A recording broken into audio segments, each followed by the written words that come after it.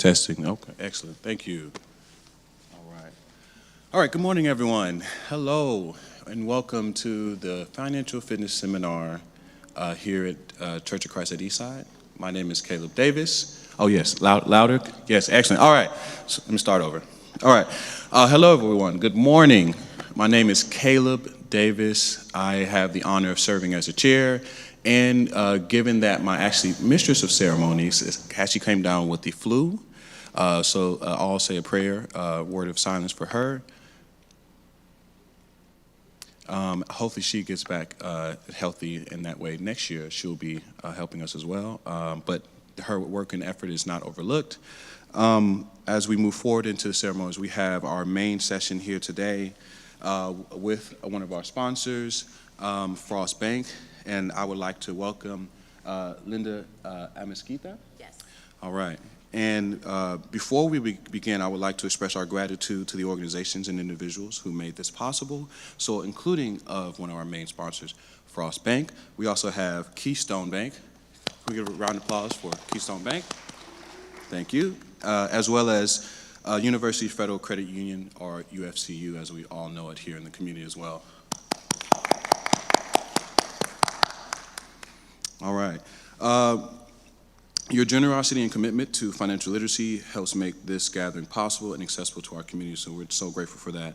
I want to also extend a heartfelt thank you to our host venue, the Church of Christ at Eastside. So this venue, the main foyer, and the Learning Center, including our continental breakfast and soon lunch later on this afternoon.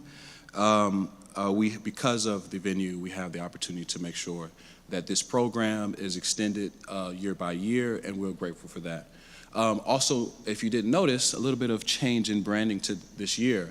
The Black Professional Alliance took it upon ourselves to make sure that this program continued, because we were not able to have that with the National Association of Black Accountants this year. However, the work and the information still needed, so we're moving forward, and we plan on continuing to have this from year to year, and even more within the year or the fiscal year.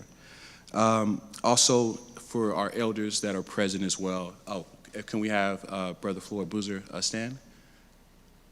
We're also thankful for his leadership and allowing us to use this facility as well. I think Brother Smith is here as well, so we're thankful for him as well. All right, today is about empowerment, giving individuals and families and our young people the tools to build wealth, manage resources, and secure a brighter financial future. We'll be learning together, asking questions, and most importantly, leaving with actionable steps that can make a real difference in our lives. Let's get started once again to welcome for the 2025 Financial Fitness Seminar that is done annually. Let's make it a day of learning, connection, and growth. Thank you all. Now I'll turn it over to Frost Bank. Thank you. Hello, test. Sorry, I don't know, sometimes I could be a little bit loud. Good morning, everybody, and thank you for being here today. I'm here to tell you a little bit about what Frost Mortgage Home Lending is all about. As you can see, it's back here on the screen. I'm going to touch on some pages. I'm going to skip through some other ones just so that I can get to the point.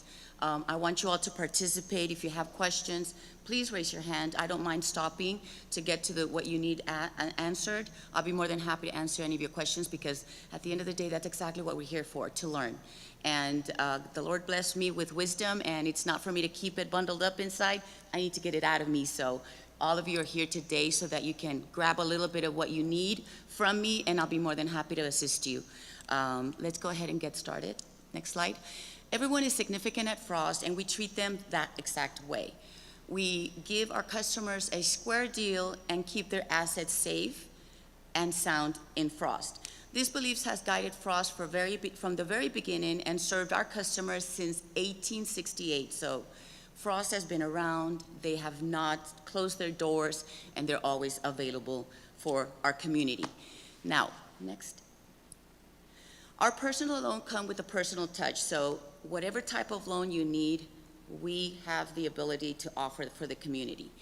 Whether it's for a business, whether it's a personal, whether it's an auto, whether it's land, or of course, the most important one that I'm here to speak about, your home, which is your biggest asset. That's exactly what we do for each and every one of you. So I'm going to tell you one very important thing is Frost got away from doing mortgages back in 2000. And they decided to take a break and not do mortgages at the time because it was not what was being best for the community. So they got away from it, and 2 years ago we came back, and we came back really, really strong. Currently we offer 3 products, which is the Frost Progress Mortgage, which is one that I'm going to focus on in just a minute. The next product is Frost Conventional Mortgage, and what that is, it's a regular conventional where you do have to put 5% as down payment in order to purchase the home of whatever the sales price is. And the last one is the Frost Jumbo, and the limit is $868,000 on up. So if you're planning to buy what we consider jumbo, then we also do offer financing for those homes. I'm going to tell you a little bit of how each one of them is broken down, of course, for knowledge. The first one that we have is one of my favorite. It is designed for the low to moderate income families. And in the county of Travis, if your income is below $107,040, then that's the number one bullet that'll make you available for this mortgage product. What this mortgage product is, it'll help you finance 100% of the sales price. So if the house is $300,000, we will finance $300,000.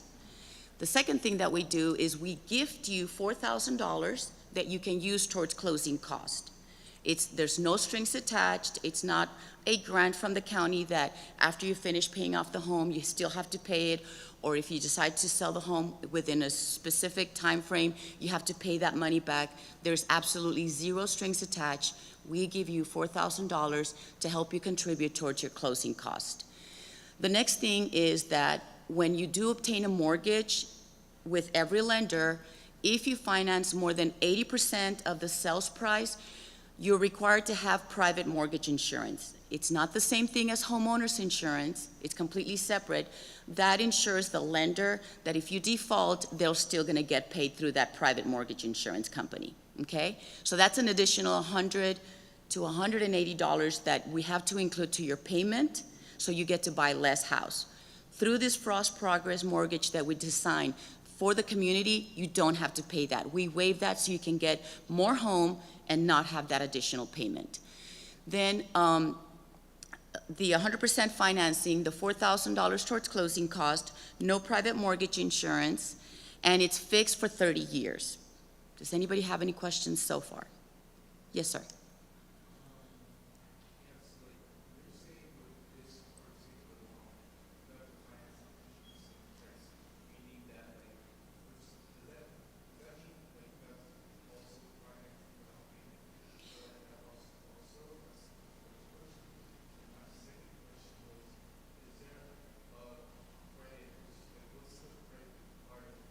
I can get to that, absolutely. Those are 2 great questions. Number 1, he's asked if there is an additional down payment or if you're able to roll in a down payment. You do not need to do that because we're going to finance 100% of the sales price. So if they're selling it for $300,000, we'll finance up to $300,000. So you don't need a down payment because we're financing the full price that it's being sold for. Now, the second question he had is what are the requirements? So the requirements is that there is 3 existing credit bureau agencies in which we pull credit from, all 3 of them. And we don't use the highest scored, we don't use the lowest score, we will end up, every lender is required to use the middle of the 3 credit scores. I do have some information here about your credit, but I'll get to that in just a little bit. But there is 3 credit reporting agencies, and what we ask is that 2 out of 3 credit scores be at least above 620. And hopefully no collections or charge-offs or, large amounts that, that's going to kind of stop us from being able to move forward once it gets to underwriting. Does that answer both your questions? Okay. Yes, ma'am? $4,000 for the closing costs, is that tacked on to the back of the loan or to the loan? No, ma'am. It's completely a gift, and it'll show on your loan estimate that we send out once you apply with us. It's completely a lender credit. That's it. There's no strings attached of you having to pay it back or it's going to be added on. It's completely a gift from Frost to the community. So no points or anything? No points or anything. Now, and the rate is fixed at 5.75. and you only have to have a 620 credit score for that rate. Yes, I sir. have a question. Does your auto homeowners umbrella insurance come into play in terms of claims? Or, you know, if you have a lot of claims on your auto policy, or homeowners policy? So Do that's you a look great, at that? that's a good question. When you obtain this loan, what we're gonna factor in is gonna be your principal and interest, which is what you're gonna pay back to the lender as far as principal and interest on it. The second item is gonna be your homeowner's insurance. That's gonna cover 100% replacement of the home. And the last thing is gonna be your property taxes. Those three are gonna be the only things that are gonna apply to the Progress loan. Now, your question was if you have claims or if you've had issues having claims, will that impact how much premium you pay for your homeowner's insurance? And I hate to say this, but yes, it does. So, and that's completely separate from lending, but it's something that you must be aware of what ultimately can impact what your payment is gonna be. Again, Frost will just keep principal and interest. Whatever that county is charging for property taxes, unfortunately, whatever they charge for the house, that's what you're gonna be responsible for. Whatever they're gonna sell you the homeowner's insurance to cover 100% replacement of the home, that's the premium that we're gonna have to factor in as part of your mortgage payment completed. Yes, ma'am.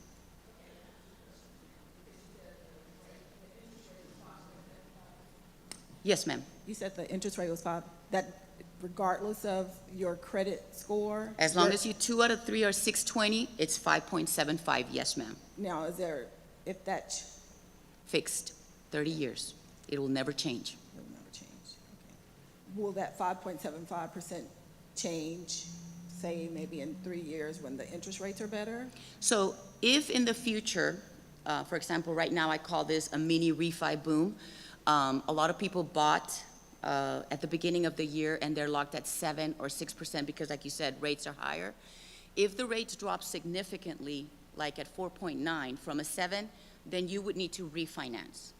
And at that point, if that's what you want and the value of your home is less than 80% of the value, then I would personally recommend that you do that. However, if the value is not less than 80%, I personally would not recommend it because now they're gonna have to add on private mortgage insurance. Whereas in this product, you don't have private mortgage insurance even though you owe more than 80%. And then my original question was, if you're working with a realtor and they have a lending company, are you bound to that? Or No, you're absolutely not bound to that. You definitely have the option to shop and compare. Now, be careful about how many companies you allow to check on your credit because you're gonna start losing points. And I would not want to impact you that way. So when you call one of our office, number one, we're non-commissioned. None of our mortgage loan advisors at Frost are commissioned, and that's exactly what Frost wanted. So we're not pressuring you, and we're personally not pressured to, can I send you the app? Can I send you the app? Can I get you in the books? No, that's not what Frost does. We are here to help you, guide you, and get you to home ownership. And through this program, I want to say, I've worked for USAA before. I personally feel that this Frost Progress mortgage is better than an FHA. It's better than a VA, and of course, much better than a regular conventional if you fall within that criteria. Somebody in the back had a question? Hi, I have a Go ahead. question. Well, my first question was, are the loan officers on commission? So you already answered that, thank you. Yes, ma'am. The other question is, did you say this was for Travis County only? No, this is for all counties across Texas. Frost only finances in the state of Texas right now. We have been asked to go outside of Texas, but that's a leadership decision. For now, we're only doing in the state of Texas. Every county's 80% low to moderate income varies. So you would need to let us know what county you're anticipating to purchase, but I do have Travis County memorized, so it's $107,040. So if your income is below that, that's one thing to check off the list that would make you eligible. And this is only for your primary residence, correct? This would have to be your primary residence. Thank you. Now, if you have family that already owns the home and they are in a much higher rate, give them our number. Say, you know what, give Frost a call. Talk to them about your credit, tell them they can refinance. We will still give you the $4,000 and just refinance the balance and bring it down to the 5.75. Thank you. Yes, ma'am.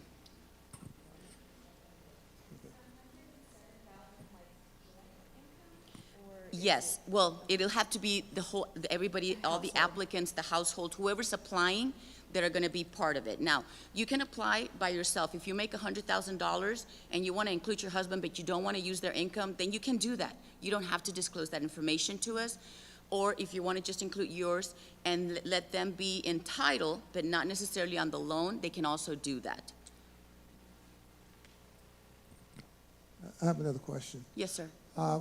What income or expense ratios do you use to qualify candidates? So that was gonna be the next Okay. step. You're doing fine, thank you. You're leading me. You're assisting Well, I me. guess another question, though, maybe you talked about, how important is low claims on auto homeowners insurance? How significant is that? Or I guess another way of saying that, is that a game changer? If you got good credit, but you've had some unfortunate, you don't drive well, or you've had some hail damage, how important is that?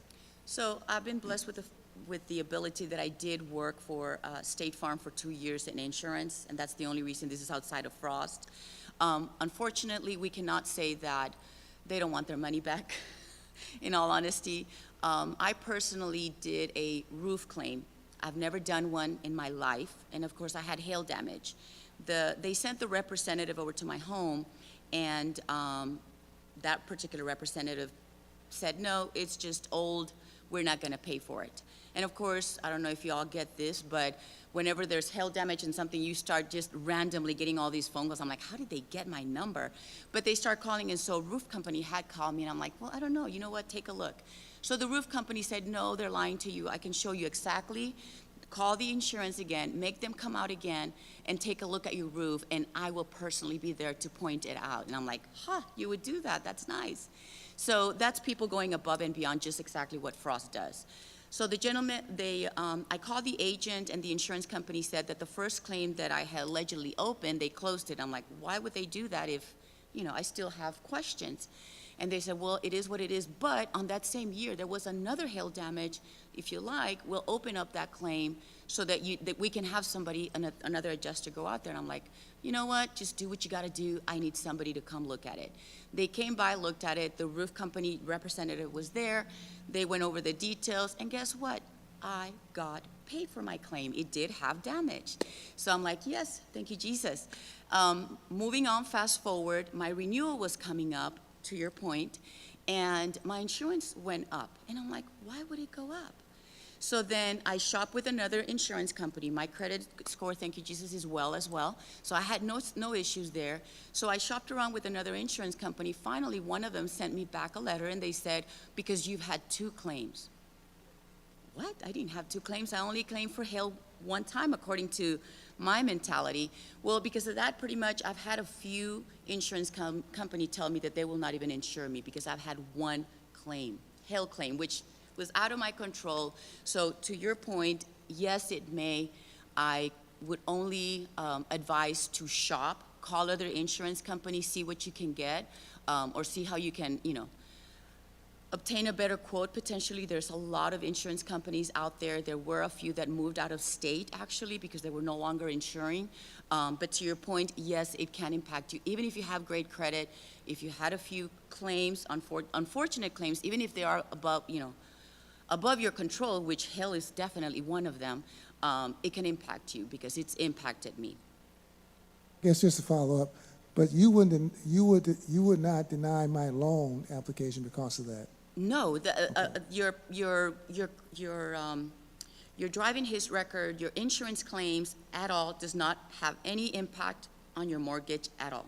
Okay. That would only be an impact for buying your homeowner's insurance potentially. That would be the only time that I would think it would have an impact. I guess last question in the same area. If you're a couple and the wife is much more responsible, she has a very high credit rating, the husband's not very responsible, he has a very low credit rating. So which do you use? Do you average those, or you just use the one, or what would you suggest in that situation?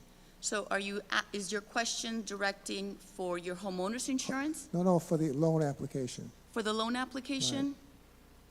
Because you do use credit scores, right? So for the loan application, it just depends. If you need both income to qualify for this, $300,000 home, then we need both incomes, you know? Now, if we can only do it with one person's income, then let's just use one person's income and go with one applicant.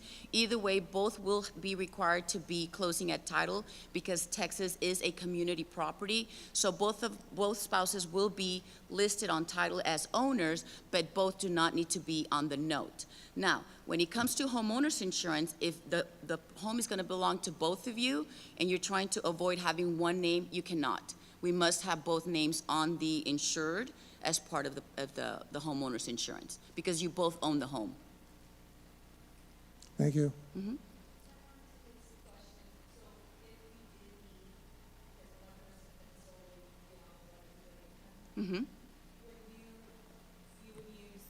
Say the wife had the higher credit and the male did not, so if they both need to be on, you would do an average, the median of one, the median of the other, and then you would do an average of both together to get one score for approval? For the credit score part, Yes. yes, we will pull his and her Yeah. credit score. And then you do an And average then of both? we get the middle of number Yeah. one, the middle number two, and then the thing about it, when there's two applicants, we're not gonna get the highest, we're gonna get the lowest of the two. When it Okay. comes to two people. Okay, So if there are two applicants, right, we're gonna pull all three credit scores from borrower one and borrower two, okay? We're not gonna use the highest and we're not gonna use the lowest of the three scores, we're gonna use the middle. But when we have two applicants, we're not gonna use the highest, we're gonna use the lowest of the two applicants. But it doesn't impact through the progress because regardless, your rate will be 5.75. Regardless if your credit score is 800, 700, or above 620, the rate is still gonna remain the same. If you go conventional, then it's a different story. It's gonna be impacted drastically.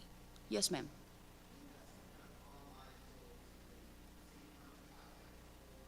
We personally don't have a tool, but you can call me. You can call any of us, and we do have a tool that you give me your gross income, what you know for a fact that you made on your W-2 income. I factor that in, which is gonna be divided by 12 months, is gonna be your monthly expenses. Then the next question we're gonna ask is, what are your true expenses that you have on your credit report? Only on your credit report, not your insurance, not your cell phone, only your credit report, your Visa, MasterCard, Best Buy, a personal loan, a car payment, a student loan. Then we factor all that in and deduct it, and then it'll give us a matrix and say you can afford about a $3,500 mortgage. And that would be the limit to keep you below 45% debt to ratio. And do you have a list of houses or? We personally don't have a list of houses. We get you approved, and then you can grab that and get your recommended, I would strongly get a recommended agent, just to make sure they're doing what's best for you, because that's what you want. At the end of the day, they're gonna get paid for taking care of you. How long is this program gonna last? I mean, This program is staying with Frost. Frost decided to do this, and we're keeping it. Okay, We so- haven't changed anything about it. We're helping the low to moderate communities get into their home, and actually, for the year of 2025, we already surpassed our goal in getting people into their homes. All right, thank So you. it's a huge blessing to work for Frost and be able to get people into their home. I started my career off in auditing, working at PricewaterhouseCoopers. This sounds amazing, right? But like as somebody who's always skeptical, right? And asking you to answer this question as a consumer, right? As a consumer and not as a Frost Bank employee, what do you see as the downsides of this product? I sincerely don't see a downside, an issue with it. There's no misleading to it at all whatsoever. I will give you an example of something that is misleading, and that's with an FHA. With an FHA, and of course, I don't know if I've mentioned it, I've been doing mortgages since 1998, so I'm familiar with the VA, FHA, conventional, jumbos, second homes, investments.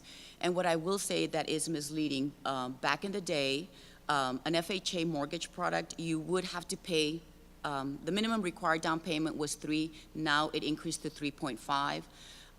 But once you reach 78% of the value of the home, meaning your balance was, at least 78%, then you can write a letter or call the servicer and say, please remove private mortgage insurance because I owe less than 80%. Well, I believe that a little bit before 2016, which is the year that I bought my home, they decided to change that. And now for the life of the loan, you're paying private mortgage insurance, even though you owe less than 80%. To me, that would be something that would be misleading. With this Frost Progress mortgage product, there is nothing misleading. We're being completely honest, transparent upfront. We're gifting you that money, and we're putting it in writing the day that you apply, that's going to be a credit. And so the rate is fixed again, so there is absolutely nothing misleading about it.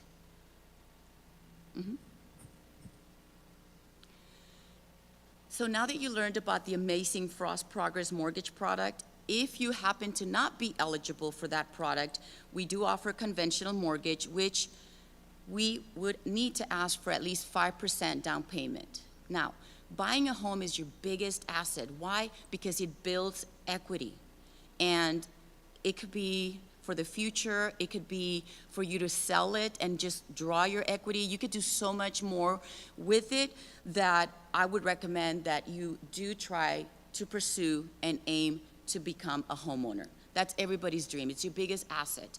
Now, let's just say you buy the house. You can't qualify for this mortgage product, and you have to go conventional. You're currently paying 100% interest on your rent. Why would you want to do that?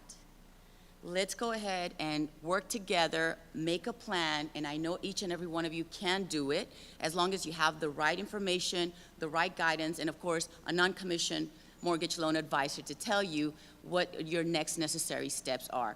I've had people that I taught this class to about 2-3 years ago, and they're calling me and saying, my son is ready, or I am ready to buy another one, I'm ready to sell. So it is important to learn, have this knowledge, take it home with you, make a plan, and each and every one of you, as long as you don't make more money, can qualify for the progress. If you make too much money, it's still okay. You can budget yourself, and we will be teaching those classes here in one of the classrooms. Budget yourself, put the 5% down, and start building equity. That's everybody's dream, and I definitely would advise everybody to give it a go. Give us a call, see what you need, and see how we can help you. Next slide. So the way this works is we work for you, okay? Our dreams and goals are to help you become a homeowner. So what's gonna happen, you're gonna call our toll-free number, and you're gonna get a live representative, and we're gonna go ahead and walk you step by step. For example, with that chart that we have, we're gonna ask you the questions of your income, we're gonna ask you the questions of your debt, and if you know what your credit score is. And if you don't, we also brought some information so that we can get you started on finding out where you are, where you stand, get your free credit report so that you can start your necessary steps onto home ownership. Now, we only do this in the state of Texas, and we do offer the better rates for your home. So this is, again, the Progress Mortgage, which I already started talking about. Again, the bullet points is no down payment required, closing cost assistance, which is the $4,000. You're not going to have private mortgage insurance. We do fully underwrite your application from the very beginning. So what does that mean is that when you call me, I'm gonna get your information, and if it all looks good, sounds good, makes complete sense to not only me but you, I'm gonna send over a link by email, and you're gonna start your application. You start your application. As you're completing the application, behind the scenes, if you put, I'm a W-2 employee, it's gonna say, okay, upload your last 2 years W-2. I get paid bi-weekly, okay, upload your last 30-day pay stubs. I'm gonna use my Frost account for the additional closing costs that I may have, or for the down payment, it's gonna ask you to upload the last 60 days. So as you're entering this information, it's gonna start telling you what we need for that mortgage application so we can send it over to underwriting. So the underwriter is gonna review it and approve it. Guess what? You have 90 days to shop, which means you don't have to be in a hurry. You can take your time. You can shop accordingly, you can find the right realtor that's gonna be there for you, and you can do all this shopping. And there is no minimum loan amount. Now, what does that mean? If you happen to find an $80,000 home, we'll finance it. There is some banks that will not go above 50,000 and stuff like that. We do not have a minimum amount. Of course, we do ask that we're not gonna put you in a budget to over-obligate you. We're gonna keep you at 45%, which means we don't want you to be in debt and 50% of your paycheck to be going just to the mortgage payment. Through this program, it also includes a Frost Plus checking account with no monthly service charges, so you can be banking with us. Your check can go in there, and you can be just doing automatically to be paying your mortgage. And of course, once again, there is refinance available. Let's say you do get a loan right now, and 5 years later, the rates happen to drop again drastically. Frost has decided that if you stay from Frost to Frost, we're not gonna have any lender fees at all whatsoever. So that's a huge plus. If you go to a broker, if you go to another bank, they're gonna have administrative fees, they're gonna have processing fees, they're gonna have underwriting fees, they're gonna have all sorts of fees. And if you already happen to know somebody that's in the process of doing that, and ask them, what are the lender fees that Frost is charging you? Right now, Frost decided in the last quarter that we're gonna waive all fees. So we're gonna have 0 fees. So that's less money you need to bring as part of your closing cost, just so you know. Any questions so far? Question. In terms of, in terms of insurance, homeowners insurance, because I guess if you buy the home and your home insurance defaults, you have to make good on that unless your company would issue a policy, right? If my insurance cancels or whatever, and I can't get it, your company will go out and get insurance to cover the property, right? So the way it works is every servicer, no matter who you have your mortgage with, the mortgage company is required to make sure that you have homeowners insurance full replacement. If you happen to default on that, and No, you answered my question, because my question was that, how much insurance? So you have to have full replacement costs? full replacement, yes, sir. Full replacement costs, okay. My apologies, yes. That's fine, okay. Yes. So if the house is worth $300,000, then the replacement has to be for a full replacement of what the value of the home is. Not the land, what it's gonna cost to rebuild it. So a lot of people do get confused and they get upset, and it makes sense to get upset because obviously we don't know what we don't know. So what it is that the insurance companies are taking into consideration is that, yes, your house is worth, and let's just say, to build it back up, $300,000. But if, God forbid, there was a fire, guess what? They don't have to just start building it. They have to remove the debris and get rid of it and pay for that labor, pay for that dumping it wherever they need to dump it. And so all that money costs, all of that costs a lot of money to remove, clean, and then to start rebuilding. So a lot of you might get confused and say, well, why are you insuring me for for $500,000? My house is only worth $300,000. Ask the question is that, are you charging me because of the rebuild? If it catches fire, if this happens to it. So there's a lot to it, and I strongly suggest you get a good agent to ask all those questions so they can better assist you. Now, at Frost, we do have a line that you can call us, and we have 12 insurance companies that you can shop with, and we'll do the shopping for you, and we'll get you the comparable rates for you as well, so that you can take advantage of that. 12 or 13 agents. I guess last question maybe. In terms of, you have a 5% fee, right? 5% fee for the loan? You said you require 5% down payment? So for the conventional, there's a 5% required down payment. Okay. Is it possible to roll that over into the loan? Let's say if you're cash strapped, you don't have the money, can you roll it over into a loan? No, not in this particular product. On a VA, you can, but on the conventional, you cannot roll it in. We would require at least the bare 5% as a down payment as part of the product. Next slide. And then the next slide. Okay, thank you. So, one question, go ahead. Just a brief question. Sure. Are there any special considerations for those who are retired and considering to buy a home, a new home? Yeah. It's not necessarily a consideration. We do not discriminate whether you're retired, whether you're on disability or Social Security. We will factor in your income. Now, if your Social Security income that you received, so that we can make it make sense, because you're not being taxed on it, we gross it up to make sure that we're properly making you eligible for the amount that of the true income that you're getting. Because everybody else, you know, they bring their pay stub, they have their gross and they have their net. For a person that is on Social Security or potentially retired, depending on how it's being filed, we factor in and we do what is right by the client. And we would need, if we need to gross that up to get the correct income amount, then that's what we do. And we follow the Fannie Mae guidelines for that.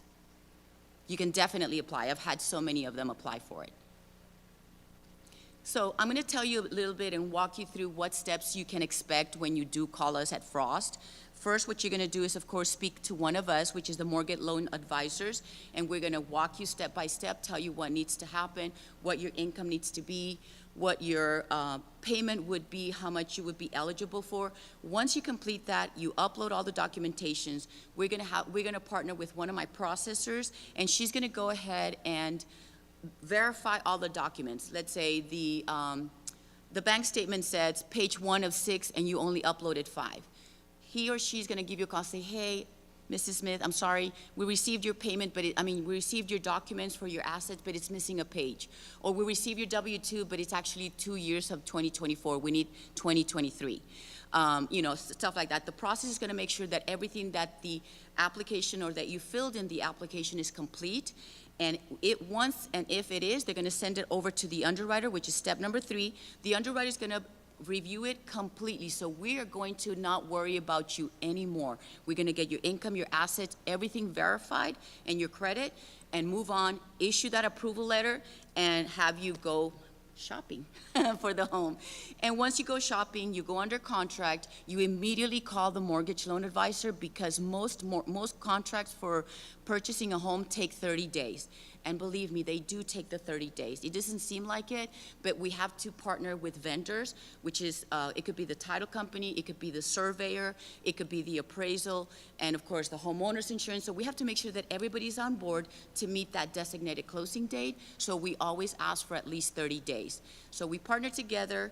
We get all that processed, all those items ordered to make sure that we get you into your home and that it gets approved, that it's worth what it says it's worth, and that the person that's selling the home is the true and only owner of the home, so that we can move forward with the financing.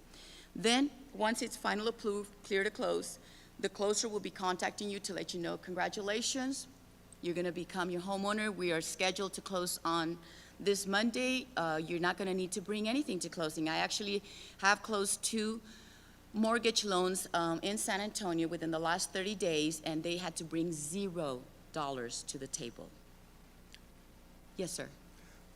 Did you mention the income expense ratio in terms of being able to afford a home? Did you say 45% or something? That your income versus your debt, Okay. including these new mortgage payment, taxes, and insurance, had to be below 45%, all of it combined together. And we have a calculator that we can, you know, speak to each one of you individually, and we'll tell you how much home you can afford. Okay. Did that answer? So you have to have 55% of your income available to get a mortgage? Yes. Well, and everybody's different, depending on how much debt you have. Yes, ma'am. Is there a prepayment penalty when you pay off the loan? No, ma'am. There is absolutely no prepayment penalties. If you buy the house now and in a month or a year, you just happen to inherit some money or win the lotto and you're like, I just want to pay it off, then by all means, there's absolutely no prepayment penalty. I would strongly suggest get with a financial advisor or a CPA instead and leave that money to work for you and continue making the payments. But of course, that's something that a financial advisor would better recommend. There is absolutely 0 prepayment penalty. Yes, ma'am. No, ma'am, you do not. That's a great question. We get that asked a lot. Let's say you currently own your primary home, but you want to go ahead and lease it, or just leave it as a second home potentially. Some people do that as well. As long as you qualify with your income, then you can definitely still, move forward. Now, if you decide to lease it, the only downfall to that is that if you're going to decide to lease it, we are going to make sure that you are truly doing that, and we're going to ask for a lease agreement with first month's deposit to make sure that we're doing diligent. Now, if you're going to be leasing it out, the underwriting guidelines across the board with Fannie Mae is that we can only count 75% of the amount that you're renting it. So if you're renting the home for $1,000, we're only gonna give you credit for $750 of, that you're not responsible for. And it could be income. If you have a mortgage, then we'll deduct that amount. If you don't have a mortgage at all, then it'll be considered income. And it could put you above the ratio. So we'll have to play with numbers and talk about it so that you can better understand. Does anybody have a question? Did anybody raise their hand? No. Okay. So then the closer calls you, schedules your closing, tells you how much funds you need to bring to closing, and that is all that the closer needs to do. You go to your closing, you get your keys, and you're all set. Now, who is going to service your loan? A lot of you maybe heard that when you buy a home, if you go through some brokers, they have one servicer, and you haven't even given your third payment, and guess what? It's sold to another servicer, and then 6 months, thank you so much for showing me that, and it could be so frustrating because you already set it up for auto payment, you already did this, you already did that, and you're like, what is going on? They might lose the payment, they might try to show that it was late, you have to call, be on hold for multiple times. Well, guess what? Frost is never gonna sell the loan. We are gonna service it. We are never gonna sell the loan. We're gonna keep it in-house because we're using our own funds to do all these mortgage products for you.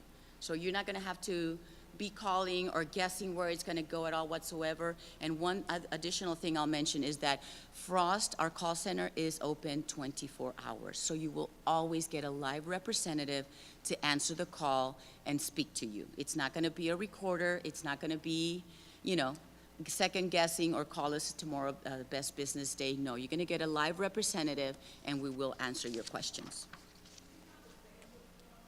No, you don't. You don't have to bank with Frost. You can stay with who you have right now and take advantage of the Frost mortgage product. Absolutely, we don't have a say on that, and we're not going to close the doors because of that. You can definitely take advantage that it's free and that we're offering it, but you do not have to stay away from the bank. And I know what you mean because I personally had Randolph for the longest time, and it's like, I can't let go of it. It's kind of hard because I even have the account memorized, so I know exactly what you mean by that. Next slide, please. So I want to tell you a little bit about what you might hear from realtors especially. They'll tell you, you can just, boom, get a pre-qualification. Frost does not offer a pre-qualification letter like that. Frost did not want to impact our clients and make you all have a bad experience.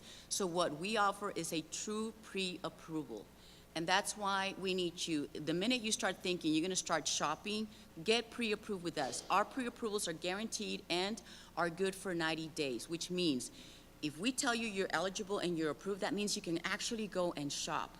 Some of the other lenders will give you a pre-qualification, but guess what they're doing? The only thing they're doing is pulling your credit, reading that you said you make $102,000 a year, and running with that, and giving you the letter.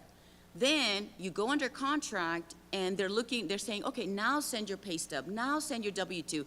And when they start getting all that, you got confused, and you thought that that's what you made, but you actually only make $94,000. You're no longer eligible. And you're 3 weeks into the contract, you're like, what? What happened? And for that reason, Frost decided not to offer pre-qualification letters. So if a realtor is trying to get you, hurry, hurry, hurry, we can get you pre-qualification, yes, they can, same day. They can definitely do that for you. But that does not mean that you are truly approved. And that's the difference, and that's what separates us from other lenders as well, just so you have an idea. Any questions? Next slide. I'm going to talk very briefly about this and what it means. The word recast, basically what it means, sometimes you're in the process of selling the home, but you really fell in love with this home, and you're going to use this money to buy this house, but you haven't quite sold it, but you know you have a buyer out there. So one of the things that Frost does offer, and not all lenders do offer, is the recast. What is recast?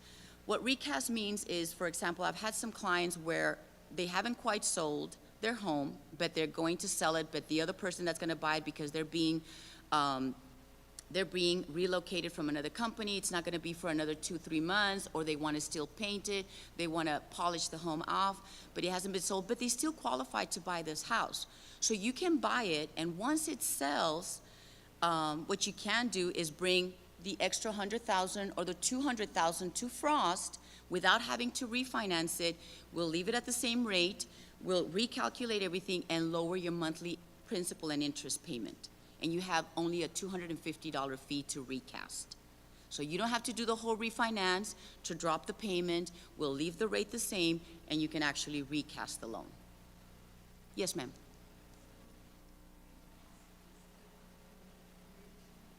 Yes. Yes, it is different from a bridge, and we don't offer bridge loans right now. Not yet. When we first started, we were only offering Frost Progress, conventional, and jumbo. And as of August of last year, we brought in second homes. And as of August of this year, we brought in investment homes. So we're able to offer financing for those homes. They have their own criterias as well for those. And if you have questions, call one of us, and we can definitely go through them with you. But that's basically what that is. Next slide. So the next step, of course, last but not least, I would just ask that you guys do your homework. Be diligent. And if your gut is telling you something, trust your gut. Ask the questions. If the realtor doesn't make you feel comfortable, then you are not forced to go with any of them. Go with the one that you're comfortable with. Go with the one that's doing what's best for you. And most important, listen to what what the mortgage loan advisors, us at Frost, are guiding you to do. If you feel comfortable with it, proceed. If you don't, ask someone else to see if they give you a different idea or a different potential guide that you can proceed, and follow your gut. Every single one of you can become a homeowner. Believe me, it can be done. You can have a hard 4 or 5 years to get yourself there, but you can do it. We do have a toll-free number, so you can reach each and every single one of us. If the first person's not available, it rolls into the next next mortgage loan advisor, or the next, or the next, or the next. We have about 12 of us, and one of us will pick up the phone. Now, if we don't, you can leave a voicemail, and throughout the day, we're calling people back. So just know that right now it's a mini refi boom, and we do offer refinances as well, like I said. But right now, it's a great time. I have a lot of people, some in Austin actually, bought the home in July, true story, and they were almost at 7%. And right now with me, they're refinancing, and they're saving $590. Luckily, the appraisal has not expired, so they're not gonna have that expense. And the title was willing to give them a 50% discount, so they're gonna have very little and no lender fees, of course. So it was a great opportunity, and we love doing that for our customers. Any questions? Just generally, what is the rule of thumb in terms of refinancing based on the interest rate, based on the mortgage rate? That's a great question. It depends on your balance and the value of the home. And of course, we ask you to call in. And if you are considering to refinance, the first thing I would ask you to pull out is your most current statement. I want to know what you're currently paying on principal and interest. And it doesn't matter what taxes and insurance are right now, because it's going to be the same. So regardless of what you're paying on taxes and insurance, I want to know, what are you paying in principal and interest right now? So if I do a refinance, and I'm going to have to throw another example, sorry, and it's my personal one. So I bought an FHA, like I mentioned to all of you, back on 2016. And I put the bare minimum because he caught us off guard. We really wanted to live in that neighborhood. And I'm like, we're gonna have to just do it and figure it out, sort it out. I got approved, FHA, I did it. I didn't realize that that law had passed that I was gonna pay PMI for the life of the loan. And that really sincerely bothered me, because I'm like, well, I already owe less than 50%. How can that be? So it really bothered me. So the rates went down right now. And with the FHA, I am at a 3.75. And right now with Frost, I can refinance at a 4.4. You'd be like, hello, Linda, what are you doing? You're going up, you're going in the wrong direction. I'm not, because I have a 30-year note, and I'm refinancing for a 15-year. So I'm knocking out 6 years out of the life of the loan, and I'll be done in 15 years, even though I'm paying a tiny bit more in interest. So make sure you have your statement with you, so that I can go through the details of what you're paying in principal and interest, and if there's a true financial benefit to you, I'll be the first to tell you, go for it. And if there is not, I'll be the first to tell you, no. You're better off where you are. Apply more money to the principal as you get it, an extra $100, an extra $200 to the principal, and get out of the mortgage debt as quickly as you can. Did that answer your question, sir? Yes, thank you. Well, we went over by a tiny few minutes. Do you have a question? No? No? Anybody have questions? We do have a couple, yes, ma'am. Yes, I do. Can you pass, does anybody else want a copy of the?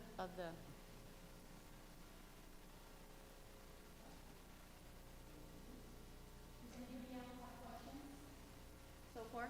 I do have something else. If you all do not know what your credit is or what it looks like, I do have a one page where it's a free credit report so that you can submit it at the convenience of your home. It's got the website, it's got the information that it's gonna ask you so that you all can get familiar with your credit report or your credit score, free of charge.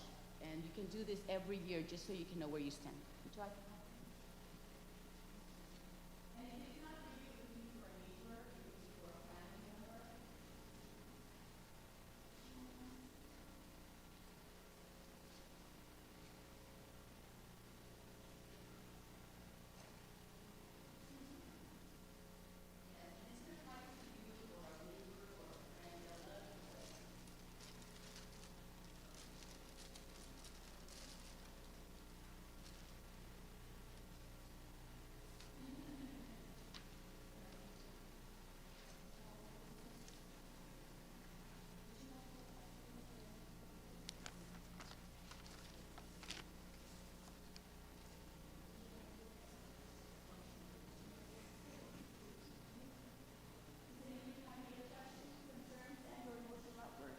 I can try to help.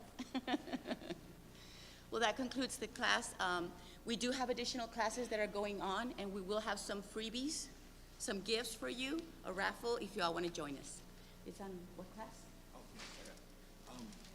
So, really quickly, can we get our tickets out to our first raffle? Oh, yes. We have a first raffle, that's right. Yes. All right, let's give Miss Linda Amasquita a round of applause. Thank you, thank you. Here, you can. Oh, goodness. Okay, I wanted every one of you to win. Two prizes before we transition. Thank you, actually.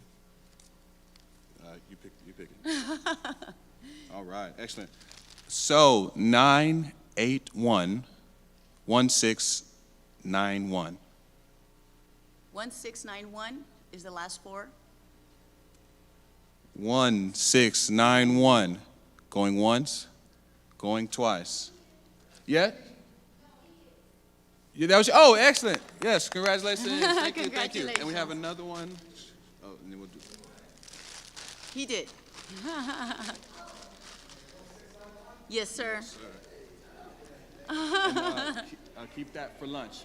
For any of our winners, make sure you keep your ticket. We'll throw this away since they won. Yeah, keep that And one. Here you are. Pick one of those. Yep. And the next one, you're welcome. The next one is 1733. 1733. Yes. Oh. We have a winner. Yes. All right. And All they right. can take the bag. Yes, I will. Yeah, they can keep the bag. That's Okay. fine.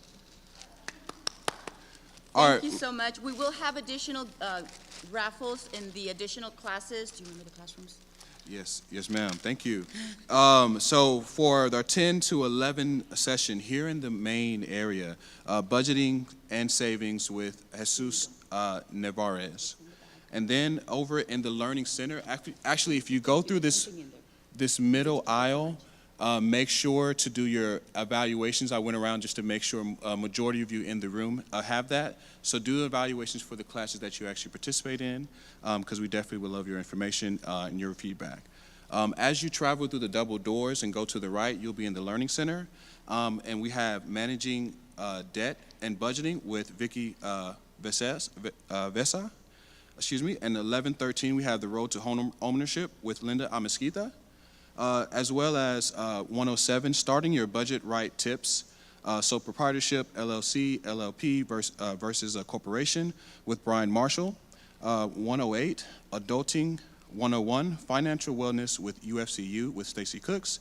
And last, we have, but not least, 109, when care meets cost, managing finances of chronic illness with Melanie Nash.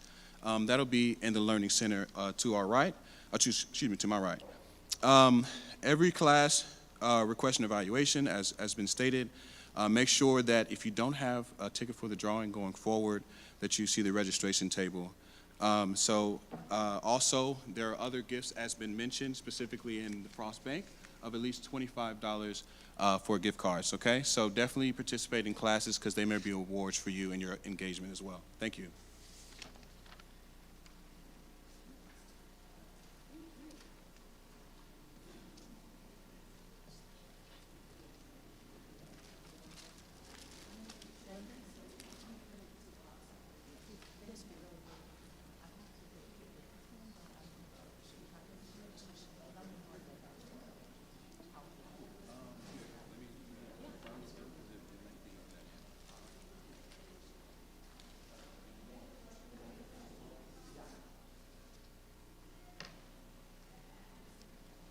We'll talk in detail.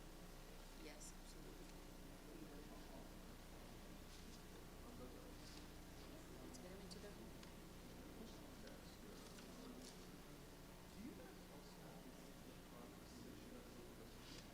Yeah. No, and we're very particular right now about our investment property. Credit scores must be above 720, and we require, I believe, either 30 or 35% down payment. So we're not coming in strong for investment because we want to focus more on homeownership, primary homes, basically. So that's what it is. It is.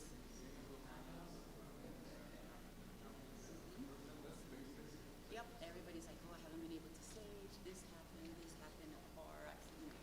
Thank you so much. Thank you, yes, sir.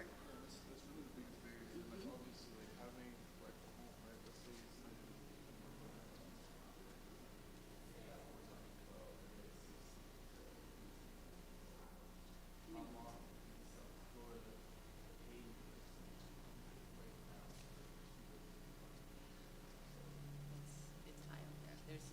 It's all about location as well, because you can, like in Austin, it's very expensive, but you go to the outskirts. And get something really nice, yeah.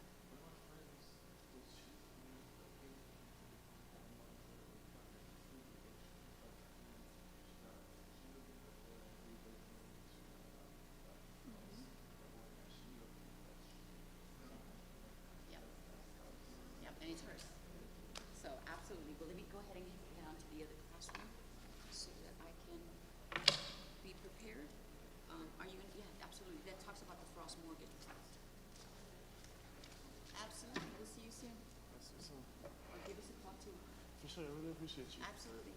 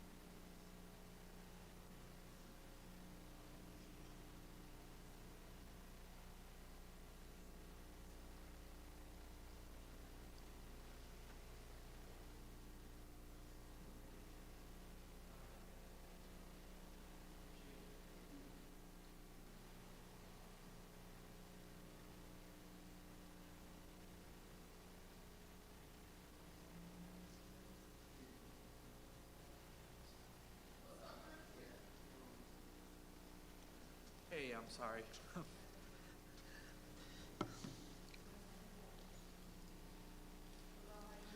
All right. Hello. Jesus. Budgeting and saving, right? So, what we got, but so in the meantime, we set up our PowerPoint. I would like to, make a brief introduction, right? That was, from banker to banker. That presentation from the mortgage team in Frost was pretty complete, to be honest. That's a great product overall. We don't, we offer mortgages, but we don't have something like that, and that's an amazing product. I don't know if you missed it, but but it was a good product. I forgot the name of it though, but yeah, but so I've been working in banks for 15 years. I'm an assistant vice president, branch manager. I've been community development officer too as well, and small business banker. And I've done financial literacy classes across Texas, Texas now. Now Austin for the last 3 years and a half. And we're going to talk about budgeting and savings more. My presentation is more about the idea of it is to actually just, hopefully that you take, a different kind of perhaps ideas or mindsets that could help you either budget and save in a different way, right? Before you buy the house, you need to actually get the budget and the savings, right? So,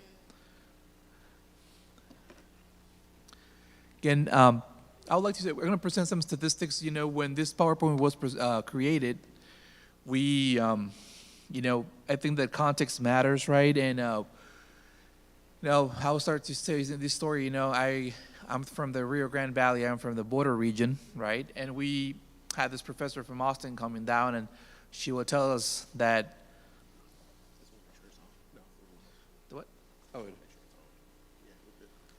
there it is. Yeah. So, I remember this specific class, and I'm going to go quick since we have another one at 11, right? But it ties into this.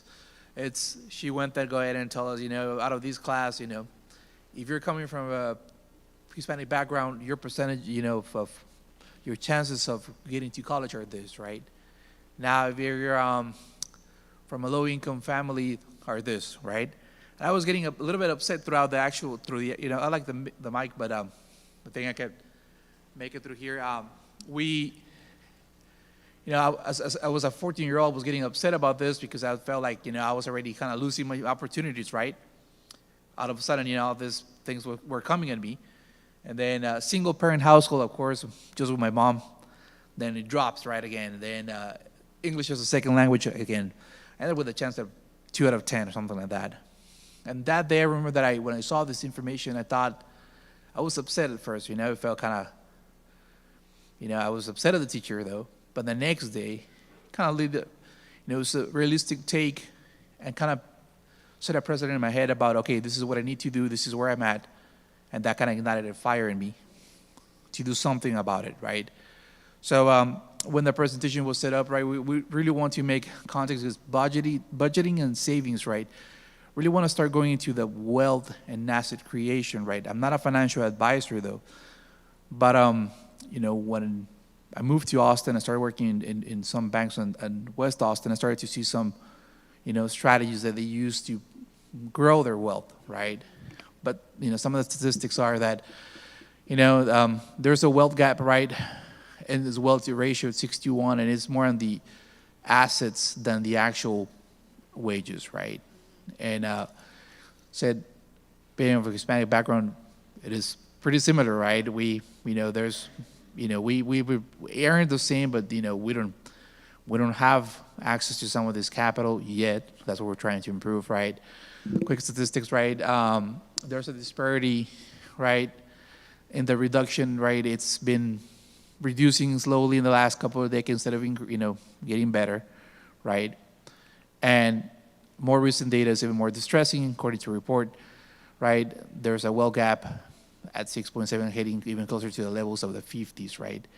So what's the point of this, right? It's more like, okay, this is the class we're trying to do. It's, okay, we know this, we're trying to improve on this, and that's why I go out in the community, try to give some classes that try to talk about budgeting and savings, so we don't have to go through it, right? We don't have to constantly be thinking about, okay, we're not doing so good. how do we get better? How do we buy a house, right? Well, not a house, that's not a class, but that's what we're working towards. Right, we don't have well-diversified assets, and we're going to talk about assets, ETFs, mutual funds, and 401ks, right? How to build, right, or how to actually avoid some other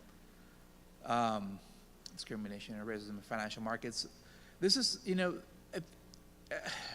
don't want to pinpoint a lot on that, but what I mean with that is it's more like, I think that we don't have the knowledge overall to go beyond, okay, I'm going to put a couple of funds in the savings account, but how do I make my money work for me, right? How do I make my money work for me instead of me working for the money, right?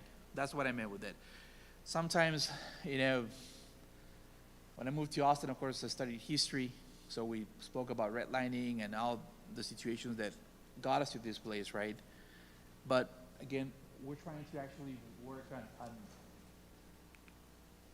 on moving forward, right? Now what, right? How do we improve on that? And that's kind of getting knowledge of these financial tools that we have, right?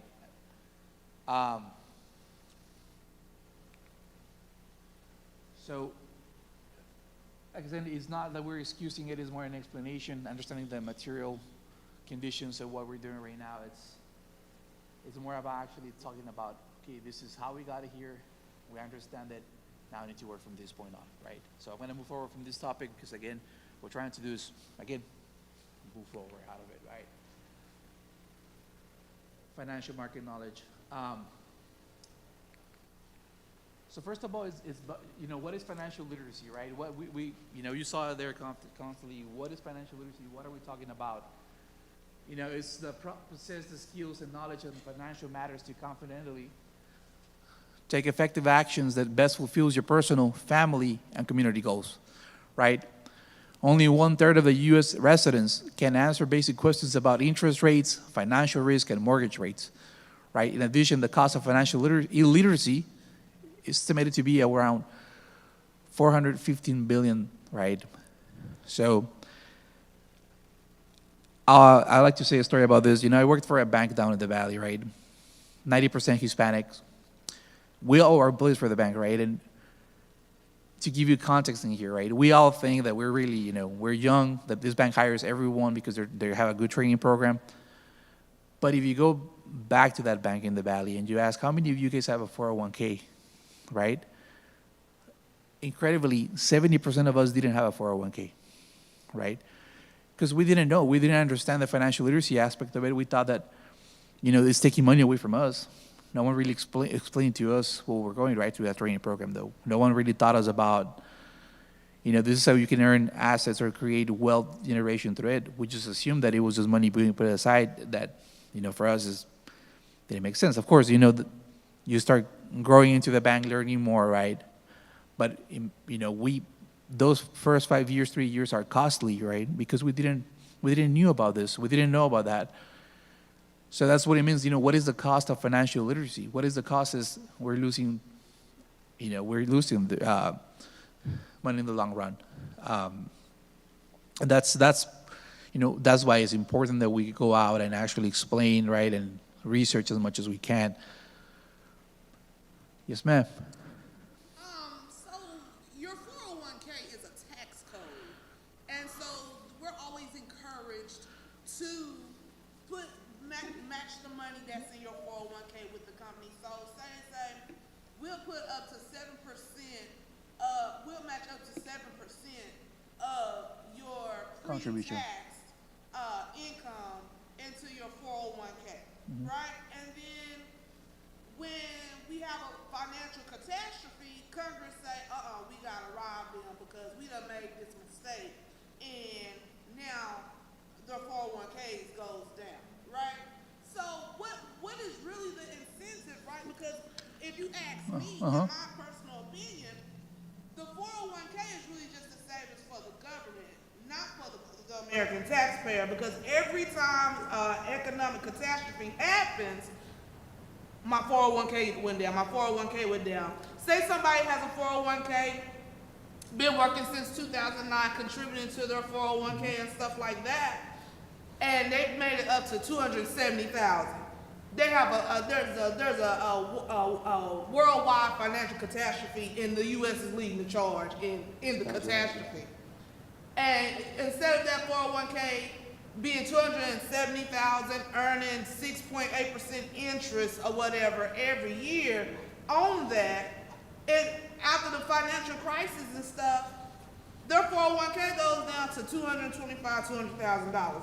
That's $70,000 lost from my future, right? So can't we take that 401k money that's in our 401k and roll it into a Roth IRA, roll it into a stock or a bond? Because we all know when stocks are up, bonds are down. When bonds are up, stocks are down.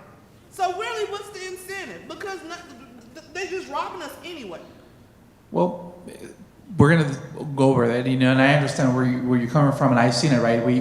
I've seen the historical aspect of, you know, pensions are not a thing anymore, right? Instead of, you know, it's, and I heard the historical or the, you know, the concept of 401k basically taking over pensions. So the liability, or, you know, it's on the individual, right, instead of the company. I've seen that, you know, but it's really impossible to really measure the market, right? I feel like you said, what I will suggest, you know, I'm not a financial advisor again, right? But then the incentive will be just the match, right? I wouldn't invest anything more than the match. I said, historically, the stock market does go up, right? It does go down, but historically it does go up, right? But it's impossible to really know when they're going to actually, you know, whenever the market actually drops, right? I said the incentive, that will be the matchup.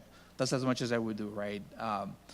So it's a personal decision, right? Like you said, you know, if you see it that way, you know, if you have better, you know, for example, you want to invest in real estate or you want to invest in something else that it's more, you know, where you're hedging against it, then, well, you know, it's more, for me, it's just said as a way to diversify your portfolio. There's ETF, mutual funds, Roth IRAs, right, where you can actually diversify, right?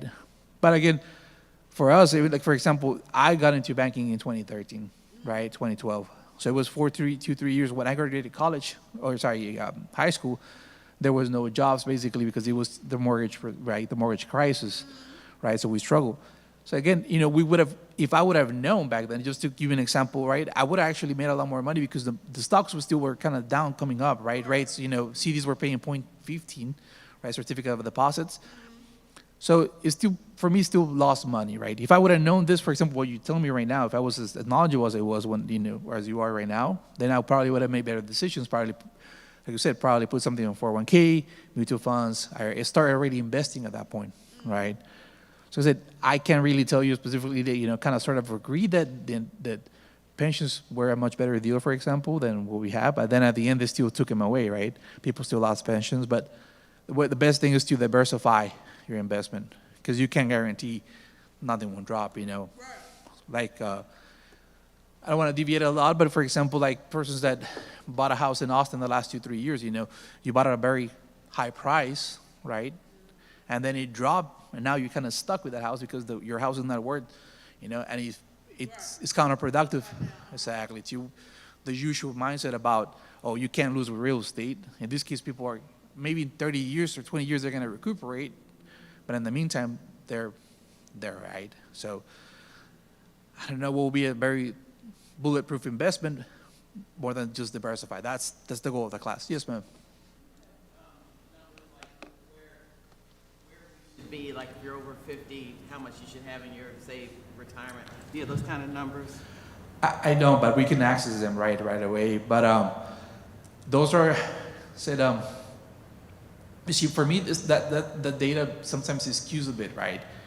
Because, for example, if you have a very, you know, I guess a median will be a better way to gauge it, right? Because if you compare someone, though, that data is going to include everyone, right?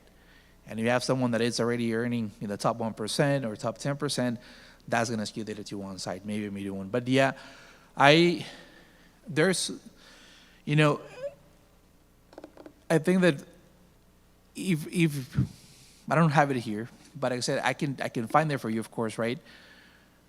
But and let me see if this is the next slide right now. But there's a slide that says am I too old to start investing, right, on 401k? That's the main, you know, that's the thing I worry myself too, right? is it too late to do something about it, right? And I have the data. I don't have it in the PowerPoint, but I have it here in my Word document.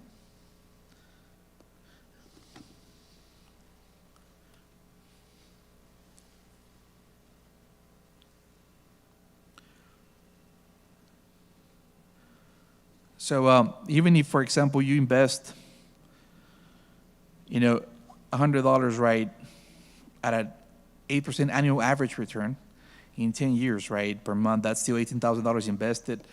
That's a $36 return, right? It doesn't feel like much, right? But now you have to amplify it, right? Again, have you heard about the rule of 9 years? You know how long it takes you to double your I don't know if you heard about it. How long does it take to double your assets, right, or your investment, right? You make a division. Never heard about that? I don't have it here, though. I wish I could have that. But there's a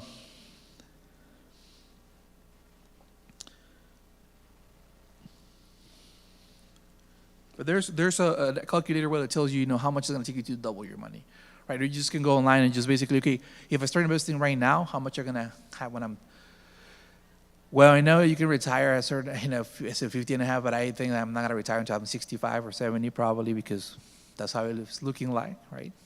But that's the calculator, right? But the planning process, yes.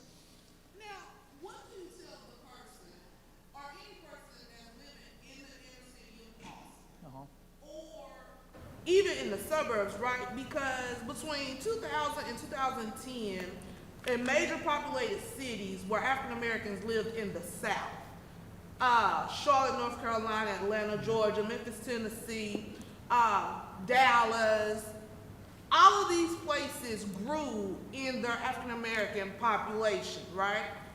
Austin is the only city in that list that lost population and was pushed out to the suburbs, going into Hutto, Pflugerville, Round Rock, Georgetown, Taylor, right? And so you also have the increase in how much people are paying in rent. So we can take this all back to the George Bush Jr. administration, right? People out here who bought homes in the 80s, the average income for them was maybe about $55,000, right? Because you have, the second half of baby boomers, they're into their careers now. They have started their families and things like that. And the average cost of a house was maybe $75,000 to $80,000. But you could work 40 hours a week, work for 40 years, and receive a pension. Now you're dealing with my generation as a millennial. We can work 40 hours a week, don't have a pension, don't have a retirement plan, depending on your company, and we still can't even make all of our rent. And we're working hard every day, every week. And the totem pole, the goalpost gets pushed further and further back, right? And what do you tell the person that's spending more than 1/3 of their income after taxes on rent? What do you tell them? You understand what I'm saying? I get what you're doing. Yeah. You know what I'm saying? I'm not trying to make your job difficult at all. I'm just saying, what do you tell these people? What are their tools, and how do we escape that trap? So, like I said, of course, I try to empathize, but I can't really live a reality I haven't lived, right? But the same way, this is kind of what I have to define, right? And that's the importance of knowing the context where you live in, right? I'm realistic in my goals, right? You said, right. I can't live in Austin. I can't buy a house in Austin right now with my current salary, right? I can't afford it, right? So I try to define my goals, right? Realistic. And they asked me this question before, right?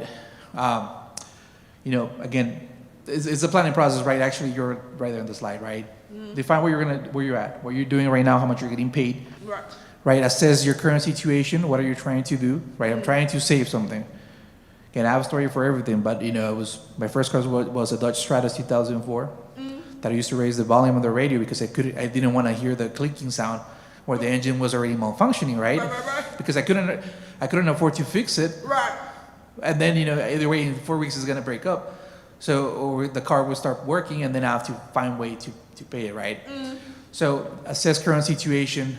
Right, try to figure it out. okay, I'm gonna try to save, again, this is from my perspective, where I'm gonna write $500. Now, if the engine stops working, at least I have some sort of floor plan, right? And then define choices, okay, now that I have $500, the car hasn't broken down, what I can do with this? Keep saving, right? I couldn't put money in the like you said, in the stock market because I didn't have that kind of amount of wealth. Right. Then, okay, now that $500, let me save another $500, right? But you have to be, first of all, you need to assess, always define goals and assess where you're at, right? Like you said. If, for example, gentrification and, displacement of families is a really hard topic beyond what we're going to discuss here, right? This is more like a basic budgeting and savings. But that's what I, tell them, just define it, plan it, make a plan. And sometimes, you will have to either, I know this is horrible because it's happened to my community as well, right? It's you either probably sell the house or rent it out and move to a place where you can actually leave. Sometimes we create this fallacy where sunk cost fallacy where I invested so much in this and your feeling is dragging you down because the cost of it is just too much, right? So that's why I live in a suburb, right? Because I can afford Austin right now, right? If I want to buy a house, probably go in the outskirts. And then assess results. Has my plan work? Have I saved something on the side? I think you're trying to, the problem with, or the issue with budgeting and savings is we can be as logical as we want, but we need to consider that money has some emotional and psychological aspects, right?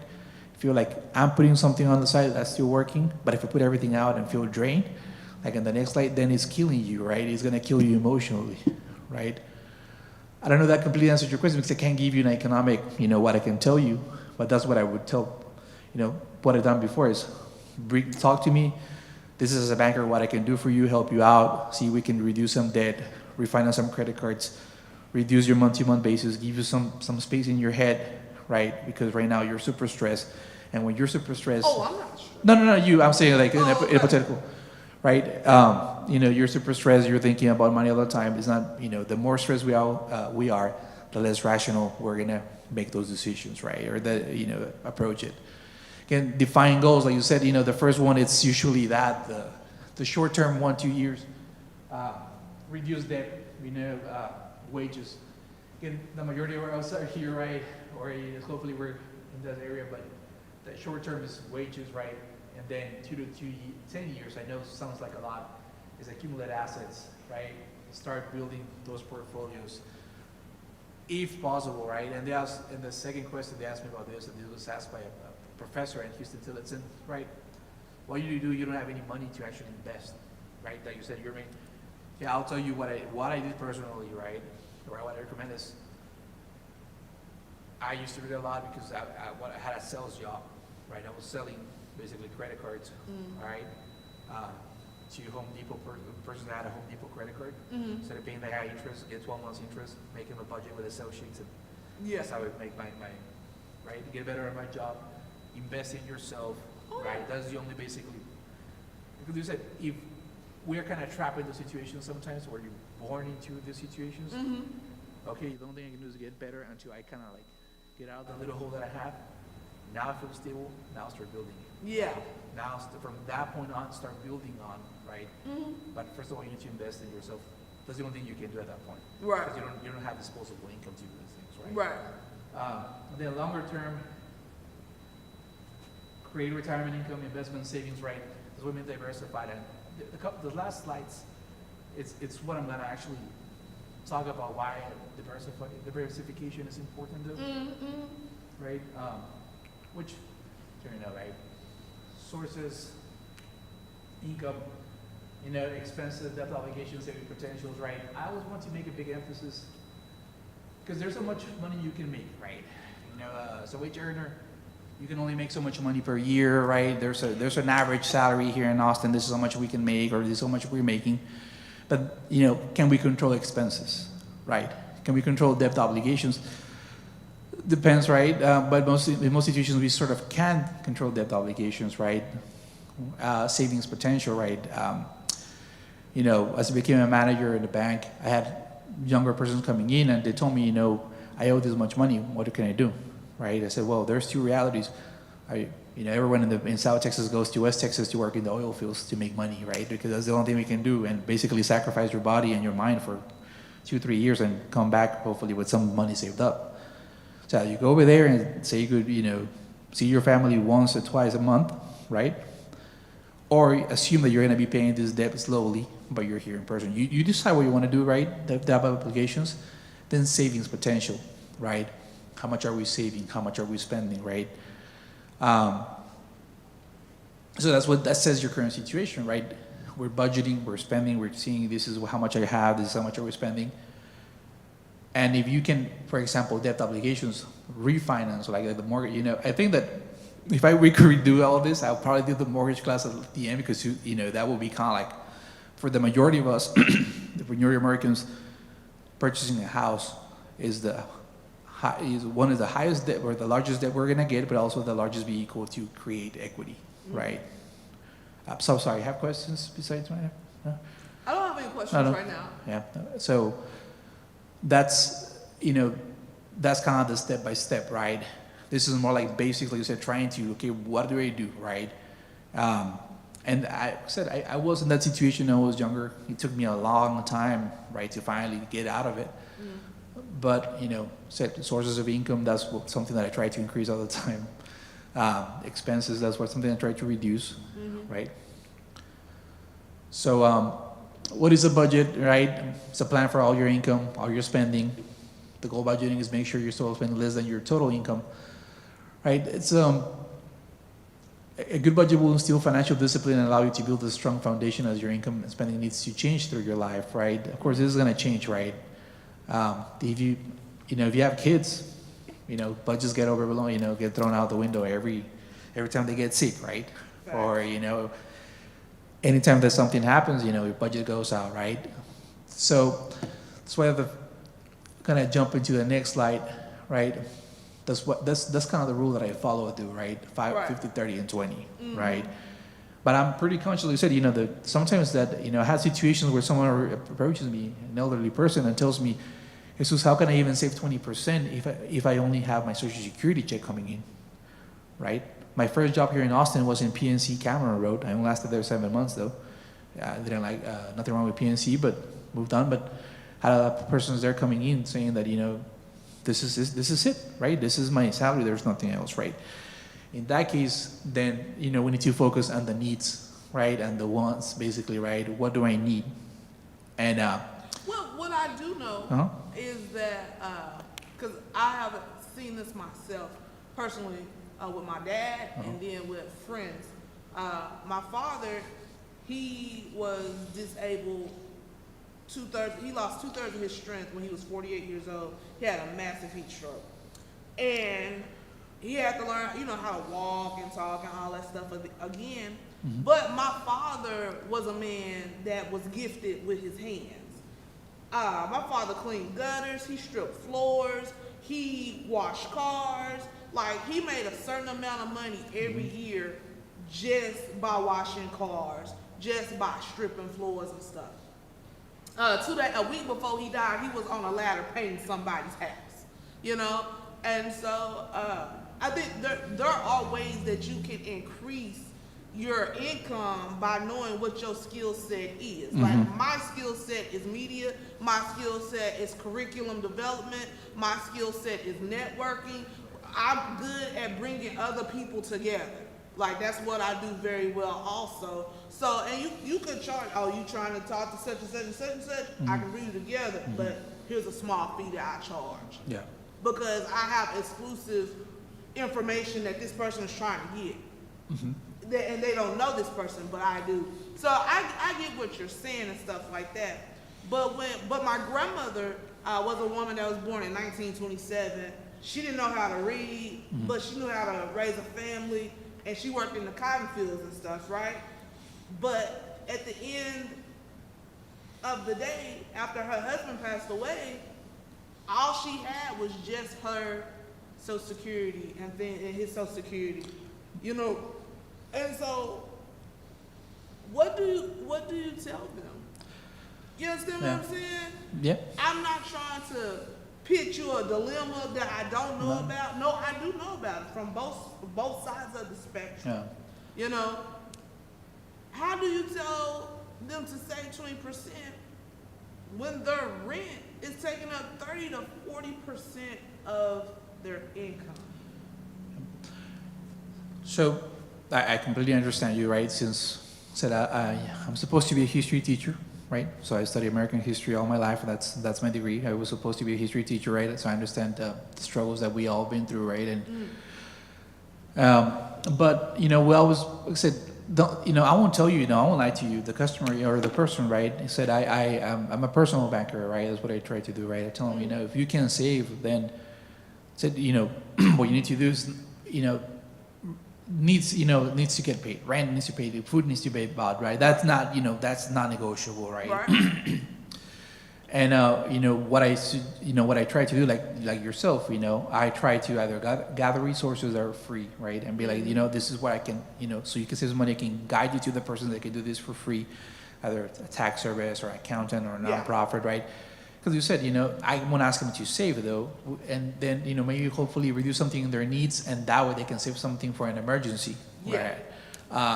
You know, for once, that's, you know, and that's the only thing that, you know, if I do see that, for example, the ones are, that 30% it's absorbing some of the needs and savings, then I'll, you know, be, you know, what, yeah, you're spending, you know, except, you know, you have a limited budget here, and then you're spending, you know, every weekend on, you know, drinks and social evenings and whatnot, then it doesn't really catch on, right? It's, say that's what I will say, right? Now, it's not gonna provide all the answers for the social issues we have, right? Again, that, you know, you bring great points. It's just that it's about. I went to HT. I got my degree in journalism. Okay, that's all right. It's just the present. You're the points here, right? It's above the presentation level, right? But I always approach it that way. I always say it that way. You know, say that, you know, this is, and I'm you know, not following my own presentation here, but it's telling them that, you know, let me help you out. Let me see what we can do for you. Said the bank that I worked at in the Valley was, again, 90% Hispanics, you know, work in a neighborhood that was mostly low income. You know, every first and the third of the month, we will get a huge line of Social Security checks, cashing their checks, right? So, you know, elderly persons coming in, you know, said that's where we struggle and be like, you know, why are you paying this? You know, I even pinpoint them, you know, that you're paying these fees in your statement, sir. You know, you're doing these things, right? That's what I would tell them, right? You know, just, said not everyone's gonna have the same assistance, but if you have someone in your household that could tell you, hey, you know, you haven't noticed this fee here or this payment here, right? Right. Or now that there's tools and, you know, even upload their, you know, some of the information right there and be like, hey, can you take a look at this statement? You know, maybe black it out and then, you know, kind of like your personal information and tell the AI to, can you tell me which, you know, where can I save or something, just to give them an idea, to assist them. Like you said, you know, it's you only know what you know. Right.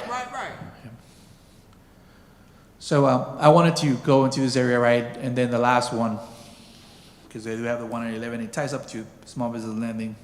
But so investing with patience, right? Again, I said the only thing we can do is diversify, right? I said, you know, do different streams of income, right, as well, like you said, you know, like you do. ETFs, mutual funds, small consistent contributions, and, you know, I think that you want to focus on, you know, that is grow over decades, right? Demonstrating the power of compounding when paired, right, with delayed gratification, right? It's never going to be easy, right? It's never going to be something that is going to happen overnight, but something that you actually build towards it, right? Risk and reward. You know, ETFs often provide low cost, broad market exposure, right? So how are we, right, diversified? Again, so that way, whenever the market falls, you don't feel like you're hedging against it, right? 401k retirements. I always like to the 401ks for me is just the match, right? It's just that if they match you 6%, 8%, you know, one-on-one is fantastic, right? Now, just because it's, I would say free money because at the end they still get taxed at one point, but it's still, they're giving you this money, right? Delayed gratification, again, that's the main topic, right? Delayed gratification is long-term saving, even if right now it doesn't feel like a lot, right? If you're saving something on the side in case of an emergency or something coming in or, you know, a household issue or a medical expense, you're going to appreciate yourself so much right? When you figure out, oh, I had $3,000 saved up for this. I had this situation, for this, right? But the next slide, more than saving money is how do you lose money, right? And right now, right, is sometimes, like, I want to touch based on this because the rapid growth of technology, right? Chasing hype, right? Meme stocks and creep. You probably seen them online. Buy this right now. Like, you need to do this right now. Over leveraging, right? Sometimes you feel you're gonna be, you know what? I can get this loan and pay it off really quick, but now you're trapped in this mortgage or this high interest credit card or this, right? Payday loans are, they're terrible credit cards. And the reason I focus on this is because you can save all the money of the world, right? But I don't know of any mutual fund that is paying you 30% APR, what a payday loan will charge you. I've seen some like 80%, right? APR rate, right? So you may save all this money, right? But at the end, if you're paying 30% interest back, right? You're paying fees, or you lose your money through one of the things. It's so hard to pull it back together because the money got lost. The money got basically, right? Even if you're saving and saving, but you're paying a high interest debt. So the first thing to save money is to pay off high interest debt. Oh, yeah, for sure. Right? It's called stacking, right? Like you pay off the one that has the highest interest.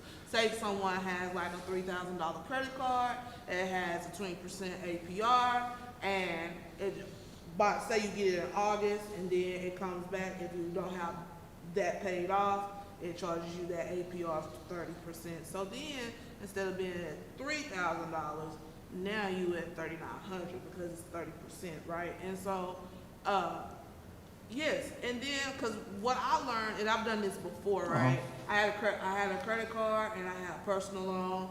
I took my credit card and I had a limit of $2,000. My loan was like $1,500, so I took what was on my credit card and wiped out my loan, and then all I had was just my credit card balance of $1,500, and I just pay on that. So I get what you're saying. It's called stacking and stuff like that. So there's that version, and then there's pretty sure you are seeing Dave Ramsey at one point, but sometimes just the snowball effect where you pay the smallest loan, the smallest debt first. That one helps you motivate you to pay the next one and the next one, right? Yeah.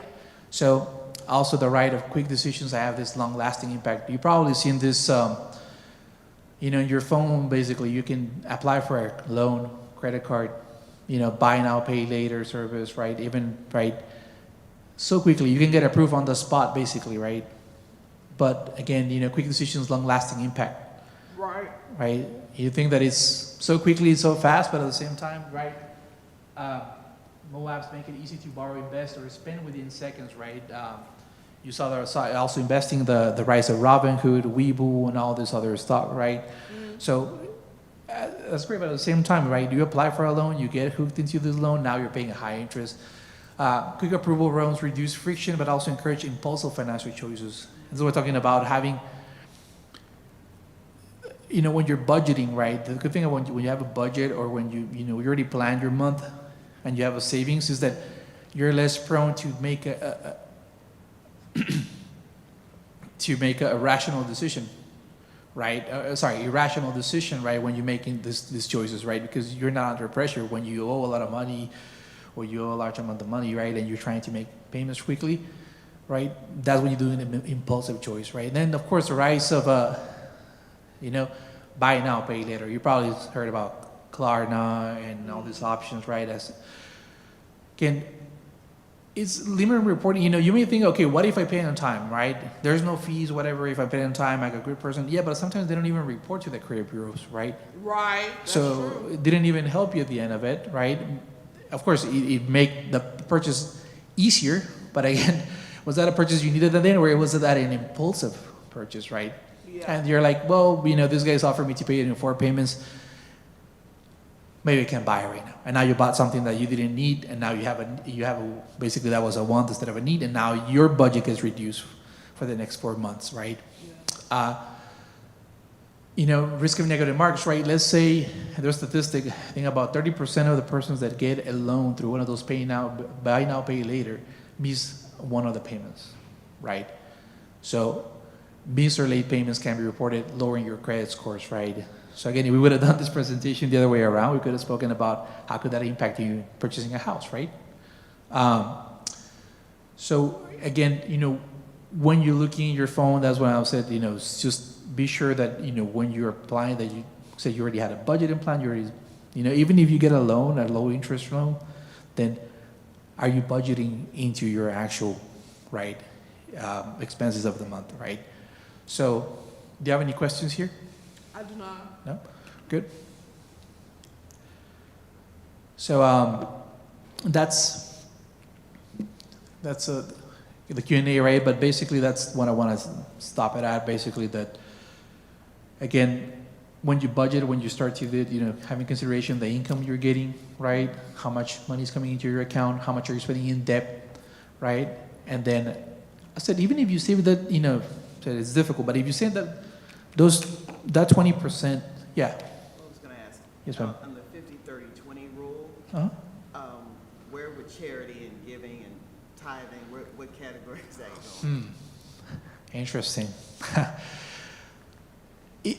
I'll put it in wants, right? But you see, well, it depends on your religious beliefs, right? But if you're really struggling, right, and it's between either doing, charity, right, or putting food on the table, right, where are you gonna put that situation, right? So that's up to you. But I'll myself put it, if it was really come to feeding my kids and putting charity, then I'll put it in the wants, right? If I have the disposable income, and this is where we go back to assess your situation, right? That's where I will say that, maybe I should, if I have disposable income, assessing it right now, I can do this and put it in needs. I can put it there, right, in my case, because that is part of my personal beliefs, right? But that's where you assess it. Do you have more questions there? Nope. You're good. What were you put it? Well, I would say savings, Uh-huh. but, Well, that is true. You can do a tax. You can do a tax write-off, right? A tax incentive, right? But yeah. Yeah. But I was gonna ask, like before, with my retirement, I've heard, right now I'm putting 15% into a 401k, is that too much? in my case, I only put 6% because that's the matchup that I get in my current company. So only do 6, oh. Basically, any point until whatever they match up to me, then everything else goes into a different investment, right? Just because that's how much of the company will put into it. And like she said, I would like to diversify my portfolio. So 15%, that would be good, but maybe you should, at that point, maybe talk to your financial planner, but more likely they're gonna tell you to put it in different things, right? I guess we're good. Well, thank you, appreciate it. Thank you for your time, and Yes, sir. I appreciate for the conversation. Yes, Probably sir. follow up with you. Sure. Thank you.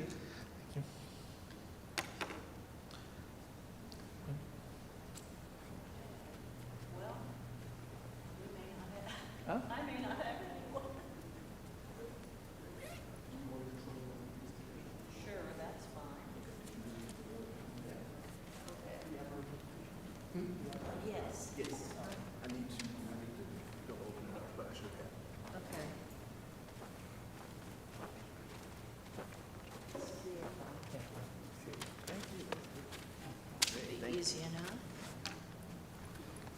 Okay.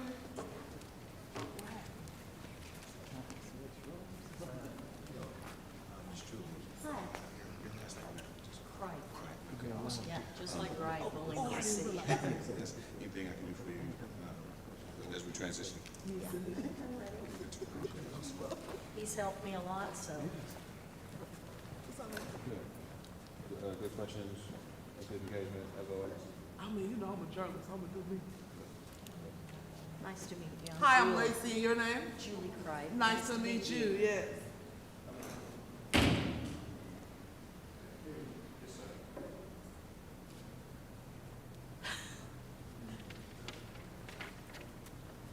Maybe just us.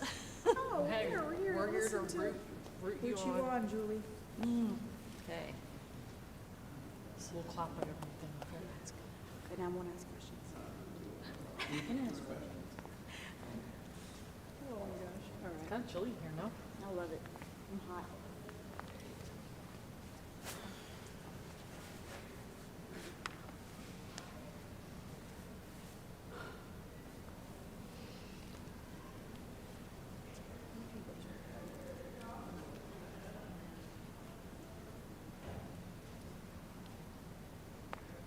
I'm not used to standing in one spot. I'm used to wandering around. See that, yeah. I'm sure you can take that. Oh, do you have a? I'd rather do. I mean, there may only be 3 people in here, so it won't matter, but.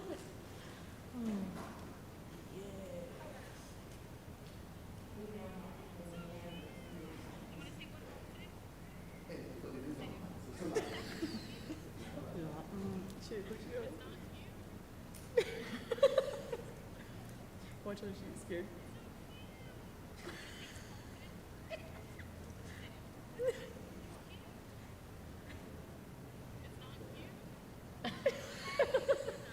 Branson would have been like, oh my God, you've been riding that damn little pig.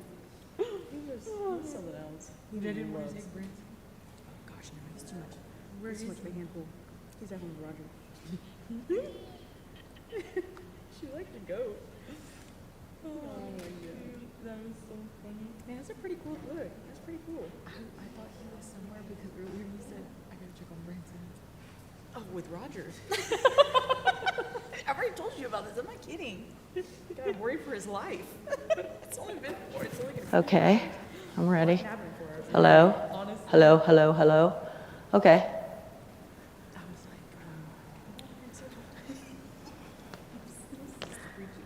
Well, I think we'll wait a few minutes.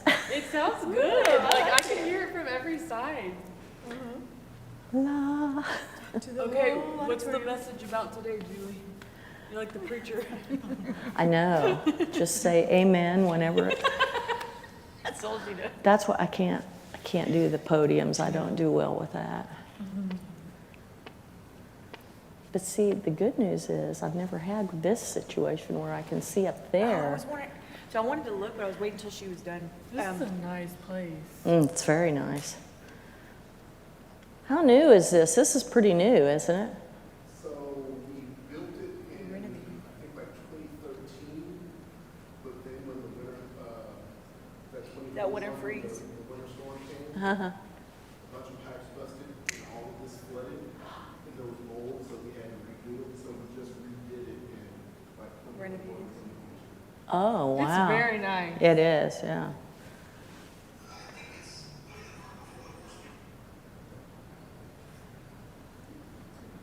They even have a big clock up there so you can tell when you're running out of time. That's good too. Oh, yeah.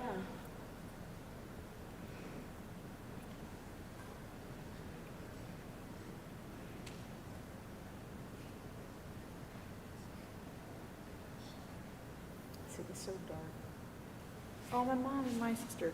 Oh, my mom's eyes. My mother, take your eye makeup off.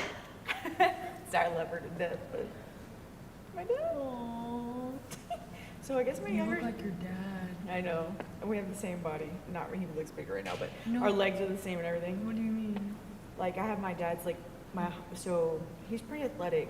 That's all, yeah, I was gonna say, you have a And- very athletic build. And so my dad's legs, like we have real high calves, just like, you know, like the ball, just high calves or whatever. My dad has real high calves, we walk the same.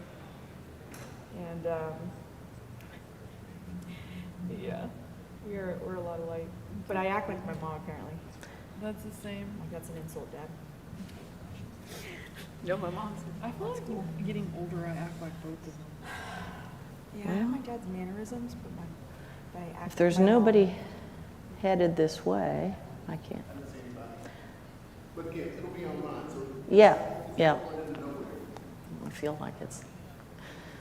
Okay, we'll go ahead and get started and we can, with all of our large group here, this may be a little too loud, so. Oh, you're never too loud for Eastside. Okay, all right. That's good. So we're going to really just not spend a lot of time on personal credit, but anyone that wants to start a new business, anybody that has a business and wants to get a business loan, you must pay attention to your personal credit, because we do look at that. And especially if you're starting up a business, we have nothing else to look at. So we don't know if your business has made money. We don't know if it's a concept that's going to work. Like, you may pick some bizarre food for a food truck that people don't like. And so we have to base it on your personal credit. So all credit is the ability to borrow money or borrow goods based on the promise that you're going to pay it back. So it's important for your business, it's important for everything you do, and that's what's going to make you successful. Both the seminar you just listened to about personal credit and how to save money and not overspend, all of that is critical if you still want to start a business, and lots of people do, and they do it successfully.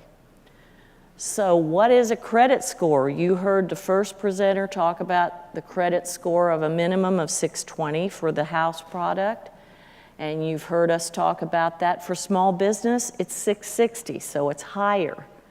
You have to have at least a minimum of 660 to get a small business loan. So that's really critical too. So it's a number. I mean, what does that 660 mean? You see up here a 720. It's every credit card, every home loan, every rent payment in some cases is reported to one of the 3 credit bureaus. And then if you miss a payment, that dings your score. If you have too many people, let's say you go to 10 banks to try to get a business loan, and they all run your credit, and they all will, the more you have your credit run, that dings you. And she mentioned that when she was talking about home loans too. So do some pre-work ahead of time. Everybody thinks, well, I'm just going to go get an offer from 10 different banks.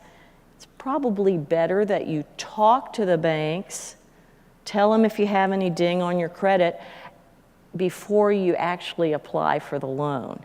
Because once you apply for the loan, your credit's going to be run, and then you're going to find out that all of a sudden 10 banks ran your credit. Same with buying a car, and the dealerships, no offense, are the worst. They have all these best offers. They will run your credit in a heartbeat. If you just say, I like a red car, and they go, oh, there's one on the back lot, and they'll run your credit. So be very careful. Do not allow anyone to run your credit unless you've signed something that gives them permission to do that. In the case of credit scores, the higher the better. Generally, 800 plus is we don't see very often. High 7s, mid 7s, we do. Again, 620 for the home loan, 660 for a small business loan are the minimum that it requires. So you'll have to use some of the tips that Jesus was talking about if your credit score is lower than 620. And I do encourage you to get your free credit report. I think the woman from Frost put something up here, and she probably has it at their table, to get a free credit report run. But you can do it at any bank. If you have a bank account, they will run your credit for you as one that doesn't count against your credit. So that is always a good thing. They can go as low as 300, so that is a little higher hill to climb if you're down there. And that can be just because you've never had any credit. So it's not surprising, and it's not something you can't get over. So again, getting your credit score, you can get it from nonprofits, you can get it from your credit card statements. It'll be on there, believe it or not, or the website for the credit card you have. Or you can go directly to FICO or VantageScore.com. So either of those, or go to your bank or credit union, and they can also direct you on how to get a free credit report. So this tells you a little bit about how they score and what counts. So your past payment history is the most important. Your outstanding debt. If you have a lot of debt from a lot of different places, or you have a lot of credit cards instead of consolidating with just one, that's 30%. So just those two things, how you've paid in the past and the outstanding debt you have now, 65% of that score comes from those two things. Now, how long you've had credit adds a little bit. New applications for credit, in other words, you've applied all over town for every time. Raise your hand, there's only 5 of us, but the bottom line is when we go into TJ Maxx or the grocery store, everybody wants us to get their credit card. Don't apply for every credit card, even if they're going to give you 10 or 15% off. It dings your credit score. And the type of credit you have. So if it's a lot of credit cards versus maybe bank debt, that's going to be some points away. On the Vantage score, past payment, age and type of credit, percent of the credit used. And that's a funny thing. We all think, well, if I have been approved for 5 credit cards, that's a good thing, right? If you're not using it, or you're using all of them, then that's not a good thing. That will influence your credit score quite a bit. And so don't take them all up to the top. I've known people who manage it with a shoebox. They just pay enough to pay the interest, and that's going to kill you in the end. Yes, ma'am? Can you talk about how student loans affect your credit? I can. Student loans do affect your credit. And now, if there is a moratorium on payments, like there has been, and you don't make any payments, obviously that's not going to affect it. Right. But if you're constantly late, like any other debt, it's going to affect your credit. Not only that, when we're talking about business debt, if you have not paid your student loan, you're not eligible for FHA, VA, or an SBA loan. And people don't realize that. So it's really important that you keep that current, or you make that payment, or you figure out a way to get out of that debt so that you can go forward with getting a government guaranteed loan of some other kind. Okay. And just FYI too, if you win the lottery, they will subtract that debt when you pick up your check. Yeah. So, and it's guaranteed by the government, but banks made those loans, or credit unions, lots of different people made them, and so they are going to hold you accountable for it. So it's good to get a plan if you're past due. If you can't pay, I'll say this, no matter what kind of debt it is, just be honest and say, look, I lost my job. I need 6 months to find another job. I, as a lender and anybody in the bank, would much rather you just tell us the truth and we try to figure it out than you just walk away and then we're spending money chasing you or selling collateral. It's just not fun for anybody. And things do happen in life, so we all know that. That's a good question. Now, using credit responsibly. Jesus talked a little bit about that. Pay your bills on time, do automatic payments, try not to open too many accounts. We talked about that. And look at your credit report at least once a year, maybe twice. Now that it's so easy to get, it's kind of scary how easy it is to get. So again, maintaining your personal credit, I'm not going to spend a lot of time on that since we just had a whole 40 minutes of that. You know all these things. Try to avoid bankruptcy, foreclosures. Try to comparison. Yes? If you do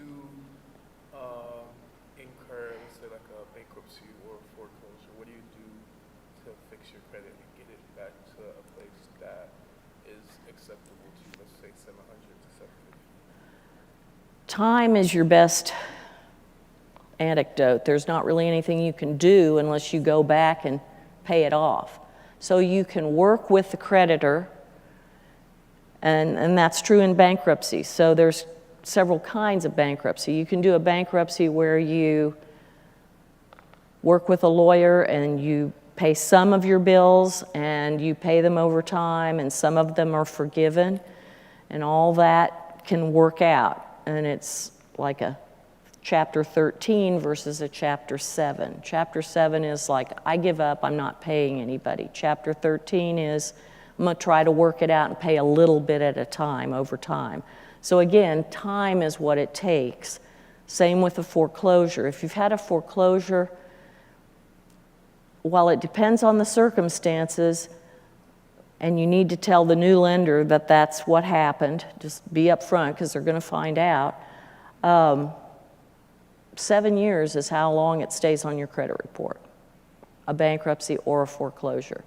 So it's not a minimum of 7 years, but let's say you took one and 2 years later you get a great job and you get a bonus and you make some pay downs and you make progress on paying that back, then that is positive and you will be reflected, it will be reflected on your credit report and you will be eligible for new loans. So all those things are ways to get it done faster, but you can't just wait it out either. I mean, you can, and it'll go away eventually, but it's going to be 7 years, maybe 8. Do you see people become homeowners again in a relatively quick time after like having a foreclosure on their record? Yeah, I do. Because circumstances change, jobs change, people move, and there are reasons that people get caught in a foreclosure loop, and so there are ways to get out of it, and there are also ways that sometimes you can buy a home and the homeowner will finance it for a while until you get out of that foreclosure period. So we've talked about that. Who uses credit reports? Everybody now. Financial institutions, so a financial institution is a bank, a credit union, savings and loan, which we don't see anymore.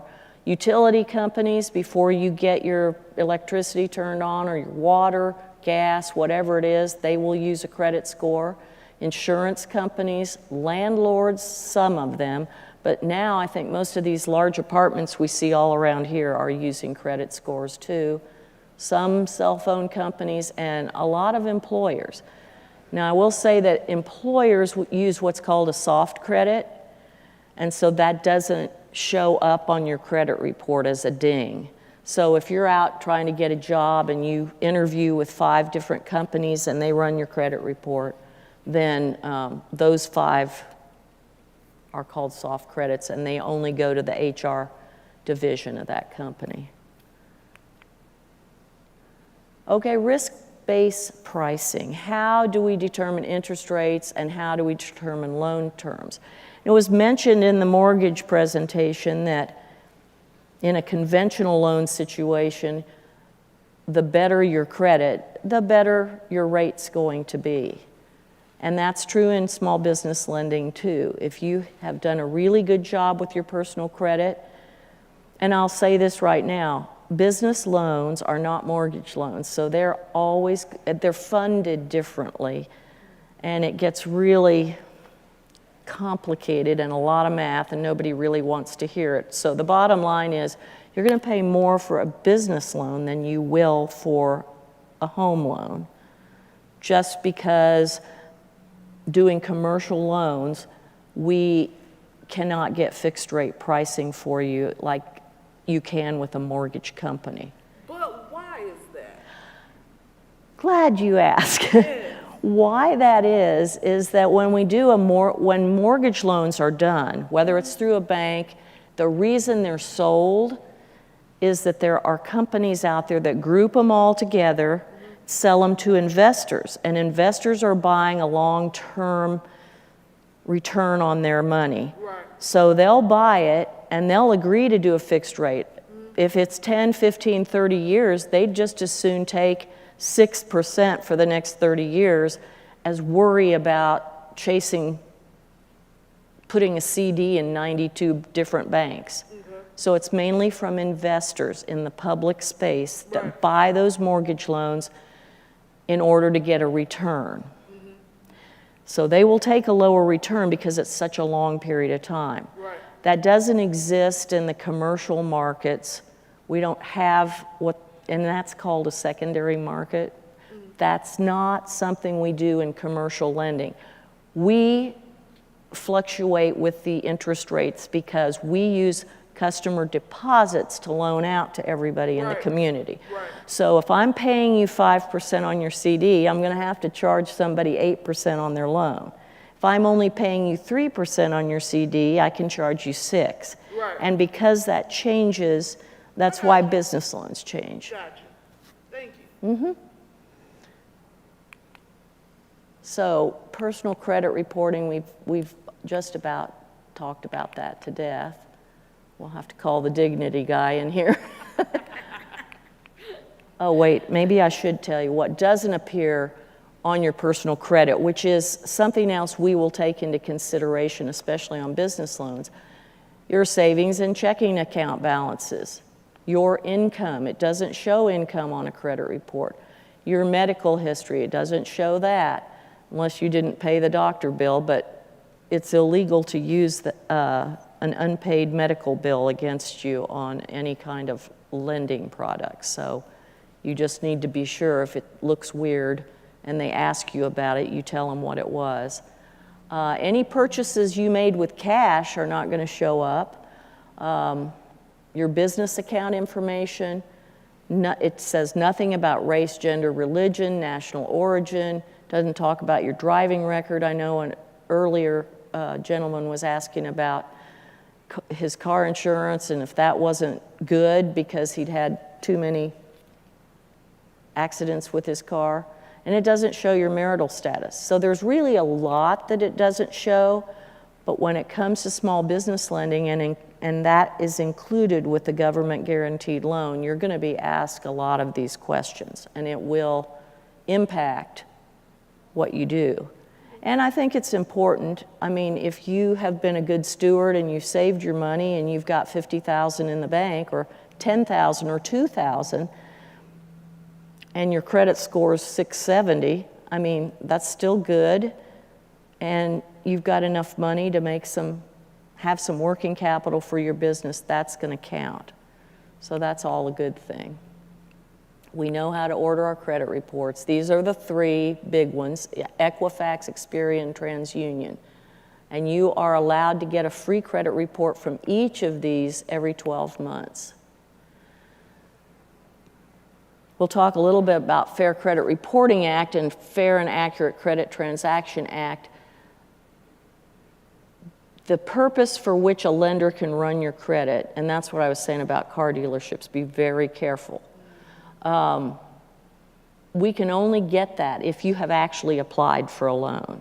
And most banks are going to have, or credit unions, whatever, are going to have you sign a form that says you agree, because nobody wants to get into a problem where they're going to get fined or set apart from the rest of the banks and the credit unions in a bad way. You need to give permission. You have a right to see it, and you can dispute information on your credit report. So you just do it in writing, though. And writing includes you can do it via email. A lot of times there's errors on credit reports. It just happens. I mean, there's so many of them out there. So if there's balances that are wrong, like it says you owe $10,000 on Visa card, but you really have paid it down and they never got that information updated, or you have a loan with the bank or your mortgage, that's something that you need to correct. And stuff usually, like I told this gentleman, only every 7 years. So a foreclosure, a bankruptcy, a non-payment, 7 years. Again, send an email or physical letter so you have proof.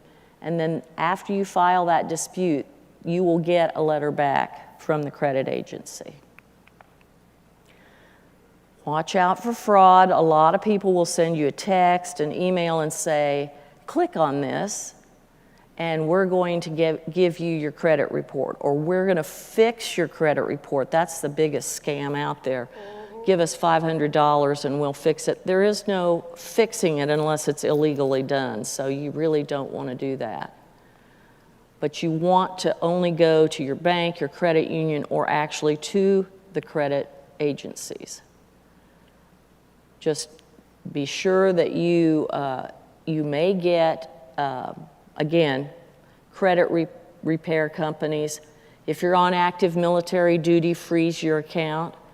If you have gotten an initial fraud alert, freeze your account.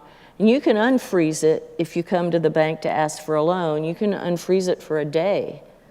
I don't think it's usually we can get it really that quick. It doesn't, they can, Someone usually have them frozen. We'll let the borrower know to unfreeze it. And it's usually within 24 hours, it'll automatically freeze again, or we'll email them, like, we pulled it, you can go ahead and refreeze Experian or TransUnion, and they'll refreeze it. yeah, back. Yeah, it's pretty quick. yeah. So, or you can put a lock on your credit. So let's talk about business credit, which is the primary reason I'm here. So you can get business credit for starting a new business. You may be asked by your neighbor, your brother, your husband, whatever, to personally guarantee or co-sign on a business loan. And sometimes it's just to get trade credit to grow your business. If you're a retail store, a lot of the merchants, if you go to one of like the Dallas Trade Market to buy dresses or clothes, if you're a clothing store, they will give you credit as well, and you will have to give permission for them to do that. So that's why personal credit is important. So what is the difference? Personal, we know. It's everything you do, use your credit, get a mortgage, credit cards. A business credit is also available to banks, credit unions, and any lender, and that is your business's record of handling the debts. It's the same thing, it's just how that business paid those merchants. If you have a restaurant, did you pay Cisco? Did you have to go on cash only? That will be shown on a LexisNexis. So those kinds of things are reported to business credit reporting agencies. So the importance of business credit versus personal credit really depends on what kind of business loan you're looking for. If it's a startup, it's going to weigh more heavily on personal credit.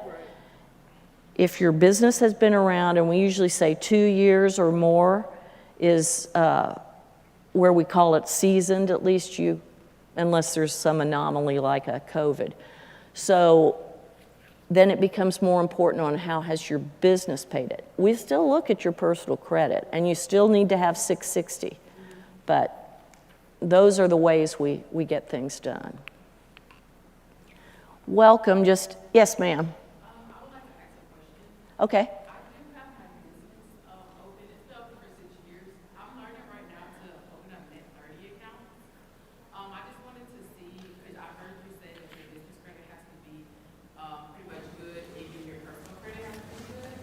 What is some net 30 accounts that you think that I should open in order to start building my business credit? Because my personal credit is good.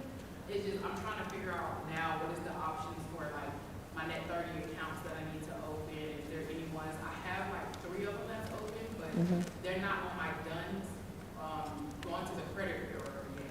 Because I just opened them on my They won't go on your personal credit. They will go, they'll go into the business credit. So what type of business are you in? I have a graphic design business. Okay. And also a live drawing performance business as well. Okay. So for those 2 businesses, they're the same because I'm doing graphic design Right. and live drawing. But I'm looking for the net 30 account. So I have a t-shirt net 30 opened already. Okay. I also have an Office Depot net 30 Yep. already, so I can get supplies. Yep. It hasn't registered to my DUNS number yet. So I'm just trying to figure out, is it possible for me to open up more net 30 accounts to build my business credit faster? Or should I just stay with the 3 that I have and then keep building them and paying them off every month? Well, if you're not buying any more inventory than what you're doing right now with, for example, t-shirts, then I really can't, off the top of my head, think of another one that you would need right now. Yes, ma'am. Because I got the Office Depot one for like my paper, my Right. supplies, and I have one also for like markers and for my paints as well that I buy over there. Yep. But I'm trying to see if I should open up more so I can be able to, because I want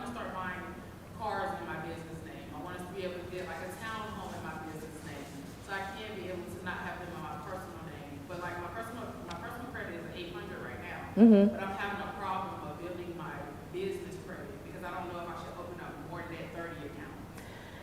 I'm not sure that you really need any more net 30 accounts. I think you might want to look into a small line of credit, either an SBA loan or just a regular loan at wherever you're banking now, because they've got your history.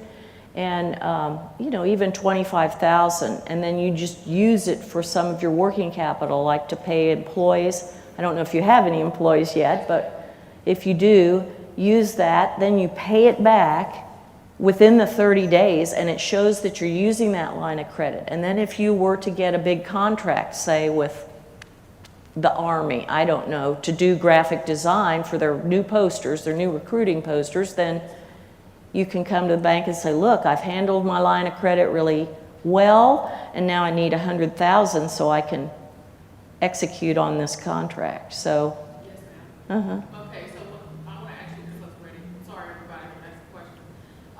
Whenever I do go to the bank and I am proposing, I do need 25,000. Whenever I'm creating my business plan, isn't it with the graphs and everything to show the scale of how much I made last year that will convert it for this year? well, that's great. If you have that done, I have a business plan. yeah, super. Okay. So, but you don't have to add the graph part for some of the people who are just starting out. If you just tell us what your plan is and have a month to month, I'm going to do this much dollars worth, and then I'm going to do this much and this much and this much for 12 months.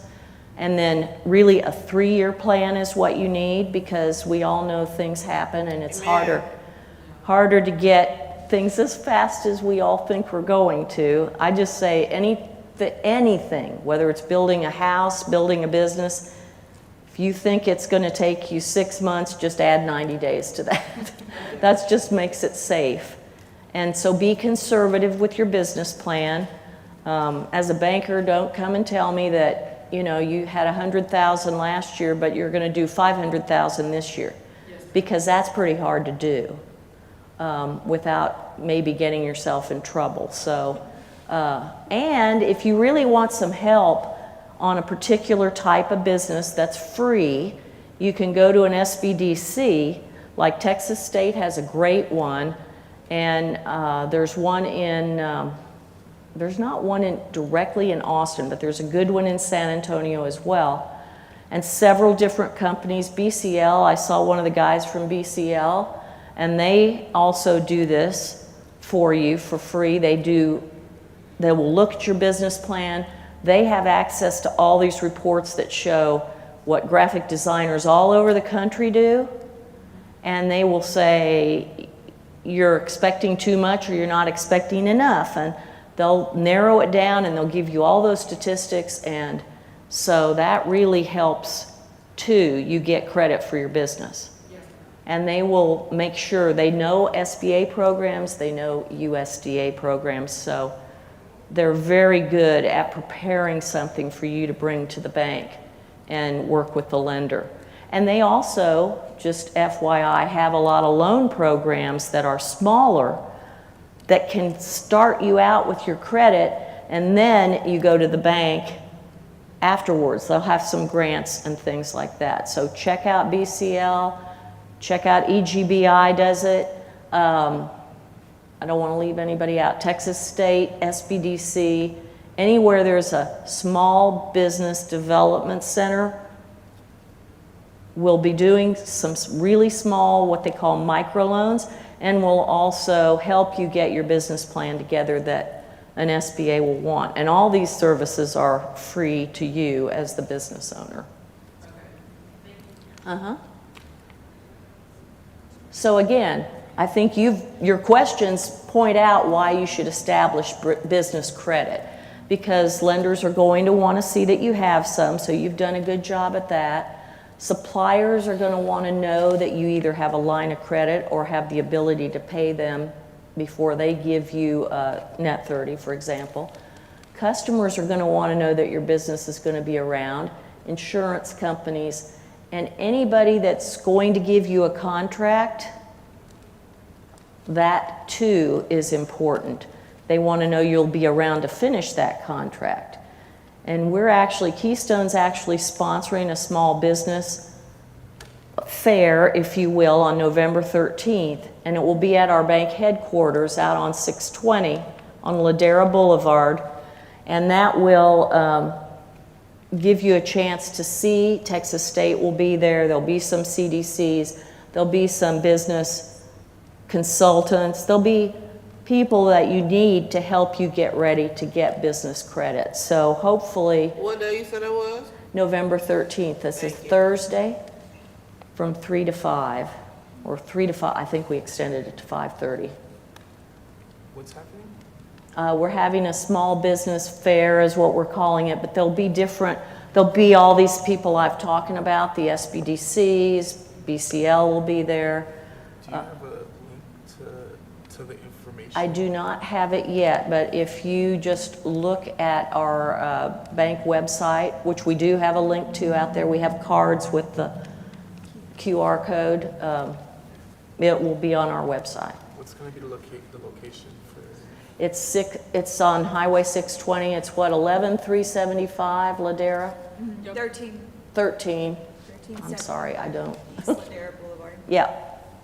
It's right across from the Target and Home Depot. Chick-fil-A, yeah, it's right across from all those places. It's a freestanding building, and it'll be on the first floor, so. And I'll make sure that we get the information to the guys that put this on today so that they can send it out to everybody that came in. He got everybody's email and phone, so I'll make sure.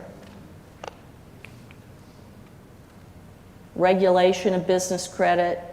The things that apply to your personal credit don't necessarily apply to business credit reporting. There's still procedures. We can't just willy-nilly do whatever we want, but there are access to the reports that have rules and regulations, so you can't run one on her and she can't run one on you and all that kind of stuff. If I'm a lender or I have a business reason for running your business credit, like to open an account, I can do it. But just some person out there in the universe can't do it, like your neighbor business or one of your competitors. Managing disputes, they have rules in place for that. And determining how long the information stays on the report. It's not a hard and fast 7, but each business credit, whether it's LexisNexis, Dunn's, they all have their own sort of rules of the game. So again, what do you need to establish business credit? You're going to need your employee identification number. That goes without saying. Now, if you're sub S, which we do have a lot of those in small business lending, you'll bring your social security number. You don't have to bring a business credit report. The lenders will run that. And then you want to be sure, in your case, that the net 30 accounts you've set up are being reported. And I know that Office Depot will, and so will vendors, like you've mentioned. And just make sure that lenders are reporting your information. It does not get reported to your personal credit, so unless it's a sub S. So what do you need to do? Get a copy of your EIN, verify whether you have one, and a report that is, and ask lenders and suppliers to report information about you. You can also self-report financial and credit data if that works for you. So these are all just common sense things. Maintain healthy credit, pay your bills, taxes on time. Now that I will emphasize, if you are past due on payroll taxes, if you're past due on your sales tax, that will keep you from getting a business credit. So even though we think, well, that's just a government thing, I can pay that over time. Now, pay your IRS taxes. If you have proof that you have a workout plan with those, then maybe we can go ahead and work with you. But if any of those are past due, it's a problem. Make sure that your business is visible. We all know that. That's why we hire graphic designers, so that our business is visible. Okay, your cards are out there on the table. Do you recommend a business paying them quarterly? Because I know someone that pays their business taxes quarterly, and then some wait till the end of the year. Which would you recommend, or do you just think it depends on the business? I think it depends on the business and how much you owe. If you can do it, that's great, but you are letting the government use your money until the end of the year. And if you are good at saving and you know you're not going to run out of money, some people just do it as discipline, which is smart. Yeah. So you know yourself better than anybody else. So either way is good. As long as they're paid, we're good. Maintain a good relationship with your suppliers. Again, it's just be honest with them like you are with lenders. Separate your personal business from your business finances. It's harder. You can prove that you're using cars in your business. It's harder to prove that a townhouse is part of your business unless you have, especially in certain states. So you just need to be sure you've got all that put together, and talk with your accountant. And I suggest you get a bookkeeper or an accountant and a lawyer. You don't have to pay them monthly fees. Just know somebody and have them in place. And then monitor both your business and your personal credit histories. We've already talked about that. Am I going backwards? No. Why are credit reports? We don't need to talk about that. I think you know why they're important. So what information? I think this is kind of a good summary. Business identifying information. It will give the DUNS number, as you mentioned. Industry classification code. Make sure that your accountant, or that if you do your own taxes, you have the proper, what's called NAICS code. NAICS. And you can find out if it's a pizza, don't just put restaurant. If it's a pizza parlor or a pub, that's different. But if you can't figure it out, again, the SBDCs, your bank, we can all help you figure that out. So history, we already know about that. Risk scores, suppliers, we've got that down. All right, on the business background, you're going to need all your registration and incorporation data. So if you are an LLC, for example, you're going to have to bring, and you may already have done this if you've opened a bank account, you'll need to have all that information, a copy of it, to bring to the bank. The legal structure, like I said, whether it's an LLC, a PC, a corporation, a sub-S, all of that we need to know. Any kind of financial reports that you may have. And this is important. Let's say you've had a food truck for a while and you decide you're going to have another business in landscaping and only open the food truck on the weekend. That's going to be an affiliate of your company. So you're going to have to clearly talk about, I've got two businesses under this one umbrella, if you do. If you have them as separate corporations and you want a loan for one or the other, you're still going to have to tell us about the other one, and the credit on the other one will count. So if you have bad credit in the food truck and great in the landscaping, or vice versa, it will affect whether you get the loan. So we need all of that information. If you have a contract or any kind of grant, loan, anything from the federal government, you need to bring that to our attention. So if you got a PPP loan and you haven't finished paying it off, you got an EIDL loan during COVID and you haven't paid it off, well, we're going to need that information. And anything you've self-reported.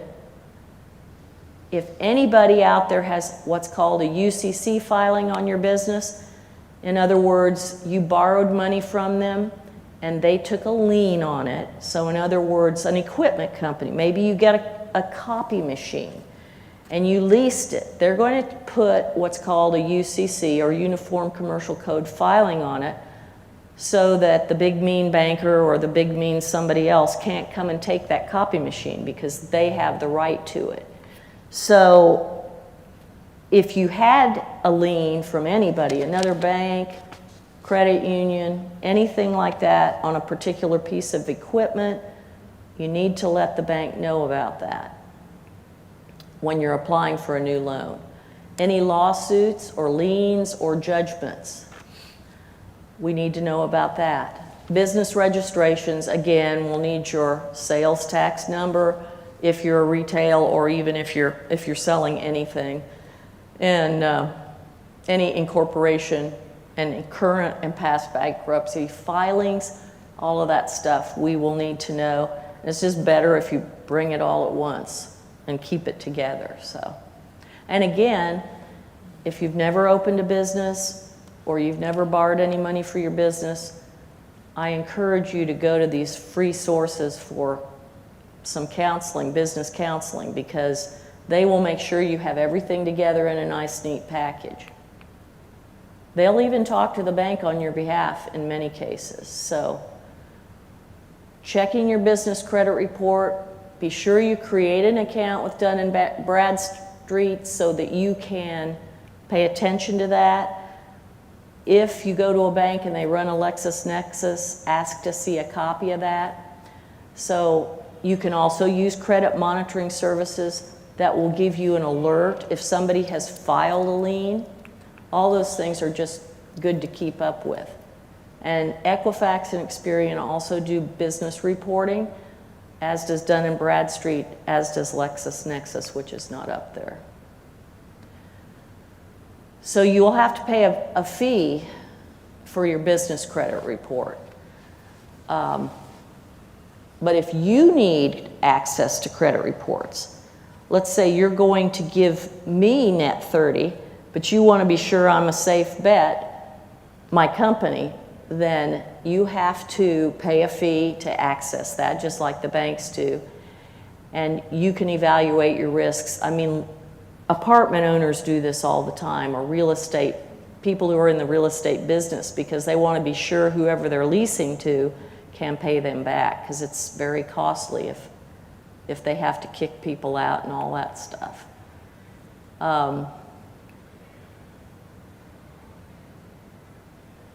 This is just, again, who reports. It's pretty much what we've already talked about. I want time for questions. So how do we as lenders look at your credit worthiness? We use credit reports. We've talked about that. We also look at any tax information from the counties and the states. Non-traditional data, we'll look at, you can bring your utility bills. You can show that you've paid them on time. We can look at online business reviews. Now that's tougher now because there's a lot of fake, I love this business things out there, but we can look at your shipment volume, your e-commerce trade, merchant account transactions, as you noted. So all those things we can also use. Different lenders have different priorities, but some of you who may have heard this a long time ago and you may know it now, but we always use the 5 C's of credit underwriting, and that's your capacity. So if you've already borrowed $500,000 and you need 100,000 more, we're going to look at whether you have the ability to produce the business to pay that back. Do you have collateral? You know, for really small loans, we don't look as hard at collateral, but if it's a $500,000 loan, we're going to look at soft collateral like your accounts receivable, your net 30 accounts, or your equipment if you're a manufacturer, or your real estate. All those things are collateral. And your credit history, the conditions that we're in, you just got a contract, so you're going to grow really fast and you have to hire people. We can look at that. That's a condition that is unusual, but something that can help you get credit. And then your character. So there will be, especially with SBA and USDA, any government guaranteed lending, they will look at your criminal history. Doesn't mean you can't get the loan, but it will be looked at. And then that will have to be considered by that agency. It's not always the lender's personal choice. So, the best thing for entrepreneurs is know your own credit. Make sure there's nothing on there that's in error. Know your lender. Establish a relationship even when you don't need to buy anything. And know your rights.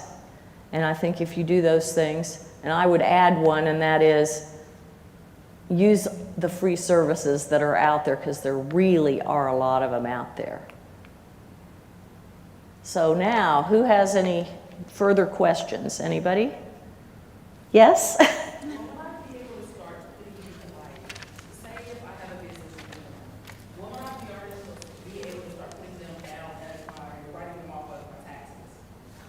I'm sorry, on what? Say if I have like a business uniform, or say if I have like, you know, a certain outfit that I wear when I go out into that business, or I'm buying certain things, when will I be able to use those and do them as a write-off? So I can be able to get taxes back as the things that I'm writing off?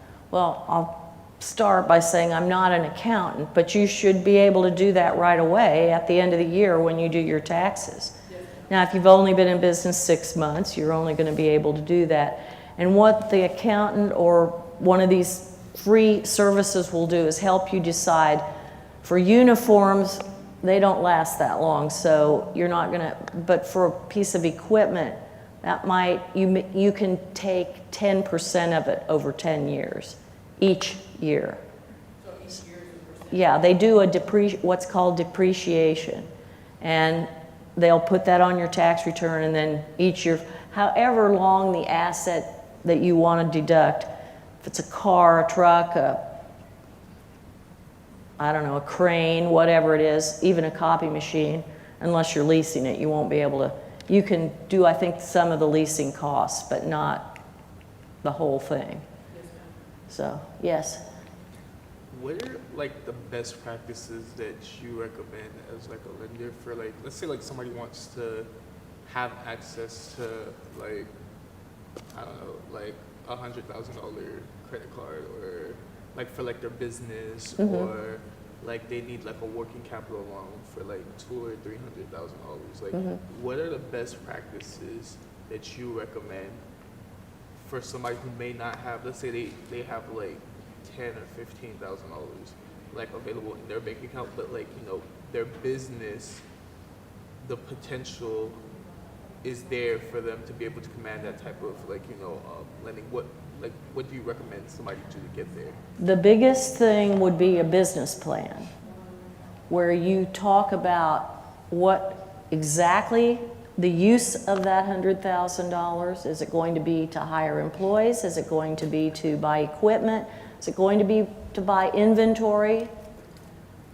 So whether, if you're a restaurant, is it going to be used for startup costs?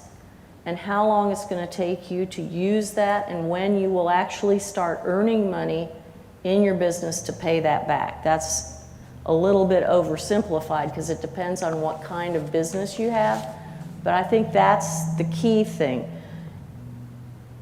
What I suggest you don't do is come in and say, I want to open a restaurant because I love to eat. That's great. Most of us love to eat, and most of us have a particular kind of food we like. So you need to sit down and understand what it takes to run a restaurant. And that's why I encourage anybody that wants to do a particular kind of business, whether it's retail, restaurant, manufacturing, just selling something, a service, that you at least make one pass to an SBDC or someone else who can get you just for you. You don't have to have them do anything, but they can tell you whether that's a good business, whether it's a good franchise. That's another thing. If you decide you want to buy a franchise, you need to investigate it because they're not all the same. So look online, but some of these third parties who really don't care if you buy a McDonald's versus a Burger King will give you the actual statistics about how many of them are successful and how many of them take higher royalties than some of the others. So all the information you need to be able to know if your business is successful exists. It's just how do you get it? And trying to just Google it is not going to give it all to you in one neat spot. So again, That to me, as a lender, otherwise we're gonna have to kind of drag it out of you, and we'll have to say, if you're doing a restaurant, well, how many table turns is that? What does that mean? It means how many times a day are people going to fill up your restaurant? So if you have 10 tables and 4 at each table, that's 40 people. But to pay back the loan, you need 80 people. So that would be 2 table turns. It's mostly math, figuring out if you're gonna have enough business to pay us back. So that's what you need to focus on as a small business person. Exactly how many contracts do I need in graphic design or whatever it is to pay back this loan that I'm taking out? Because you don't want to not be able to pay it. You may want to grow faster, but sometimes we have to take baby steps before we go all out and take a big one. How many yards am I going to have to do at this price in order to pay back the loan and to provide for my family? Because you obviously don't want to do it just to pay back a loan. You want to make money for yourself instead of having a day job where somebody's going to pay for it. Now that's the other thing a lot of people do, and I'll just throw that in. If you are working for, let's just name a big company, I don't know, Amazon or Google, one of these big companies downtown, and you're making 60, 70, 80,000 a year, maybe you and your wife don't both want to quit when you're starting a new business. Maybe just one of you quits. Or you ease into the small business, doing it on the side or at night, and then you keep your day job for a while to, pay the rent, eat, all those good things. Then when you're ready to move into the next phase of your business and buy a food truck, open the business, or go full time, you will at least have some savings and you will have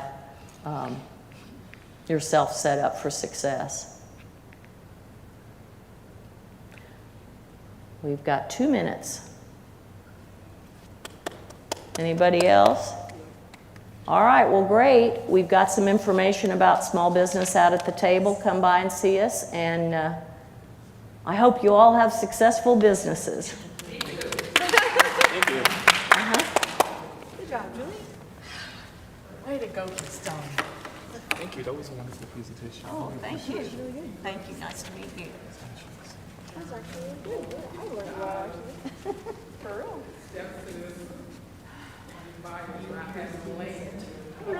You're a really good teacher.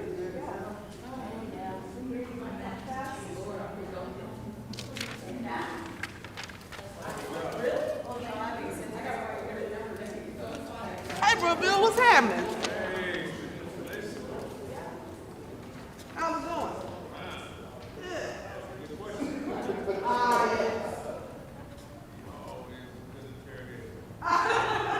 Thank you, bro, Bill. I appreciate it. I'm glad to see you, man. Yes, sir. Amen.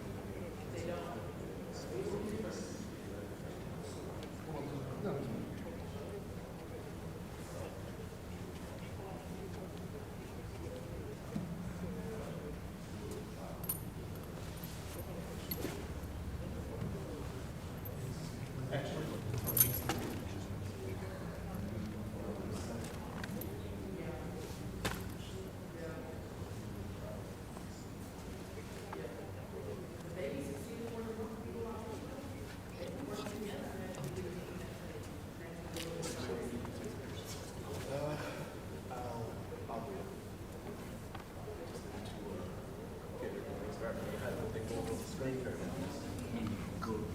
can put it to the general screen.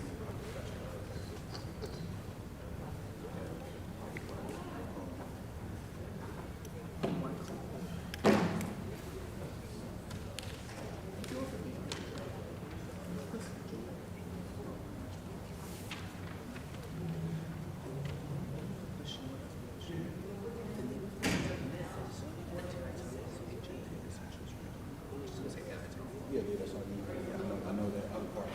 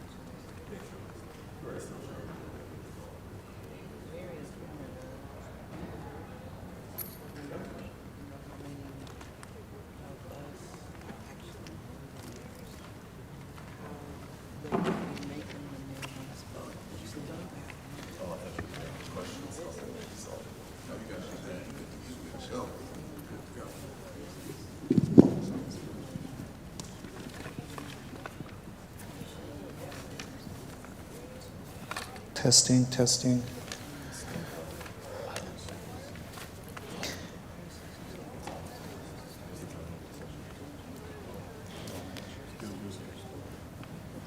Good afternoon, everybody.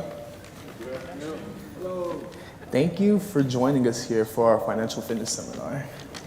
I'm Wycliffe, your moderator for this evening, working technology as an accountant, and I'm happy to welcome you all to the AI Town Hall today. So I have our wonderful panelists, Caleb and Bryant. So Bryant holds a Bachelor of Science in Electrical Engineering from the Howard University. He also has a Master of Science in Space Engineering from Johns Hopkins University, and he's currently in progress with his Doctor of Technology from the Purdue University. Currently working in research and development, innovation, human-machine interaction, human-computer interaction, educational, job training, as well as workforce development. And over on your far right, we have Caleb, who's the Director of Education for the Black Professional Alliance.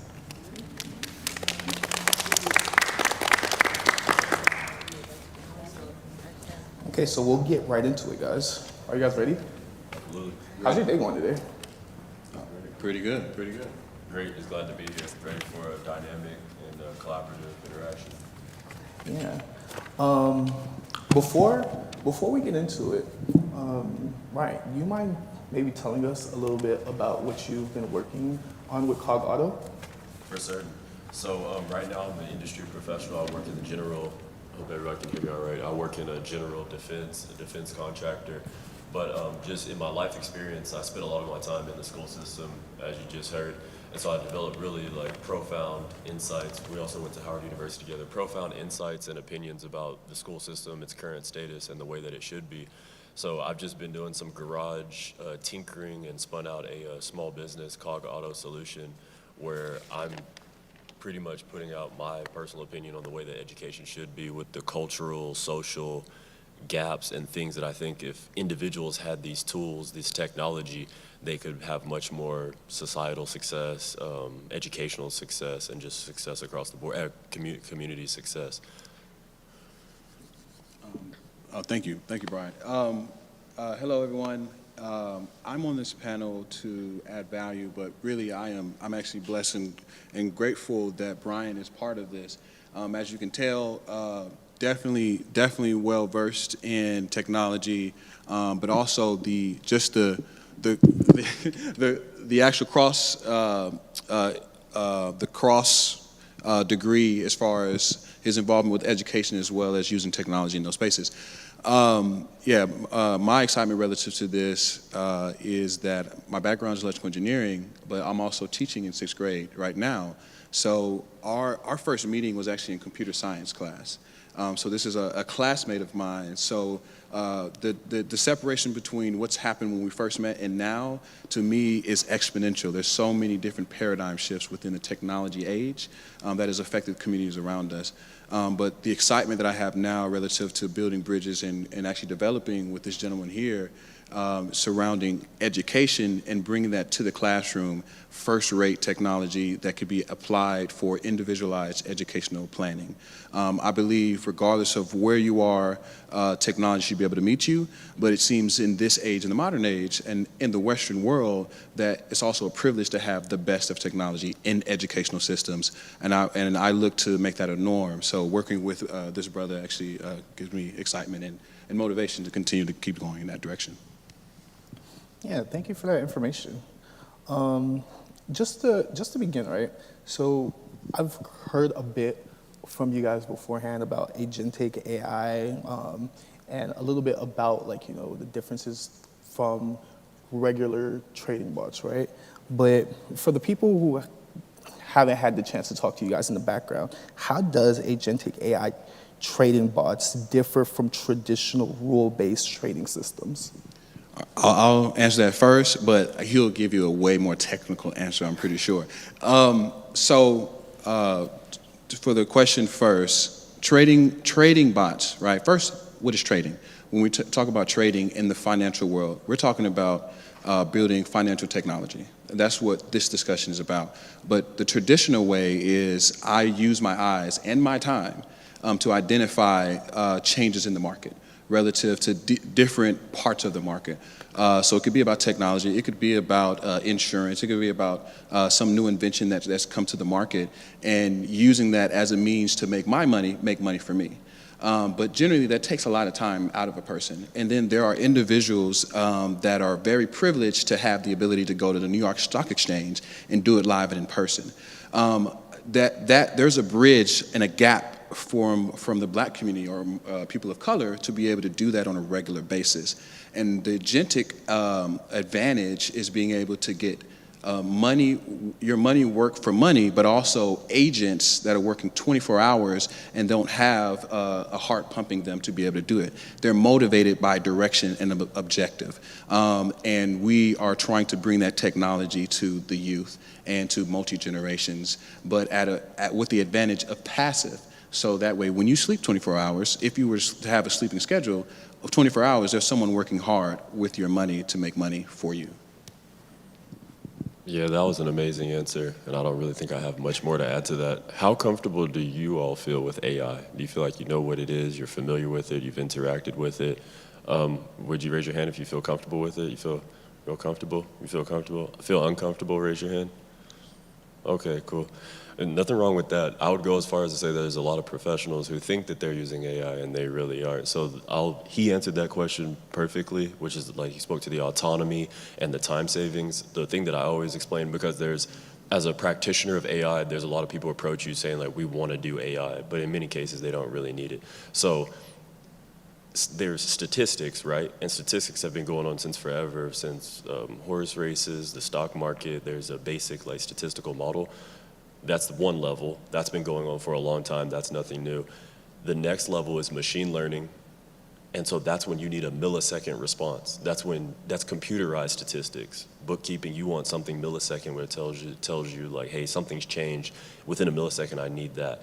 And then there's AI on top of that, which is that you have some sensor that can extract information from the environment and then make a decision. But like I said, a lot of people that say they need AI don't really need it. Pure statistic analysis, Excel spreadsheet would be more than enough. But that's just one thing I try to explain to people so they know what's really going on. But AI is really, much like robotics, there's been industrial automation or control systems for a long time. Robotics is just the automated element of it, or to advance the state of the art. So I just want to add that in so you be more familiar with what's really happening, or the life cycle and progression. So you gave us a lot of information, right? But personalize it. Why does this matter to our communities now?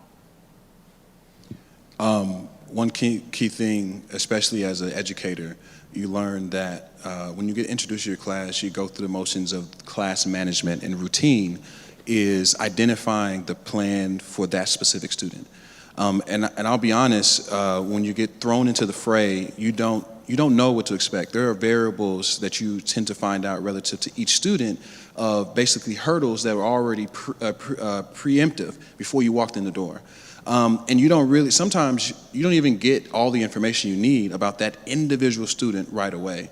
So when it comes down to personalize it for the sake of education, doing that with financial technology or financial literacy is just as important, because a lot of times there are hurdles that are for each individual that when it comes to transitioning into the real world, after this routine that's pretty much rolled out for you like the red carpet in education, and hopefully you have it at a quality level that you don't get that anymore when you move into being an adult. So for us, and for this project, we look to introduce that in a way that's sustenance for them, but relevant to meeting them where they are. Because there's a huge learning gap relative to new technology. For example, the .com movement, or boom rather, going into the new millennium, and understanding how to the learning curve to be applicable, to be an actual asset and have a value proposition, because I understand technology. There's an advantage there, but we have to introduce the norm of that paradigm earlier to students. But in this aspect, we're deciding, let's introduce it in a way where we're giving them what's newest and greatest right away, early on. So that's normalized. But the kicker to this, in this panel being agentic essentials, is also, it's going to lead to economic growth. A lot of times when we go to a seminar or we learn about financial literacy, there's confusion about what to do next. And we're willing to hand that off to someone because we don't even want to think about it. Well, in this case, what we're introducing is the fusion of what happens when education and passive income are happening simultaneously, and it's normalized. Thus, the market is going to work as it works, and we're in one of the greatest markets in the world. Therefore, there's always some gains to be had if subject matter experts are at play. So with a human-machine interface, we can introduce a way where we can keep up with individuals and their plan and their journey, but they're also learning about finances along the way while they're doing exactly what they were born to do. Great response. And my follow-on would be to that is just individualization. And customization. Most of us are familiar with a world of mass reproducible people. And the idea is, much like this auditorium, you can sit people down and put a PowerPoint presentation in class, and each of them is going to just absorb this PowerPoint and then walk out like a factory, basically, Taylorism, I think it's called. And it hasn't worked for many generations, and it hasn't worked specifically for communities of color, because each and one of us is unique. Every last one of us is unique and has an individual need. But when you talk about the price point of, hey, if it takes me extra time to reach you, and I have 50 other students who are grasping this PowerPoint, then you, by default, must be the bad student. You must be a bad person. And if that was the thinking, then that's just an economic way of thinking. But this individualization, this level of autonomy allows you to reach individuals who otherwise would have been marginalized, otherwise would have been discredited. And I've experienced it, like I said, a lot of this, it comes from my own educational experience. I've experienced this stuff personally and have a lot of you probably have immediate friends or family who have experienced this, that if you don't meet the standard, the linear standard, then, oh, you must be the bad kid and those are the good kids. So we have these tools, and it's imperative that because they're out now, we can actually change our own narrative. We can get those voices, that quality individual insight to the forefront of the conversation instead of being sidelined just for not being standardized. And none of us are. Even the good students who are able to do that, it's usually a resistive process for them. It's high stress. High stress is very resistive. So it's a powerful tool, and we need to get it in front of people immediately so that we can write our own narrative and be behind the wheel of our own communities and control and navigate our own communities. Yeah, no, those are wonderful answers. It sounds a lot to me like you mentioned, like, just making this easily digestible and understandable. So taking something that's really complex and making it easy for everyday people like me to be able to understand and use, right? So I know when I'm typically looking at data, you might be looking at numbers or a code within Python or SQL, but what are some key design principles that you use as a developer when you're thinking about creating a dashboard that makes it a lot easier for communities to be able to digest the information as far as trading goes? Once again, user-centered. The first question I asked, and we had this conversation out in the hallway, is what are you interested in? When I talk to young people, when I talk to adults, and your answer was, I hope you don't mind me sharing this, but your answer was basketball. When I talked to a young kid in Mexico City, I asked him, I said, what do you want to be? He said, I want to be a rapper. And in my past experience, that's the moment where somebody says, why don't you be a doctor or a lawyer? Or don't be that, be this. That's not important. That's not important. This is more important. And what's happening is they're crushing the young people's dreams. So what we do with our platform is say, if you want to be a rapper, then that's what we'll do. We'll talk about rap music and we'll talk about finance at the same time. And we'll talk about basketball while we talk about supply chain management, because it's a holistic thing. It's all the same thing. And we find that because you're sparking that individual's interest, that dream molecule, the thing that actually wakes them up in the morning and be like, this is what I want to be, this is how I want to participate with the world, you're going to get a much more robust student anyways, because all these things are connected, and really just promoting that holistic view of being a doctor isn't far-fetched from being a basketball player, and being a rapper isn't far-fetched from being a physicist, and there's a pathway that we use to maintain their interest and their progression, and then make everything take shape around them versus telling them hey, this is what you need to be, or this is what we expect you to be. And parents love it because we're meeting them where they're at. We're not deterring their dreams, we're embracing their dreams and guiding it towards a shared objective that helps the individual and the community. Two things that come to mind throughout the conversation relative to this, and what he's saying is narrative and latency. So with that point of kind of misdirection or redirection, oftentimes it's because of wisdom. And sometimes that wisdom is not relevant to the dream that the person already had or intended to have, or has put so much thought and effort towards before answering that individual question. So when we talk about an individualized education plan, we're also talking about an identity access management system. We're also talking about who are you and what do you need to manage your goals and dreams. So if you got paid to do exactly what you felt you were meant to do, then you would likely be motivated to do it, because you know you're waking up and every day is, I feel like I have purpose and I can be the driver in the seat, right? And being the driver in the seat, you feel like, oh, well, I have to care about every piece of this vehicle that I'm in order to get from A to B. And you're hoping it's just A to B, and there are no going over here and veering to another side to do a side project or a side gig to hustle my way to get to my dream. If it's just A to B, then my focus is on just doing that. Well, from the 3 C's of communalism, collectivism, and cooperation, if we agree to cooperate that we all individually are going to be the heroes of our individual story, then we're funding ourselves passively to do just that. So at the beginning, for investors, we know sometimes your own money making money takes time to really accumulate, right? There's certain laws and rules, or there's policies that allow that to grow with interest and appreciate. if we utilize those tools that we know exist, those algorithms that already exist, then we calculate it in our favor. So at the beginning, it's going to be slow, but over time, the momentum picks up because there are certain rules that allow it to double, triple, or however in a certain period of time within years or within quarters. With that knowledge in our favor, with subject matter experts, then we can say, all right, well, this identity access management system says that because you know who I am accessing the resources that are relevant to my value system, right? I want to cooperate with you because you're cooperating with me to do exactly, to fit the exact narrative that I've always set out to do, that I feel like is my true purpose. And that creates the steam, the engine, and you don't have to motivate anyone, wake somebody up for that. And that it essentially is empowering in itself. But to normalize it, not just amongst our generation, but all generations, that's when it's truly a communalism of economic growth. Because the essentials is just, who are you?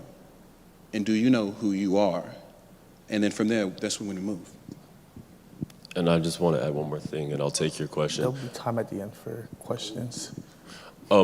He said a real important word, which is narrative. So in this era of the conversation about like diversity quotas and things like that, from an employer standpoint, I understand diversity and having different people from different backgrounds, but maybe from some employer standpoint, do you necessarily want to hire someone because of their background or to meet a quota? Maybe, probably not, because when you buy like a sports car, you're just excited that it's a sports car. So if you change the narrative to, I'm hiring an Indian person because I know that they are extremely motivated. I know they have attention to detail. I'm hiring a woman because I know they have natural nurturing capabilities and highlight these values, right, that really shine through, focus on the values that shine through, then we can get away from, like quota-based, that type of interaction. Not only is it good for the employer standpoint, it's good for the individual because these are values that you're proud to share with the greater ecosystem and be recognized for. So that was something in my work that I really wanted to address because it just seems to be like a general community disconnect. Whereas if we could focus on the values versus the different, like, what do you want to call it, quote unquote, quota stuff, then we can lead with values because everybody likes hard work, everybody likes motivation, everybody likes nurturing, everybody likes, because these are universal themes and universal values that create value for self and the greater community. Yeah, so when I think about community, I think about simplicity. I'm Gen Z, I'm 28 years old. I'm sure a lot of the folks in the crowd have kids or are pretty young yourselves. Video games are big to me. Games in general are big to me. Earlier in the panel, a different presenter taught us financial literacy through games, right? So if we're talking about building community, right, especially like with the younger generation, how do you guys see gamification helping people within the community interact better with trading bots? Okay. So I am an advocate for gamification. One, I am a gamer. But furthermore, gamification, it speaks to the motivation that I spoke about relative to the individualized education and their own narrative. But gamification attacks the latency part that I spoke of. I need it now. I need it right now. Not only I need it right now, but when I need it, you're going to get you're going to reciprocate my energy, my focus, and my dedication because you gave it to me right now. So therefore, I play a game, and in that game, it says you got this reward. You were excellent. Thank you.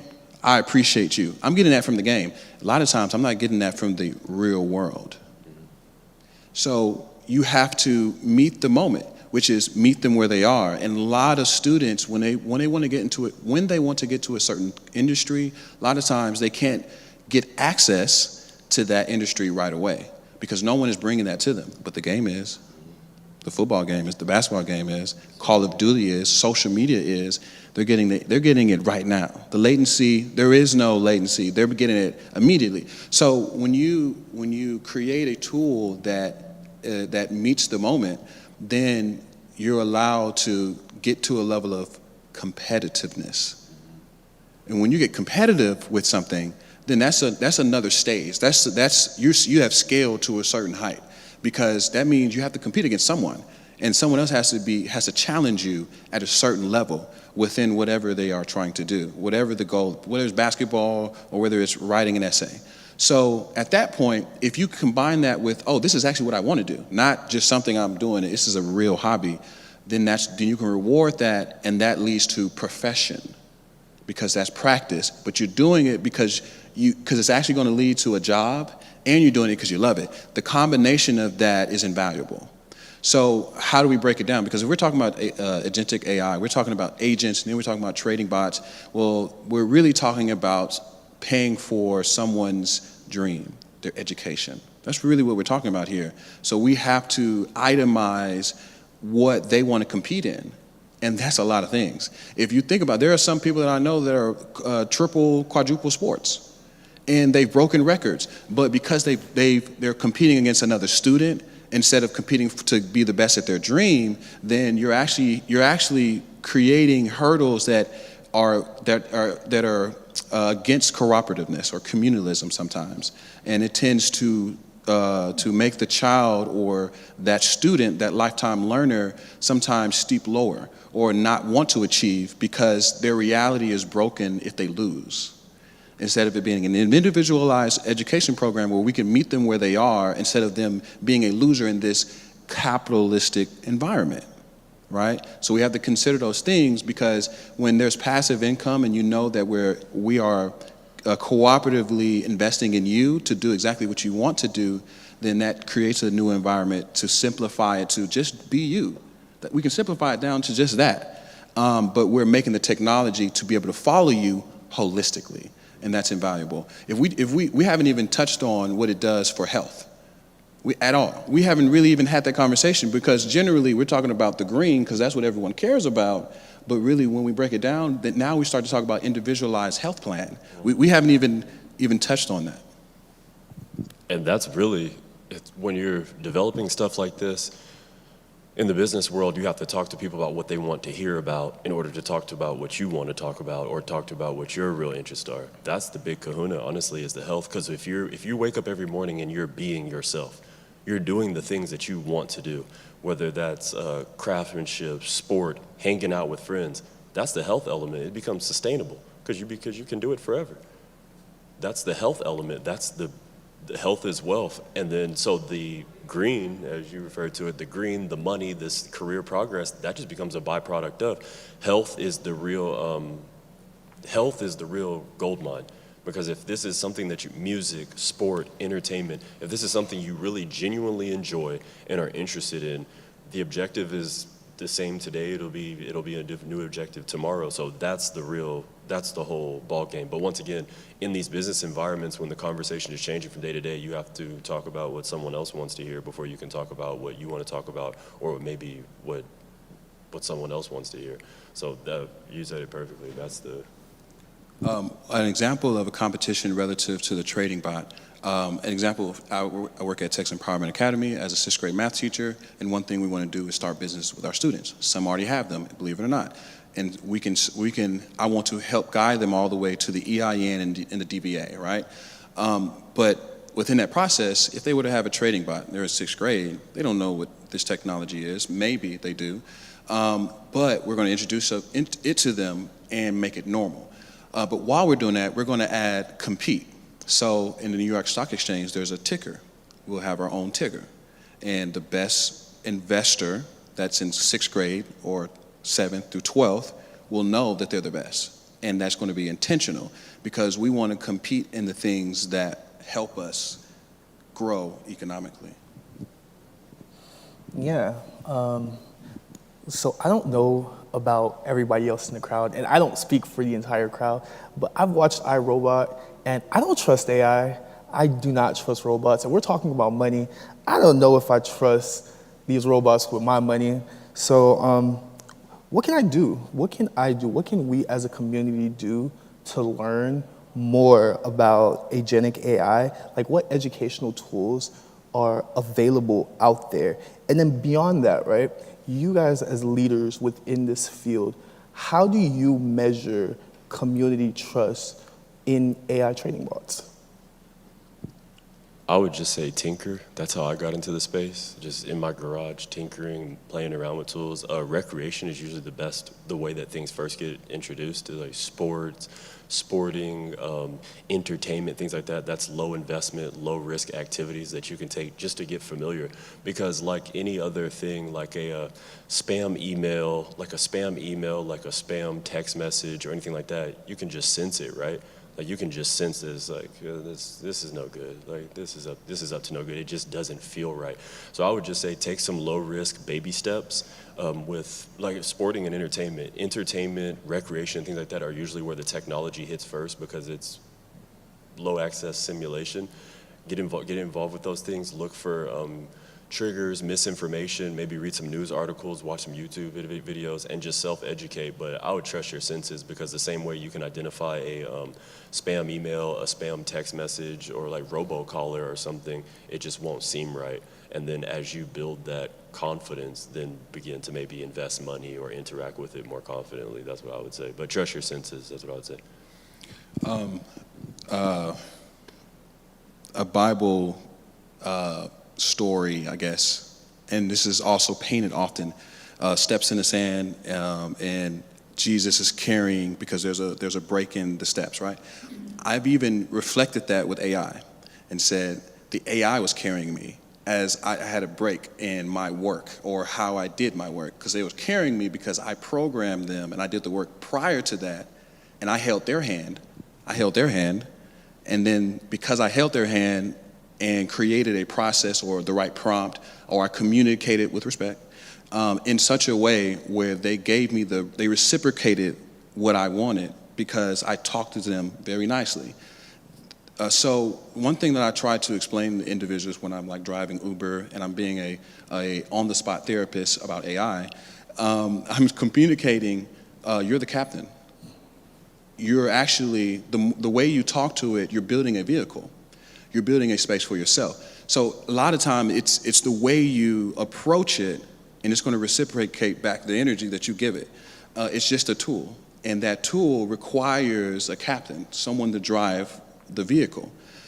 So the way we come up with agents, because agents are a compartmental AI prompt, if you will, in the simplest form of we're deciding that this particular objective is so important, I need it to be done 24 hours. Keep doing it. But because I can't do it, I'm going to let the AI do it. But the key is I have to have the idea. There has to be goodness in me first in order to actually build that. And then to go further and say, okay, I'm not going to do it by myself. I'm going to give it to someone else too. How did it work? Give me some feedback. And that feedback is shared through all those who experienced it after me. I'll give you two projects relative to the story that I made relative to walking in the sand. One is, one of the first ideas I had relative to this fear about the use of AI is, what if I put Jesus in it? Would it give me back Jesus? Right? And I can even go as far as to say that everyone's version of Jesus is not the same, therefore they get their version, I get mine. Or I can say, let me study everyone's version. And let me make sure that AI, and by auditing their answer, if they're answering it the right way based on the way people see this figure, this deity, right? That's a project that I decided to do because I decided I'm not going to talk about negative things. I want positive things. So I'm going to focus on those positive things. And the things that I do normally with myself, I decided to allow AI to have a conversation so I can get feedback, instantaneous latency, right? So I buy that $20 a month with ChatGPT because I want that latency to go quickly because I need that now, right? Another example of this is deciding that if I have an idea, then I want to move the needle because I don't want to feel like that idea is not important to me. So I'm going to throw it in there and say, okay, well, what do you think about it? Is this even a good idea? Well, you tell me why. You sure? Should I keep going? So sometimes I don't have that mentor to just call right away and give me the answers because they're busy too. Well, how can I prepare for that meeting? Oh, well, ChatGPT is right there waiting on me. I don't have anything actually to add to that one. You did it very well. Yeah. As we're like, closing down, before I open the floor up for questions, I think another really interesting question that came up during our conversation from earlier was the idea of affordable housing developments, right? So I'm pretty curious to understand how does AI trading bots make housing developments more affordable for communities? Okay, so I'm gonna throw an alley-oop to my partner here. Okay, so one of the presenters who's presenting right at this moment, who I actually wanted to have on this panel, would best attack this question, and he's actually in the other building right now, Remy Jules. So he has a company called Elect Housing Solutions, and within Elect Housing Solutions, he basically already has the algorithm to go from buying land, or pre-buying land rather, or the asset on a land, to home ownership, and then even to the point of passive income. So he already has a whole blueprint of that. Matter of fact, I've even had a conversation about, what if all the churches had a coalition of buying land and building affordable housing? So to your question, really, we just have to decide on doing it, right? So do we want to make money, but how are we going to make money? And it's really always about the how. Because if you can decide on the why are we doing this? Because probably people need affordable housing so they can live in Austin, right? We already, over and over again, we beat this dead horse, right? And this is not just happening in Austin. But furthermore, if we have passive income, where do we put it? That really becomes a question. So if we know why we're buying housing, and we know pretty much who it's for, we know who it's for, and we know all of us really need it, and if I needed it, then probably the next person needed it after me, then how can we make it into an assembly line of normalcy that we make sure that the floor is the minimum of the standard, and we keep raising that floor. So if we have passive income, then a percentage of it by opt-in, optional, is to say, okay, it's going to go towards affordable housing building communities, and those communities have to be within code and in compliance. So those are the requirements. And thus, we would say AI can get us there because we've decided to make use money to make money for us. And then at that point, a percentage of it can say, well, Austin has a lot of land, or greater Austin rather, and let's look east, for example, into Manor and Elgin, which is still pretty much untouched to most people, and say, why don't we pick a plot of land? And as a church, for example, we know there are individuals that come through here, whether daily or weekly or yearly, that probably need one of those homes. Now, we have to then solve the problems of, well, where's food? Where's water? Where's clothing? How do we wash those clothes, right? We start to think, well, Maslow's law, like, let's break down their real needs. Well, guess what? We just talked about identity access management. We just talked about individualized educational plan. Education does not stop in K through 12. Right? So now let's move to the next level of, let's put them in a community so we can collectively have economic growth, and therefore we can cooperate so that way our individual dreams and needs are met, regardless if you're in K through 12, or you're a young professional, or you're reentry, or you're previously incarcerated. We can go on and on and on. And then to follow on to that, it took me a second to think about it. I just want to highlight the phases of AI, like how AI is going to be realized. It's realized in construction this way. Education pretty much enters the scene the same way every time. It goes sensing, analysis, actuation. So that means the first step for value, like with GPT or something like that, is your sensing. That means what resources are out there, what information is out there, you're sensing, you're just detecting opportunity or detecting something in the environment. So you see GPT really shining through, not on like building a new skyscraper, but just offloading like basic inquiries and stuff like that, where it's really creating a lot of real value for you. So the construction sites as well, where you just have a robot or something that's just sensing a floor plan, sensing the environment. The next step is analysis, sensing something, and then really sitting down and discussing it. You kind of outline this like same progression, which is, okay, we sent something, we have a lay of the land, we know what opportunities are out there. Which one should we take advantage of first? What's most realistic for our position and the resources that we have at our disposal? And then actuation, which is the action. Like, okay, we've analyzed things, we've done the computation, we've done the thinking. It's time to like pick a direction and start moving forward. But in its early stages, most of the value that you're seeing from AI right now across industries is just in sensing. It's just in getting information about your environment, and from there it becomes analysis. Like, I have all this information, let me dissect it and figure out what's important, what's not important. And then the last thing, which you'll see, this kind of gets a little bit more into like robotics and things like that, which is the actual follow-on action. Like, we have this information, we all agree that this is the direction we should go, and then actually marching in that direction. So that's the framework that AI will be introduced to us across industries and applications. Yeah, before I open up the floor for questions, could you guys give it up for our wonderful panelists for today? You guys did such an amazing job, man. Yeah, we'll go ahead and open the floor up for questions for anybody who might have any questions. I'll go first. Okay. I just want to say you guys did a great job, so thank you for enlightening all of us in the room about AI. I've also done a lot of studying myself about LLMs and machine learning.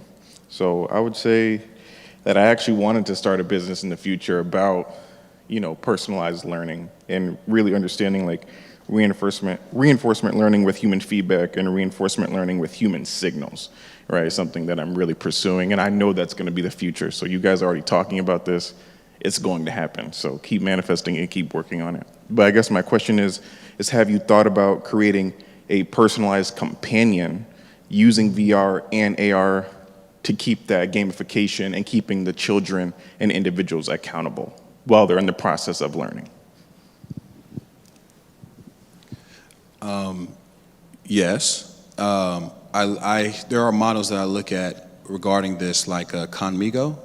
So one of my top students in my class, I want to introduce Conmigo to students that really need it. They have a gap in their math, but they may not have access to a computer. And then we need more computers. So there are some hurdles to that.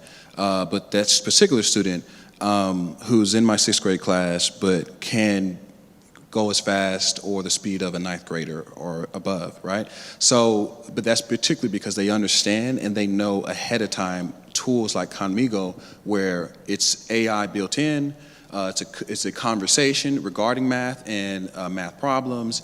It gives you responses that are appropriate, and it doesn't just give you the answer, all right? So to your point, I want to get there, and I do believe that being a steward of my data when creating any pilot with technology allows me to have those opportunities to take advantage of that, and hopefully sooner than later. Thanks for the question. You hit on some really important things, specifically the word like signals. But I'll give you a little bit of my background. I studied space systems, so a lot of my stuff is about like communication in extreme environments, limited resources, like limited accessibility. So to answer your question, one of my first projects was veterans with post-traumatic stress disorder. So where a person they've been in this environment, right, where aggression has been the primary line of communication, because if you're an active military or in a deployment or something, aggression is the primary line of communication. And you get in a different environment and that's no longer acceptable, right? You're in an office building or something like that, so people just crack. You go from hot to cold too fast and you crack. So a lot of my research has been just that. Virtual environments to convert to use AI sensing to digitize an experience. If you've been looking at LLMs, you've probably been looking at a little bit of computer vision and stuff like that, YOLO. You've seen some do some of the you've seen some of the sporting stuff, right? Modeling that and then re-rendering the environment to be something completely different. Because that's what the foundation for my research was, hey, you went from one environment to another too fast, so you're not gonna get far. So how do I convert basketball into particle physics? Because that's your interest, but our GEP, we need more physicists right now. So how do I convert that? So I have stuff I can share with you after this, or share with the group after this, where where a group of people is playing basketball, they're shooting basketball drills, but they're doing cloud computing education. Just from shooting the ball, the computer registers, asks them a question, it says, if you think it's A, shoot from from over here. If you think it's B, shoot from over here. And it's that type of virtual environment, mixed reality environment. And also, back to the veterans of PTSD thing, we were using MMA. So instead of the reality constraint was that you have a type A person, a highly aggressive, highly motivated person because of the nature of the work. They don't want to sit down and talk about their problems.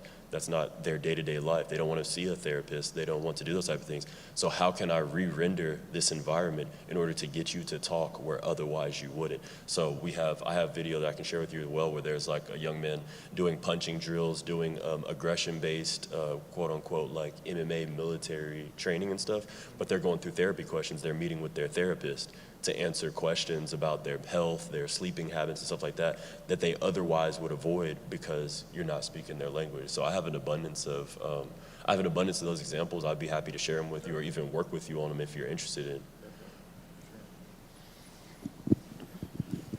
Yeah.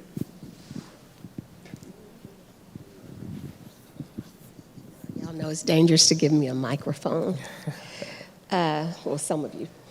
Caleb, I heard you use the term IEP, the Individual Education Plan, and you know the familiarity with that, because typically it's used for students with special education, and for me, all students are special. What I'm understanding, you are working on developing a program, because if I was a little lost, maybe you could blame it on my lunch. I was still digesting. It's good. But to speak on this level, we've been using AI all along for a while now, right? What are you hoping to achieve? I've heard you speak a lot of the language I don't necessarily understand, but I heard the word monetize, and you talked about being on the stock exchange. What are you trying to achieve?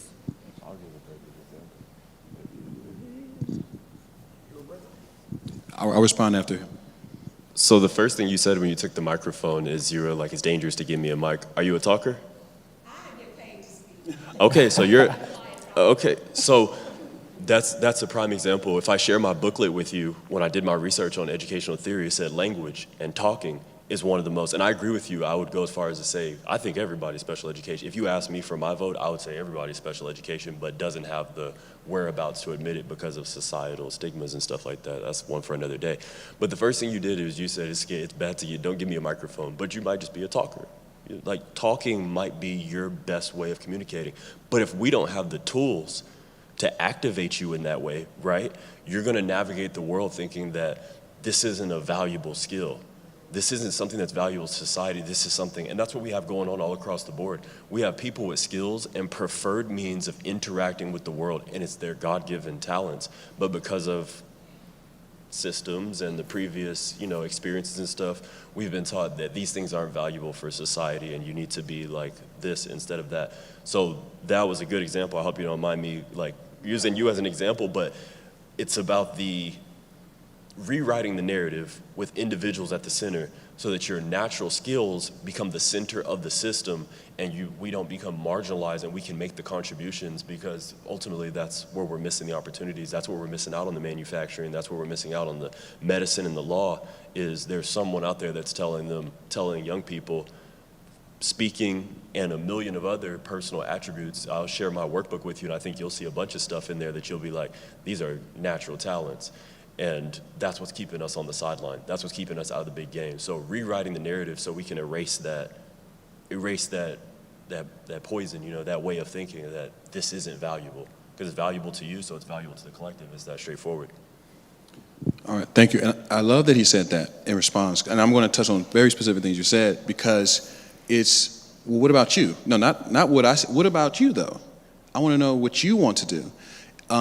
That's the beauty of what we're trying to build, is that it's you, and we're making money passively. We're trying to make those connections. To a certain extent, it's hard because of what the brand of AI brings and kind of the disinformation around it, but also, did you get a chance to even test it? Did you tinker with it? Now, we have we have AI, and we have created a pilot that you can use because it's something we created with this tool, and it's going to make you money.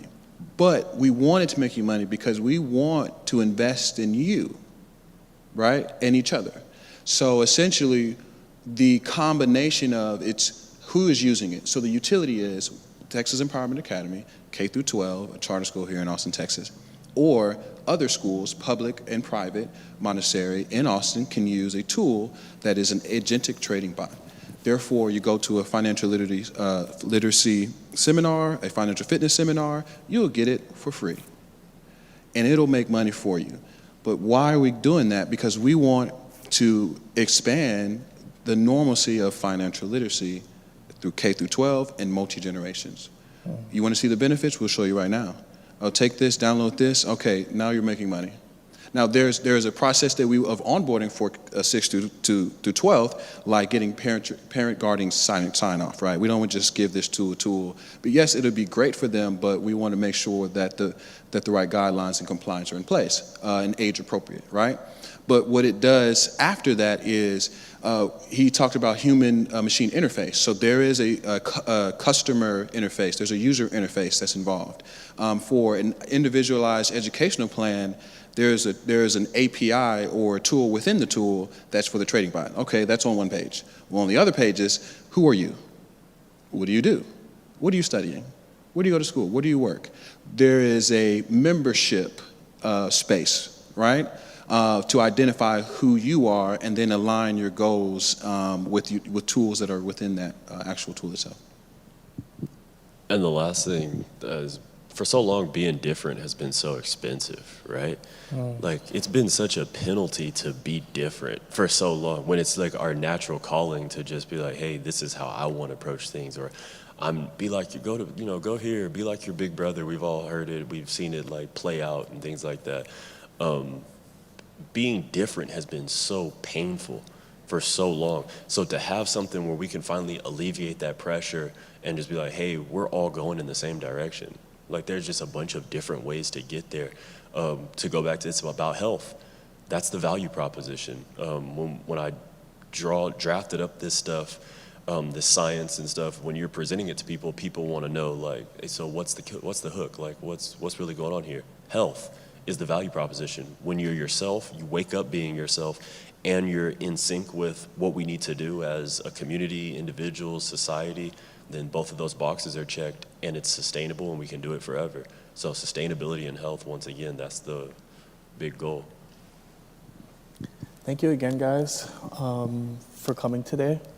You guys did a wonderful job being our panelists today. I'd like to give it up for you guys one last time.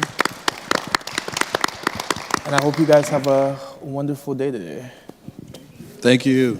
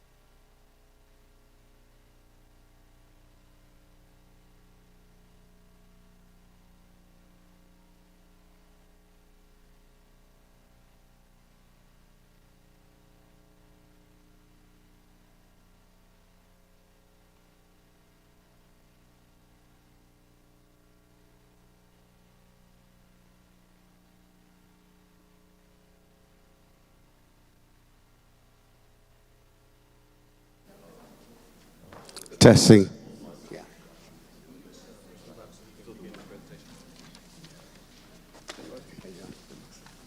Thanks, guys. Let me move this out the way for you.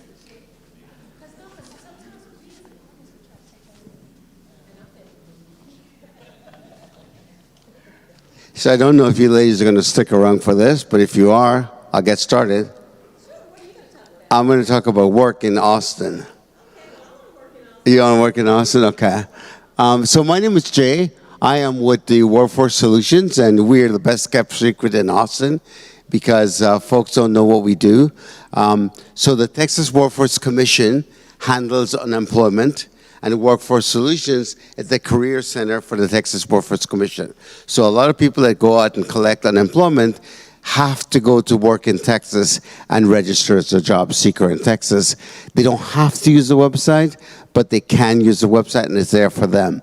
So we have several programs that we handle in work in Texas, and so we offer translation services if you need it in Spanish or in other languages. We have a lot of people that come in that speak Vietnamese and stuff, so we'll do that.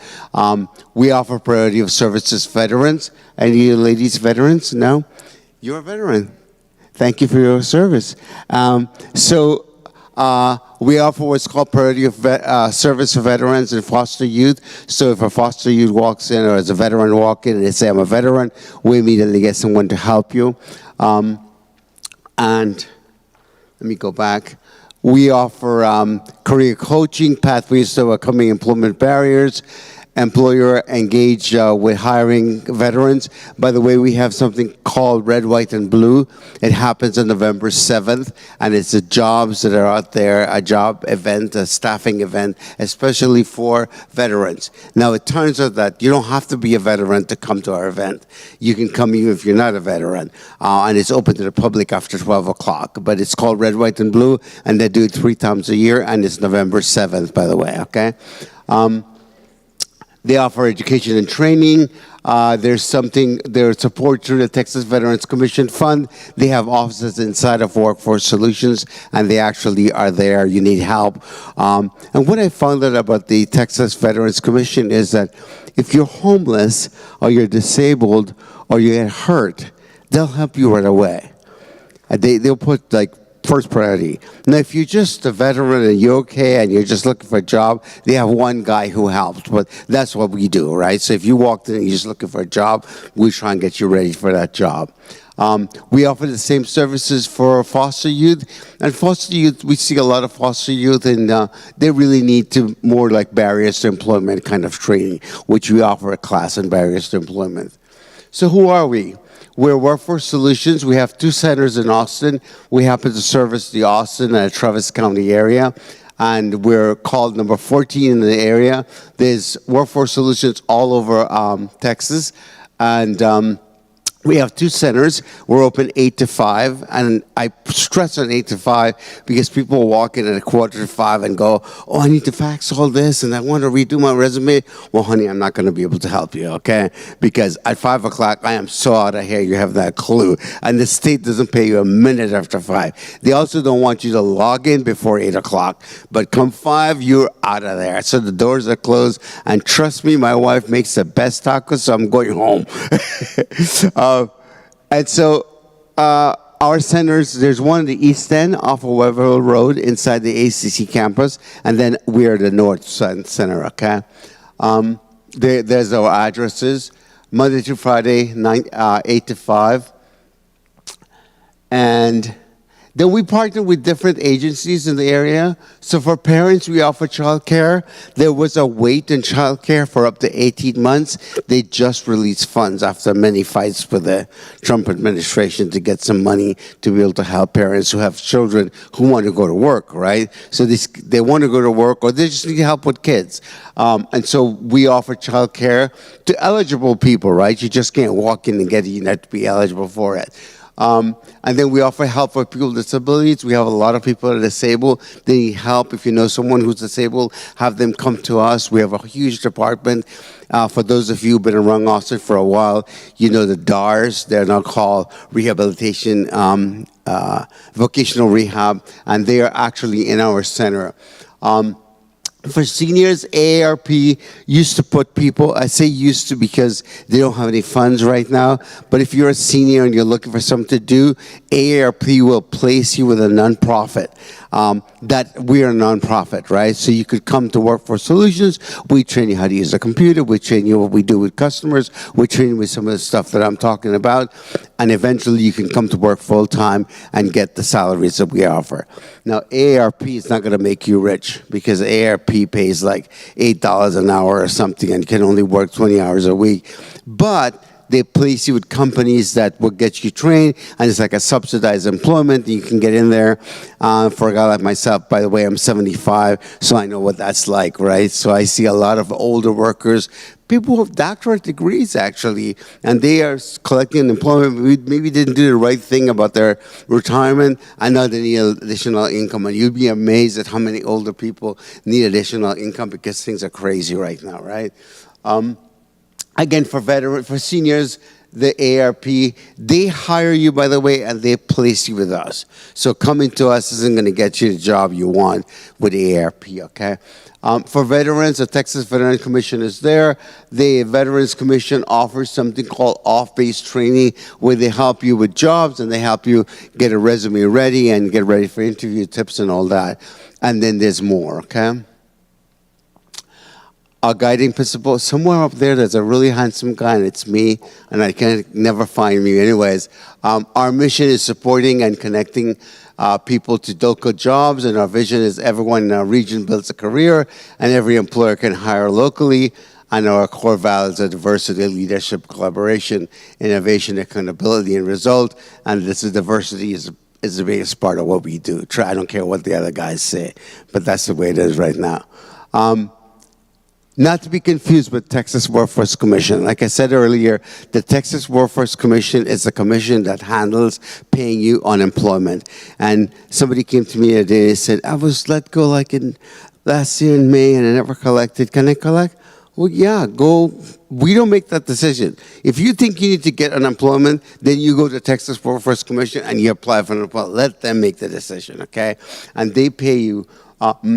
We are not Texas Health and Human Services, so we don't do food stamps and temporary assistance for needy family. And I always say that agency is there to give people a help up, right? It's a handout. It's not a hand up. It's a hand up, it's not a handout, right? So if you need help and things are tight, go apply for benefits, right? That's what they're there for. And of course, Workforce Solutions isn't a staffing agency, so we don't give jobs. What we do is we look at your resume, we look at your skills, we'll look at your soft skills, we'll put a nice resume together. The guys were talking about AI.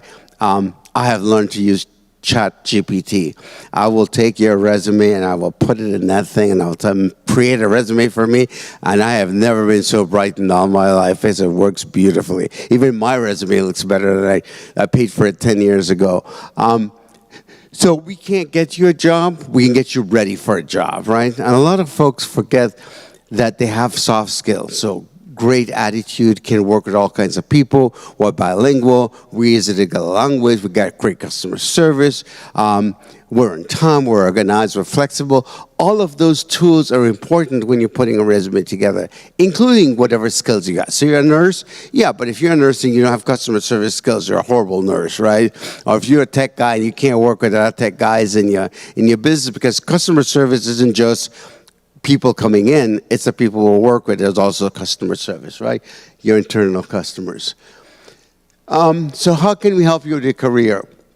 What we ask people is that if they need help from Workforce Solutions, they need to go to workintexas.com and register as a job seeker. So Work in Texas is the tool that the Texas Workforce Commission works with, and you need to go in there and register, put a robust resume in there. Also tell it what you're looking for, because when you go into Workforce Solutions, a lot of people don't put their occupation in.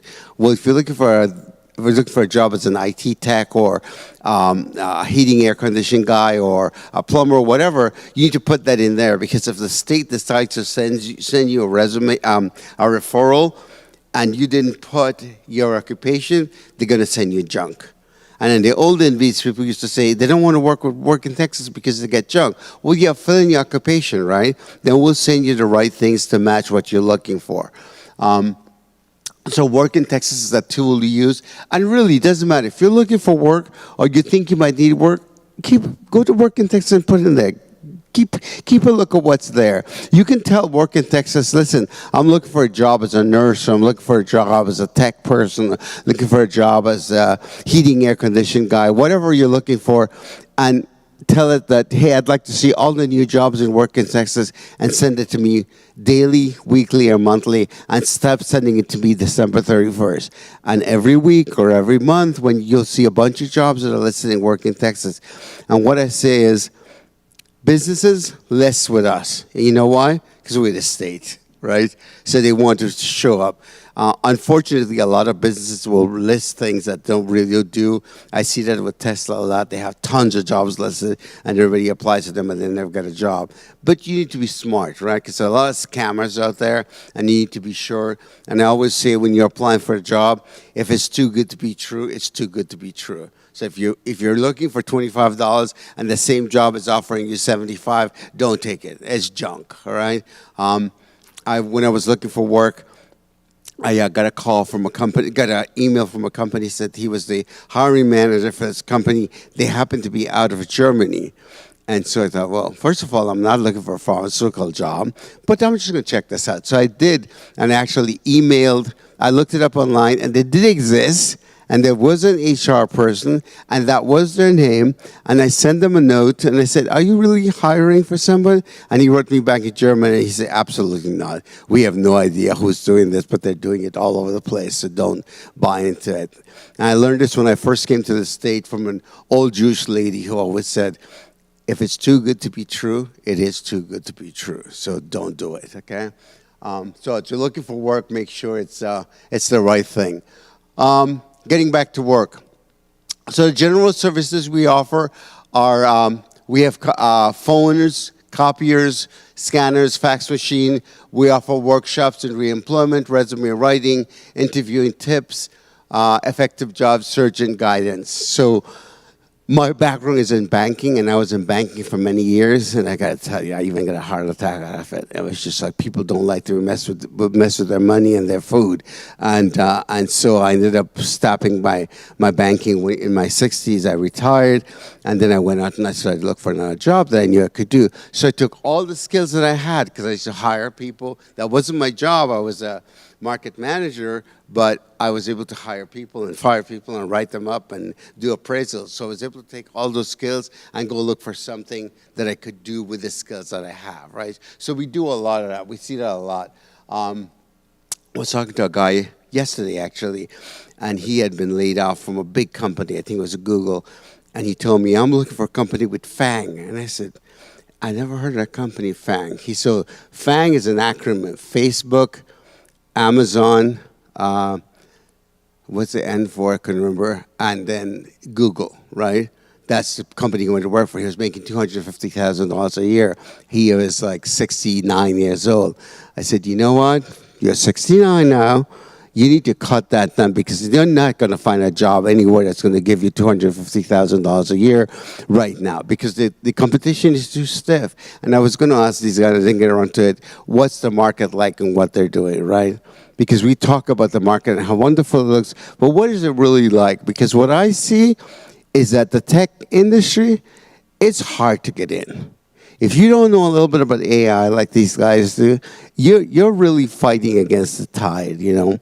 And if you don't know a little bit about your computers, whether you can log in or look at stuff, it's going to be difficult. So everything requires a computer. Everything requires a resume.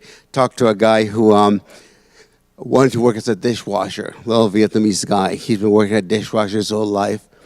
He told me he took an avocado. He was working for Merit, and they caught him eating the avocado. He was really hungry, and they told him he had stole the avocado. Ended up losing his job. It sounds unfair, but so then he was looking for a job, and he came to me and said, I need you to help me write a resume.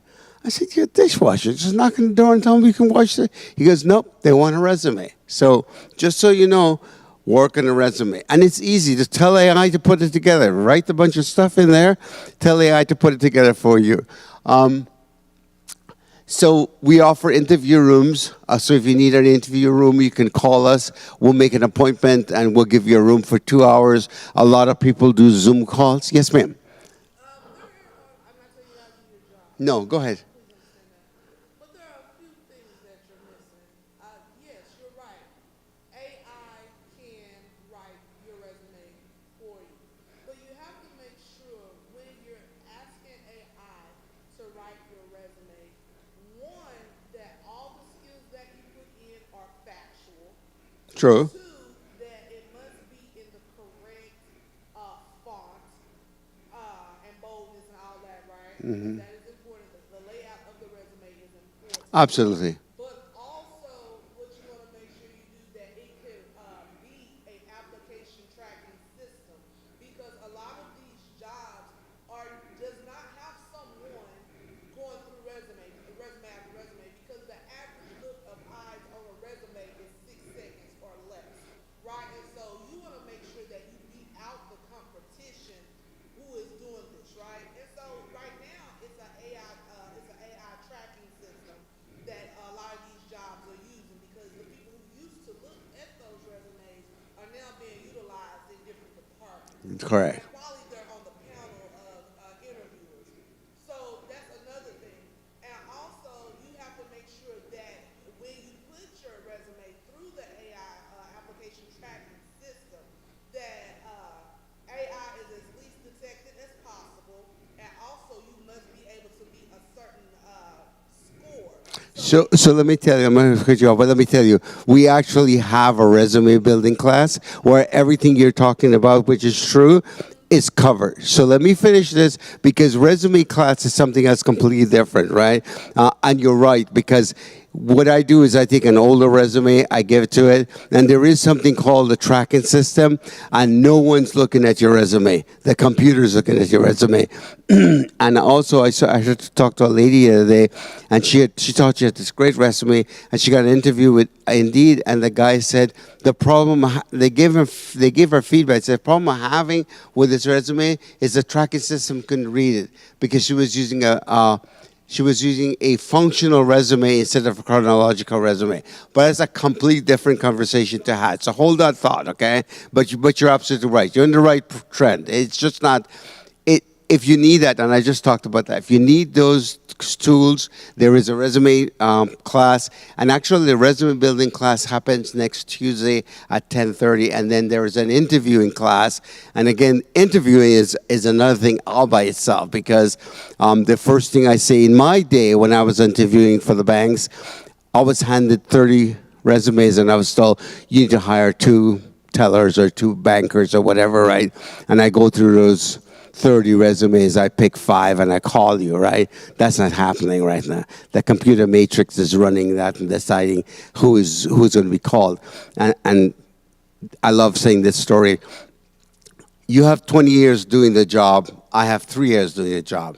I fill out the application thoroughly. I answer all the questions. I connect with the job. I do keywords. I tell them everything. You're 25-year-old doing this job, or whatever, you had 20 years in the job, you answer all the important questions, you send in the application, and you're waiting for the call. But guess what?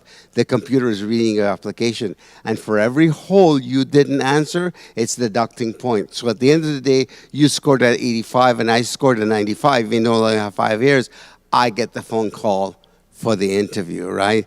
Because it didn't read that you were working for 25 years and that you smarter than me. It read that your application was incomplete, right? And I tell people this all the time too. I say that's because my boss does this. Somebody will say something like, I'm very flexible, I'm easy to get along, I'm organized, I'm attention to detail, and then you look at the application, and the application doesn't say your attention to detail because you haven't capitalized your words, you haven't put commas, you've made some mistakes, you're in a rush to do this, and you don't get a call, and you wonder, why didn't you get a call? That's a great job. I can do that job. Yeah, but you didn't take the time. And the secret to that is the Texas Workforce Commission, when you apply for benefits, they tell you to do 3 job searches per week. By searches, they really mean applications, right? So when you do the application, do you know what they ask you to do 3? and not 10 like they used to do in the old days? Because it's going to take you an hour and a half to fill out the application properly. It's not going to take you 15 minutes. And then people who say, oh, I own Indeed, and I send 10 resumes a day. I go, how many calls have you gotten? None. Because you're just sending a great, you think you got a great resume and you're sending that resume. But that doesn't work. When I was applying for the job I have now, I had a fantastic resume. You couldn't beat me at this resume. I thought I had a great resume. But that was my first resume. I had a resume for every job I applied for, because then I took that resume and I made it what it's supposed to be, right? Again, we talk about all that at interview and test. So I'm going to continue.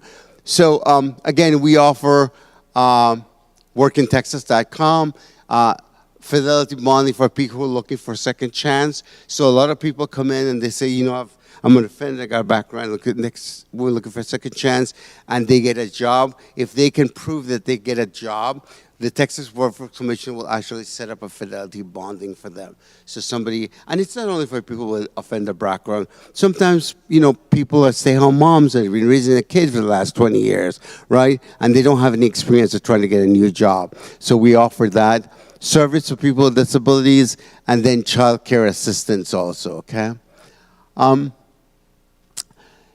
So this is always a topic that I need to be very careful with. So facing employment challenges, and we're here to help. So we offer employment and skill trainings all the time. So if you need occupational training, say right now the healthcare field is big, so we're offering training for healthcare. Not a 4-year degree, but we can get you up to 2 years. You can be an LVN if you wanted to, or if you want training to go be a phlebotomist or a medical aid or a pharmaceutical aid, any one of those, we will actually pay for you to go to school. And while you're in school, if you're taking classes but remote, so you have a computer at home and you do remote classes and your computer dies, guess what? You can call your career counselor and say, you know, I used to take a class via Zoom, my computer just died, can you help me? Workforce Solutions will go out and buy you a computer. They'll buy you a laptop. You're involved with going to school for CPT. CPT is Certified Production Technician, right? They train people to go work for Samsung and Tesla and people like that. And it's an 8-week course. It's a quick course. And they have to drive to ACC, say, twice a week or whatever. They don't have transportation money. Things are tight. You're collecting employment, you got kids, you got utilities to pay and all that. Guess what? They could come to us and say, I'm having difficulties with transportation. Can you help me? Workforce Solutions will actually provide you with a transportation card, with gas card, to be able for you to gas card.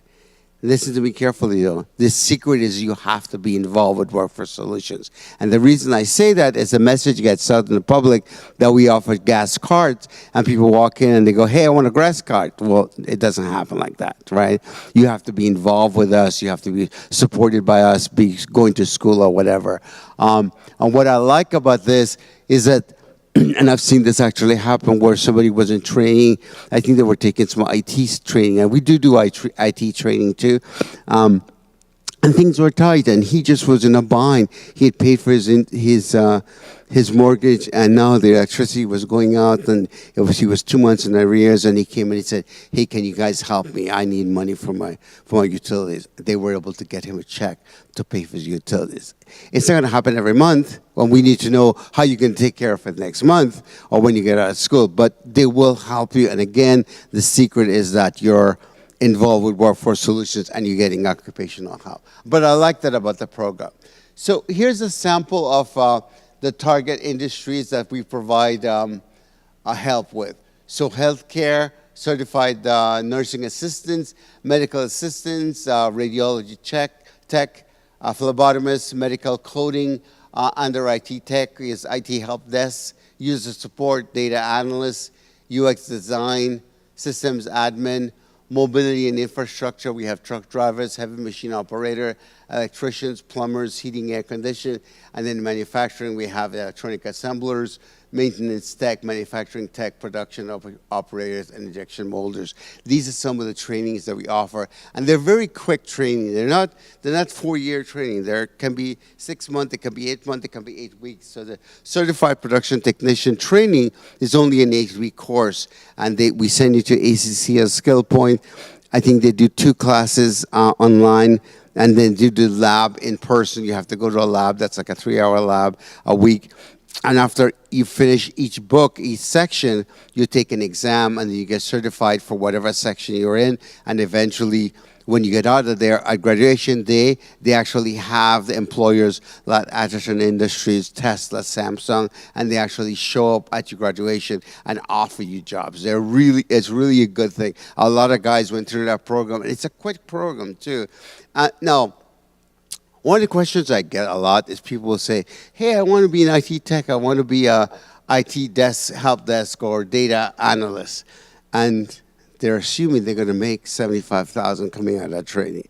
It ain't gonna happen. It's all starter salaries, right? So you go to the occupational training, and somebody at that industry may offer you $17 an hour. Maybe Tesla will offer you $20. Maybe Samsung will offer you $21. But the most I've seen is $21 an hour for starting.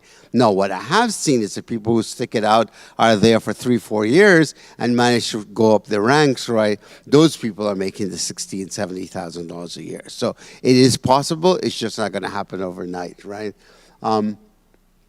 Infrastructure and economy, infrastructure and mobility is a big one. We get a lot of guys that come in, and ladies that come in and want a CDL license, and those are really quick. Those are like within a month you can be licensed and trained, and it's a long list of people getting that. And trucking is really, really good. Now, if you're trucking locally, you're not going to make that much money. They start at like $16 an hour.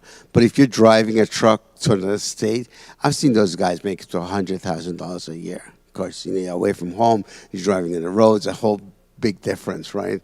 And then manufacturing is the electronic assemblers and people like that, right?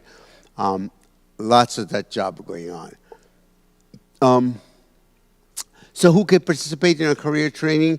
People who are laid off from work through no fault of their own, people who meet income requirements. So if you're below the poverty line or you really need help, we'll do that. And you must at least have a high school diploma and no further post-secondary education. So what does that mean? That means that if you've got a master's degree in technology, we're not gonna support you. If you got a bachelor's degree, we're gonna try and get you a job for what you got, right?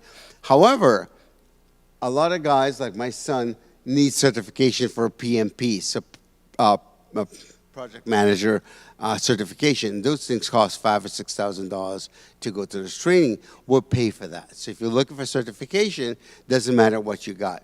And then finally about that, I'll have to say that if you have any one of those things that are keeping you, don't talk to me, talk to career counselor, because they're the ones who make the decision. I've seen a lot of exception to the rule, right? Because somebody could be in tech and suddenly find themselves without a job and want to start over and then go do something else.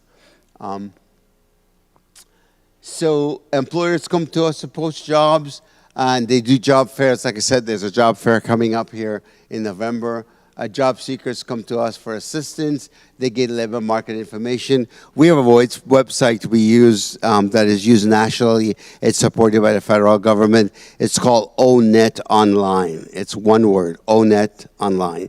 And if you go in there and you say, I'm a software engineer, or I'm a nurse, or I'm a technician, whatever, it'll tell you everything that technician does. It's a wonderful tool to use for your resume. But most importantly, you can go to the bottom and say, I'm looking for a job in Austin, Texas, and I'll tell you what that job pays. And why that's important is that if somebody like a technician, say like a software engineer who maybe makes $150,000 a year, is looking for a job, and maybe in the Austin area, the top software engineer was making $125, it'll tell you in Austin, entry level is $60, mid level is $80, and high level is $125. And that's great for when you go to an interview, because when they ask you that question, tell me what your salary expectation, you can say, listen, I used to work for Dell Computers as a software engineer for the last 5 years. I was making $150 a year. I'm willing to take between $100 and $125. This way you don't blow that interview and you don't not get hired because you are asking for too much money, okay? And we see a lot of that. And then we have that interview training class on Thursday of next week. And it's at 3 o'clock. And the guy who does it is excellent at it. We do offer subsidized employment, so a lot of folks who come to us who are collecting food stamps, sometimes they're told that they have to find a job, and sometimes they don't have the skills, or sometimes they don't have the hours that they are available because of dropping off the kids or picking up the kids. And we actually will put them in a subsidized employment situation. I've seen subsidized employment that pays up to $15. Well, what that means is the Workforce Solutions is paying your salary, and they pay the salary for up to like 15 weeks to get you in training so you can find the job you need. And then we offer on-the-job training. We connect with employers that are looking for people, and they say basically, hey, I'm looking for a technician, or I'm looking for somebody who's an assembler. We're willing to get them on. We pay half the salary, they pay half the salary, and they get on full time. This is something that's happening in Austin, and you may have heard about it. It's called the Austin Infrastructure Academy. And what we do is we connect with Austin, and we help people get jobs in Austin. So Austin had three things going on. They've got the rail that's coming up, right? They've got the work on I-35. And if you've ever been to the airport lately, the airport is a disaster. They're expanding the airport, right? And so they have all kinds of jobs at the airport. So some of the jobs in the Austin infrastructure is like truck drivers, crane drivers, construction drivers, people who work on roads, but they also have planning and administrative and architects and stuff like that. People put this stuff together. So the list of jobs is amazing, and if you're interested, you need to connect with Workforce Solutions and get registered to talk about getting some training for the Austin Infrastructure Academy, okay? So I'm not going to do this because we're not going to do this today, but one of the things that we do at this point, we have this class that I do every other Wednesday. It's this coming Wednesday. And if you're interested in training, any kind of occupational training, I highly recommend you come to that session. It starts at 9 at the Workforce Solutions. And at the end of this, you're able to get on a QR code and register to talk to a career counselor who's going to start the process of getting you the funding you need if you want to go to school or if you want any kind of funding whatsoever, right? I had one of the managers come to my session a couple weeks ago, and she asked the question, how many people are here for training? And most of the class raised their hands. How many people are the first time here? And the other people raised their hands. How many people are here because you have a crisis and you need financial help? And we had about a dozen people raise their hands, right? And those people all get the misunderstanding that we're not really a center that can help you in a bind, right? We can help people, we're helping in a bind. So if you're getting training or you're collecting food stamps and they send you to Workforce Solutions, you're in the Choices program, you're a subsidized employee, whatever you are, then we can help you with that. But we're not crisis management. What we can do, and I know if you call the Texas Workforce Commission, they say, we have no more money that we can help you with, but if you need help, call 211. If anybody has ever called 211, it's like calling hell, right? Because they give you this list of people, and you got to do that. But we actually have a list of people that will have everything from you need to renew your driver's license to you need money for housing, you need money to pay for utilities. You are homeless and need a place to stay. And I'm always amazed at how many agencies that are out there that people don't know about that will give you the help. All these churches that are really able to help, right? But you need to know who to call. I'm going to leave you this thought. I am a Vincentian. I don't know if you know what a Vincentian is, but these are the people who work with St. Vincent de Paul Society. Most Catholic churches have a St. Vincent de Paul Society. And if you go to the St. Vincent de Paul Society, they don't care what religion you have or you have none at all. As long as you need help, they'll help you. They have a food pantry, so you get food. And they have a Vincentian Center over in Lamar and Breaker. They have 700 people that they help with food, which tells you what's going on in the market, right? But most important, they also help with things like paying your rent and paying your utilities and help you with gas money and things like that. But people just don't know that, right? And I tell my wife all the time, the day that I really need, I know exactly what to do. including I'm going to go to all those funerals so I can have a nice lunch after the funeral. I know what to do. Know exactly what to do. But that's all I have. And if you guys are interested at all in any of this, please come visit us at Workforce Solutions. It's an office inside the ACC on the east side, and there's one on Runberg and I-35, okay? And again, we're open 8 to 5. Look us up, and Workforce Solutions, capital area. Any questions? No? Well, thank you for coming in, listening to my spiel.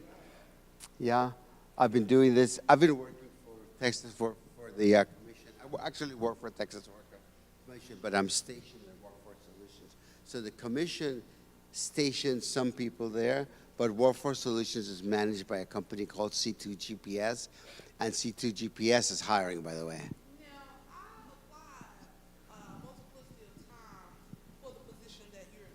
Uh-huh.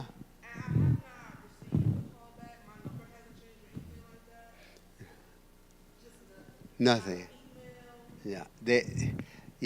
The recruiting department all over is really like, it's not like in my day when I used to apply and you go for an interview, they send you a thing and they say, sorry, but we're not gonna, we have hired somebody else, or we don't have a job for you, or whatever, right? They tell you, thank you for applying. Nowadays, the Human Resources Department, you just don't hear from them like they used to. And also with the state of Texas, the wait is forever. The wait is forever, you know? I know when I applied for this job, I applied for like 10 jobs. And one of the things I'm going to tell you, since you mentioned that, there are a couple of questions in the state of Texas application that are really important. One of them is a question about your high school. The high school question says, where did you go to high school and what was the name of the high school? And they're looking at if you're paying attention. If you're not paying attention, you're going to say, I went to Reagan High and that's it, but you're not going to say Austin. Yeah, because they're looking for somebody who's paying attention. The other question that they ask, and I applied for a long time and didn't get an answer till I went to Workforce Solutions and I showed them a resume. The guy goes, the answer to the do you want to travel question is always yes, and it's yes with any company that you work for. And then you need to minimize how you want to travel. So he says, like, I didn't want to travel because I traveled for the banks and I was gone all the time. I was tired of wearing the same shirt 3 days a week and all that. I was done. I wanted to be home. And so what they tell you is that say yes and then minimize the amount of time you want to work. So for me, I don't mind training in Texas. I don't mind going to San Antonio for a one-day training or overnight training. Or I work in I worked in on Runberg. I don't mind going downtown for a day to help them. So that's all travel, right? So if you say no, that means you can't travel at all. They don't want you, right? So those two things are really important when you're answering a question on the application. Because nobody's going to call you in. And so many people are there anyway, right? And also, if you're applying for work, and this, again, it's done with interviewing skills and all that. But what I find out, so I got a call from somebody, and they'll say, call me, it's important, right? Help me to get into work in Texas. So I'll call them, and I get a voicemail that says, this person has a voicemail, but it's full. How am I going to leave you a message? Or this person has a voicemail that's not set up. Well, guess what happens? If you're applying for work and I call you and you're a claimant, my job, I don't do it because I don't believe that my job is to take away your unemployment. And my boss would kill me if she heard me say that. But if I called you to help you get a job and you don't have a phone set up, it sends me the message that you're not interested in getting a job. And how is the employer going to get you if they call you to offer you an interview? Because you don't have a voicemail. You don't have a phone that's set up, right? So those are some of the clues that you have to have available. Make sure your phone is working. Make sure that you have a voicemail that can take it. In my day, when I was interviewing people, I have a stack of resume to call people to come in for interviews, and I'd call you. If I called you and you didn't answer the phone or you didn't have a voicemail, that pile, okay? Because I only have 2 positions available. So I'm getting rid of the ones that are not answering. I'm not saying you're not good, you're excellent, but I couldn't leave you a voicemail. So I'm moving on, right? And those are some of the tips for getting a job in Austin. very much should have an email address. You really should have a good email address. Yeah, very important that you check it too. And I'll give you a little joke. I had a lady that went to work for this doctor, and she'd been there for many, many years. When she got out of high school, she went to work as a doctor. It's been years and years. When the doctor retired, he closed the business. He was 90 years old, and she lost her job through no fault of her own. But while she was at the doctor, she'd become an LVN. She had a medical aid. She was a phlebotomist. Everything you can imagine she had been certified for while she was at the doctor's office. So she came to see me. She wanted to get a job. And I looked at her resume, and this lady had a 2-page resume, which is what we recommend, 1 page or 2 page in the resume. And she was ready to go to work. I was just an amazing lady. She's going to get a job tomorrow. Okay, no answer for her, but I kept smiling, and she said, "Why are you smiling?"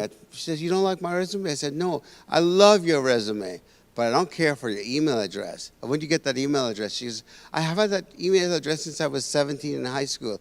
The email address was hotstuffcutie@hotmail.com." Yeah, well, that may have worked when you were 17, honey, but it ain't gonna work anymore because you're not hotstuffcutie. Then there's another young man in my office, and his email address is if you ladies don't know what this is, it's WTF was I thinking @gmail.com. That's not a professional email. And what I say about emails, my old email address really stopped me from getting jobs because I was in my 60s, and my email address was jcruz1950 @gmail.com. When was I born? 1950. There were still dinosaurs roaming the earth when I went to high school. I mean, I'm an old dude. Don't put your age in the resume. Now, when you answer the questions on the applications, put your age. Don't lie about anything. Like you said, you got to be factual. You got to do the right thing, right? But don't put it in your resume. And don't put that you graduated from university in 1970. You know what was happening in 70? We didn't even have CDs back in the 70s, you know? So, I mean, we got to be real smart as we get older not to tell people that stuff, right? Because in Austin, I read something that says Austin still hires about 60% of people who are 59 or older. So that's not a problem, right? But the competition. In Austin, there's about 60% of hires that are over 59 years old. So the hiring for older workers is good, but then you have to cover yourself, right? And I learned this way when I was still interviewing people at the bank. But what I learned is, if you're going in this market, if you're going to look for a job, create a new email just for your jobs. Because guess what? As soon as you apply for that job, they're going to start sending you all kinds of stuff. You go look at LinkedIn, they start sending you all kinds of stuff. Your email gets to be 3,000 emails in no time, right? So I just created a Yahoo account, and I put jcruz, whatever, @yahoo.com. I haven't looked at that thing for years, you know? And at one point, I was looking for a job as a manager of estate, you know? I didn't care even if I was going to mind the kids, but I wanted to be the one writing the checks and all that. And I get all those all the time. And my Yahoo account is always full. So if I do open it, I just go and delete everything because it's all about work. This way that your personal email doesn't get caught up with all that stuff, right? Because my email inbox, I just cleaned it. It's about 1,000 emails. And what I do is I just look. If I didn't read your email in May, let's delete all of May's email because I haven't read it. I didn't read anything in June, let's delete all that. July, it is now October, folks. And if I didn't read your email in July and you didn't write me again, then it couldn't be important. So I got rid of it, you know? So that's all I got, guys. Come see me. My name is Jay. I'm at Workforce Solutions. If you come in and you ask for Jay, I have no problem coming out. It's what I get paid to do, and I love doing it. So come talk to me. And if you go on our website, there's a calendar of what's going on at Workforce Solutions all the time, including job fairs. You know? 17th. Huh? It's one on the 17th. Uh-huh. Yeah. All right. Thank you so much. Appreciate And it. if you didn't have food, the food here was wonderful, by the way. It was really good. I hope you hadn't left yet. We got second. Thank you so much, guys. Yes, Ladies, sir. it's good to see you. See you again. Sir. Uh-huh. Years ago, I went through the programs. And, Did you? I mean, I pretty much The done one, it. well, I went where you were underemployed or unemployed. Right. So learned a lot back then about The training. multimedia Yeah, design. Yeah. I was struggling with it, but it was still good. it was good. Thank you. Experience. Good And then, of feedback. course, with Yeah. my children are adults now, but I had the CCMS. Yeah? childcare. Very nice. Yeah, the CCM. Back in the day, it was easy to get. Now there's It's such a trying- it's a long way. challenge. It's crazy. I have a friend, like, she lives in Arlington, but she was like, I don't make this much money, but I do make this much money. Because her oldest child is an adult. She's 21, and then her son is 9. But she had a baby during the pandemic, and now that child is 4, and she was trying to get her in Childcare.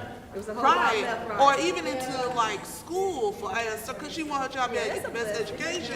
And she was like, "Let's see, I'm overqualified to get all these programs." I was like, "You gotta be playing." She was like, "No, because you didn't."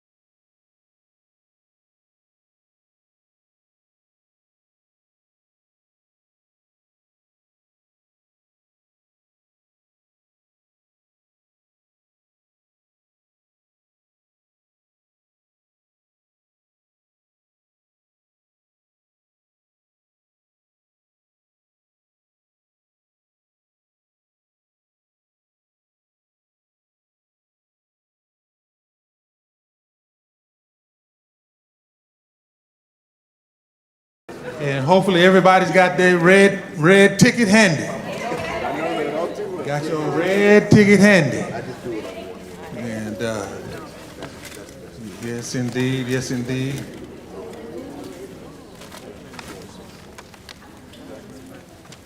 Quentin, you wanna come up here and pull the names or say the names for us? Yes, indeed. So I got y'all now. all right, everybody got their ticket. So you have a red ticket. If you don't have your ticket, can they get a ticket, Roger? I mean, can they get a ticket if they don't have Yeah, we one? got a red ticket. We have one in the back that doesn't have one. So yeah, if you don't have a ticket, you can come down. And if you're friends with Roger, you can get two. But anybody, so everybody's coming down. Right? All right, they all friends now. So if you don't have a ticket, come down now because you're going to get some door prize. And by the way, they have some gift certificates. If you drove over here, you can pay for gas on the way back. If you're on E, you can leave here on full. So if you don't have a ticket, just come on down. We got one in the back, Sister Willie Sue. Oh, you got one, okay. Yeah, so if you don't have a ticket, I've got mine here. And All right. so, Brother Roger, when you get ready, just let me know. Everybody's got their ticket. And what are you going to do? You going to call the last three numbers or what? Or last four numbers? So the last four numbers, this is the drawing. So look at your ticket and just look at the last four numbers. And you will be a winner. We have a lot of winners in here. And if you don't win, that doesn't mean you're a loser. It just means you come back next year and you'll win something. So you got the last four numbers of this ticket. You're going to be a winner. And there are going to be a few prizes, by the way. It just won't only be one, but there'll be a couple. Or maybe three or four. So we have... So I don't want nobody to blame me. I got this beautiful assistant. Yeah, don't blame Roger. And, I see some of y'all already praying. Y'all in church. So go ahead and bow your heads and let's have a prayer. So the last four digits, Roger is going to list, he's going to tell you what the winner is. But let me take this off of here.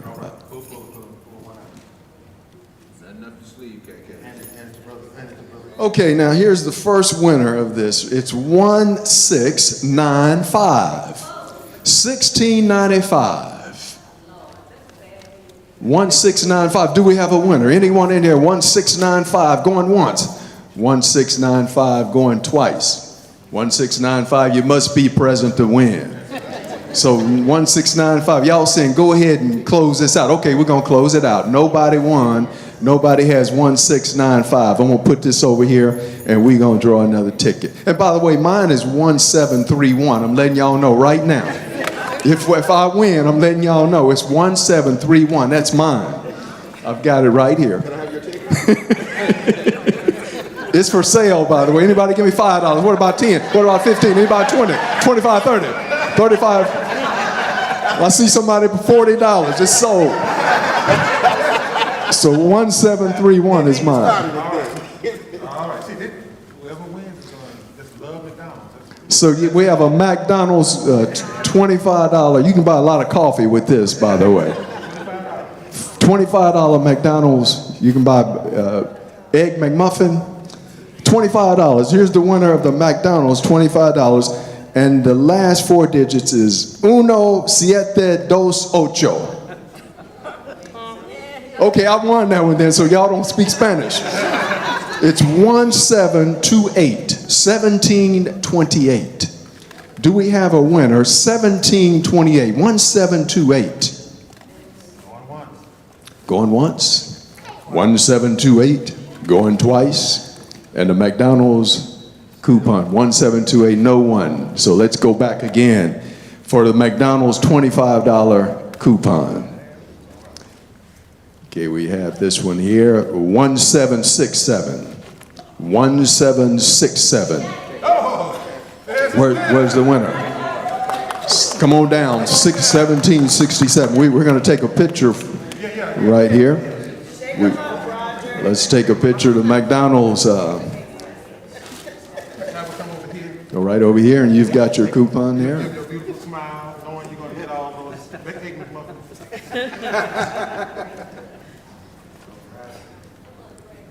Wonderful, wonderful, wonderful. And your name, ma'am, you want to give your name? I'm Tiffany. All right, Tiffany. Let's just round of applause for Tiffany. Tiffany. All right, next winner. We'll move this along because y'all don't want to hear no jokes or anything. Y'all want to know if you won some prizes. I understand that. Okay, here's the next winner. It's a Chili's. Another $25. All of them 25. All of them $25 gift certificate from Chili's. And the number is 1768 from Chili's, a $25 coupon, 1768. And we have a winner down here for the Chili's. Okay. 1768. You take a picture here. 1768. Got the winner. 1768. Don't anyone leave. You still have a chance. We're going to have a grand prize too, by the way. Somebody wants some coffee bag. Here's Starbucks. I know you all love Starbucks. You can get 2 cups of Starbucks, $25. 2 cups. So you can trade for the McDonald's if you want to. Tiffany has McDonald's, you can get 5 cups. Here's 2 cups, Starbucks. So for Starbucks, the $25 coupon for Starbucks is going to be 1736, 1736, 1736. Anybody going once? Sam got the Starbucks, 1736. Come on, Sam, take a picture. And Sam got 1736. Now, you know we verify these coupons, by the way. So we're going to make sure. Don't give up hope yet. If he didn't get it right, you could still get this Starbucks. Let's see if Sam gets it right. Sam Matthews, 1736, $25 Starbucks. You drink Starbucks, by the way, Sam? He said he will now. There you go, Sam. $25. Picture time, Caleb. He won at 1736. He's become a Starbucks drinker now. And so now, oh, look at this, IHOP. I think it stays open 24 hours. Does IHOP stay open 24 hours? Anybody been to IHOP lately? If you win this, I know you'll be going in the morning. Y'all don't be late for church, though, when you go to IHOP. It's the only thing. So IHOP, $25. And let's see, $25 for IHOP and some good pancakes. And it's 1718, 1718. Oh, here comes an IHOP winner right here, 1718. We knew IHOP, $25. Pancakes, waffles, coffee, eggs. Yes. Rudy Tooty, fresh and fruity. Y'all, I think that's IHOP. Thank you. 1718. We've got that. That's verified. Okay. And we've got, oh, here comes my favorite right here, Texas Roadhouse. Oh, Texas Roadhouse. I know for sure, Texas Roadhouse. Who's a Texas Roadhouse fan? Oh, we got a lot of Texas Roadhouse. I just like eating their bread and salad, by the way. Bread and salad from Texas Roadhouse. What y'all gonna get if you win this? Y'all gonna get the chicken fried chicken, chicken fried steak? Let's see. Loaded mashed potatoes, green beans. They exactly know what it is. And the winner is on this Texas Roadhouse $25 gift certificate. It's 17. I know a lot of y'all got 17. And so it's 45, 1745. 1745. KK got 1745. Thank you, KK. She's got 1745. And now, you see, this is good news right here. Think about this. KK can take her parents out to eat. You know you've arrived when you can take mom and daddy out to eat. KK, that's good. I got a son that's 45. He never paid for my lunch and dinner. So KK, you already ahead of the game. She's ahead of the game. 46 you start paying. 46 you start paying, right? Okay, we got another one, boy. Well, this is going really good. See, we have a lot of winners. That's why when y'all go out tomorrow, let everybody know they should have been here. They missed their blessing. That's what they did. Okay, so we got Olive Garden. Good gracious. This is another good bread and salad. All the bread and salad I think you can eat. Do they still do that at Olive Garden? Okay. All the bread? Okay, so Olive Garden. Okay, here's the winner of this right here. Man, I wish I had one more number. Okay, it's 1743 for a $25, 1743. 1743. 1743. See, KK, look, KK, that's your sister. She won out. Look at this right here. 1743. All right, there you go. 1743. Now, for all you all that left your kids at home, you should have brought your kids. See, that's what you're missing out on. You left your children. Talking about, I'm going to leave them. I don't want y'all here and babysitting. You're going to be paying for babysitting. They're paying for their parents' lunch. All right, KK, and what's the winner? This is KK. Let me get your name. Charisma. It's Charisma. Okay, here we go. We're moving right along. See, we got enough time. I don't see anybody leaving church now. On Sunday, I see people leaving church. But ain't nobody leaving church now. Okay, we got another winner. Next four will be $25 at Walmart. Next four will be $25 at Walmart. And I just believe the Lord gonna bless me with one of these four. I believe that, y'all. And it's Walmart, $25. The next four, Roger said. $25 from Walmart is 1765. Who got 1765 in here? The back here, 1765. Walmart, 1765 coming down. Yeah, we got 1765. This young man is running down too. I like young people that run down. That's all right, brother. You running down here. So 1765, and take a picture there. Let me get y'all another $25 Walmart. Y'all can trade, by the way. If you don't like Walmart, get the 25 from McDonald's. If you don't like that, go to Sam for Starbucks. Y'all can trade these, by the way. Here's another Walmart.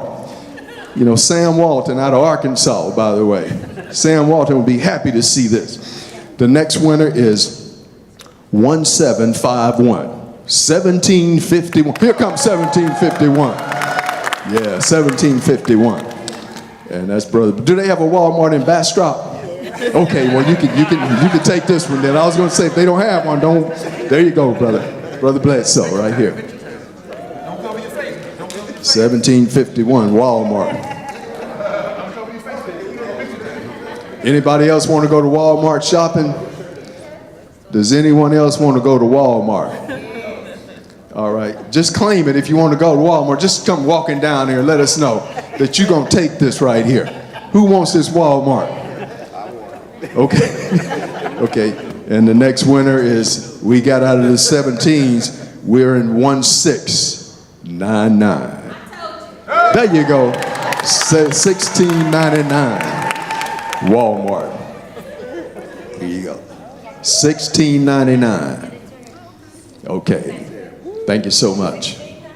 Yeah, 1699. All right, we're moving right along. Now, this is the last Walmart right here, the last Walmart, and the number is, for the last $25. What y'all gonna buy at Walmart, by the way? What you gonna get? Some gas, okay. And the number is 1722. 1722. Oh, we got 1722 right there. We got 1722 in the middle there. That's Sister Sally. Thank you. $25 from Walmart, and that's 1722.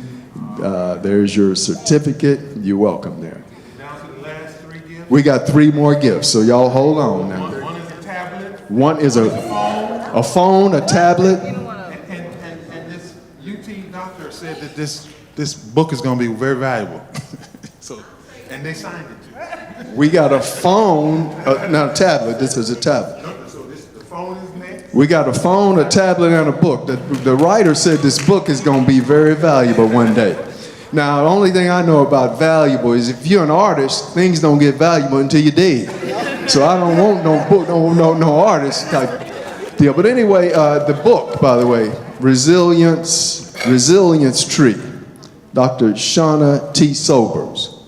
Remember that day. It's going to be valuable one day. So, okay, now here's the winner of this book.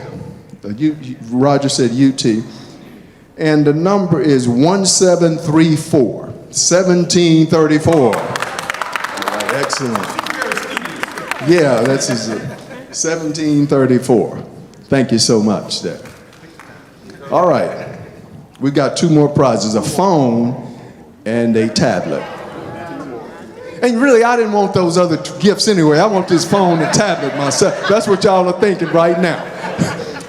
So Sister Wheaton, they thinking they didn't want that $25. This is a Galaxy A16 5G. It's the latest out there. Galaxy A16 5G. Anyone needs a phone? Okay, Sister William need one. Okay, so let me see. A Galaxy, a Samsung A16 5G. Woo.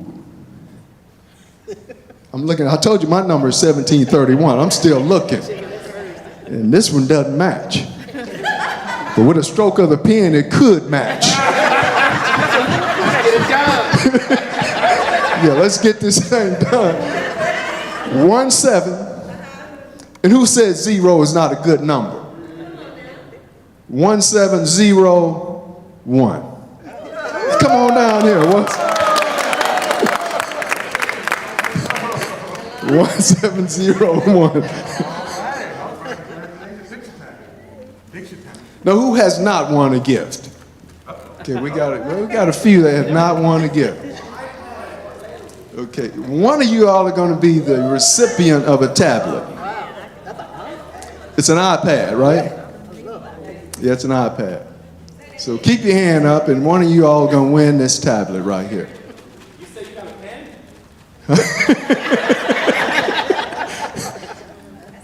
This is a beautiful iPad. It's an Apple iPad. And it's the grand prize. Last year we had a winner. The winner last year was a lady who helped some children in San Antonio. She drove down there, picked up some children, then she drove back here. And she was blessed. So if you've been living right, we're going to see who's been living right in here. Okay, so this is the last prize, by the way. And it's...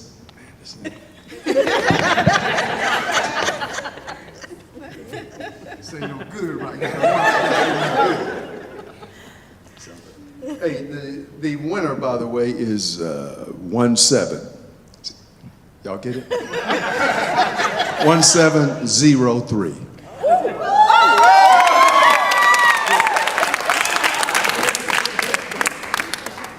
Excellent.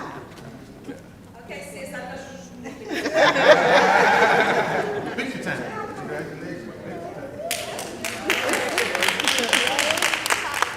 All right, that concludes the prizes, but we do appreciate everyone. I really appreciate Roger Davis, by the way. Roger doesn't like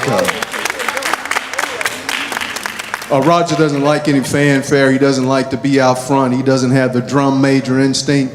But Roger has been working behind the scenes to make sure that this financial fitness seminar goes on. He's done a great, great job. I appreciate Roger Davis. He's a great guy. He's had some legacy because Caleb is his son, and Caleb is learning what Roger's doing. So now there's a big difference in Caleb and Roger. You know, Roger was born in Chicago, and I always respect people born in Chicago. You know, they look nice and everything, but you do them wrong. The Chicago can come out of them real quick. We got this brother right here always smiling and things, but I know when he go down low toward his pocket, I'm always looking, because ain't no telling what's going to come out of it. But no, we appreciate Roger and Caleb Howard, man. He's an Howard guy.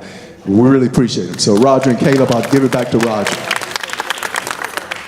Thank you so much. We appreciate Quentin. He's one of our wonderful elders here at the Church of Christ at Eastside. We thank them for allowing us to have this program here to bless myself and all of you, because number one, we want all of you to grow spiritually. We want you to grow physically, but we want you to grow well financially as well. So definitely tell everyone the time that you had here today. Hopefully they will come back, Lord willing, if he doesn't call us to heaven. We'll be doing this the first Saturday in October next year. And Lord willing, we would love to see all your good-looking and talented faces and worship tomorrow with us here, either at 10 a.m. or 6 p.m. You probably won't be singing louder than those that won the gifts, but that's okay. You're going to sound great as well. But we definitely pray that you all have a safe trip home. And Caleb, did you want to say anything before we close? Thank you all for coming. Till next year, appreciate all of those contributions, evaluations. Remember to do the evaluations because we need your feedback, and look forward to seeing you next year as well. Thank you. Excellent. Appreciate it. I forgot to you can do those evaluations. If you haven't done them already, please do those evaluations because we want this to be great for you every year. God bless everybody.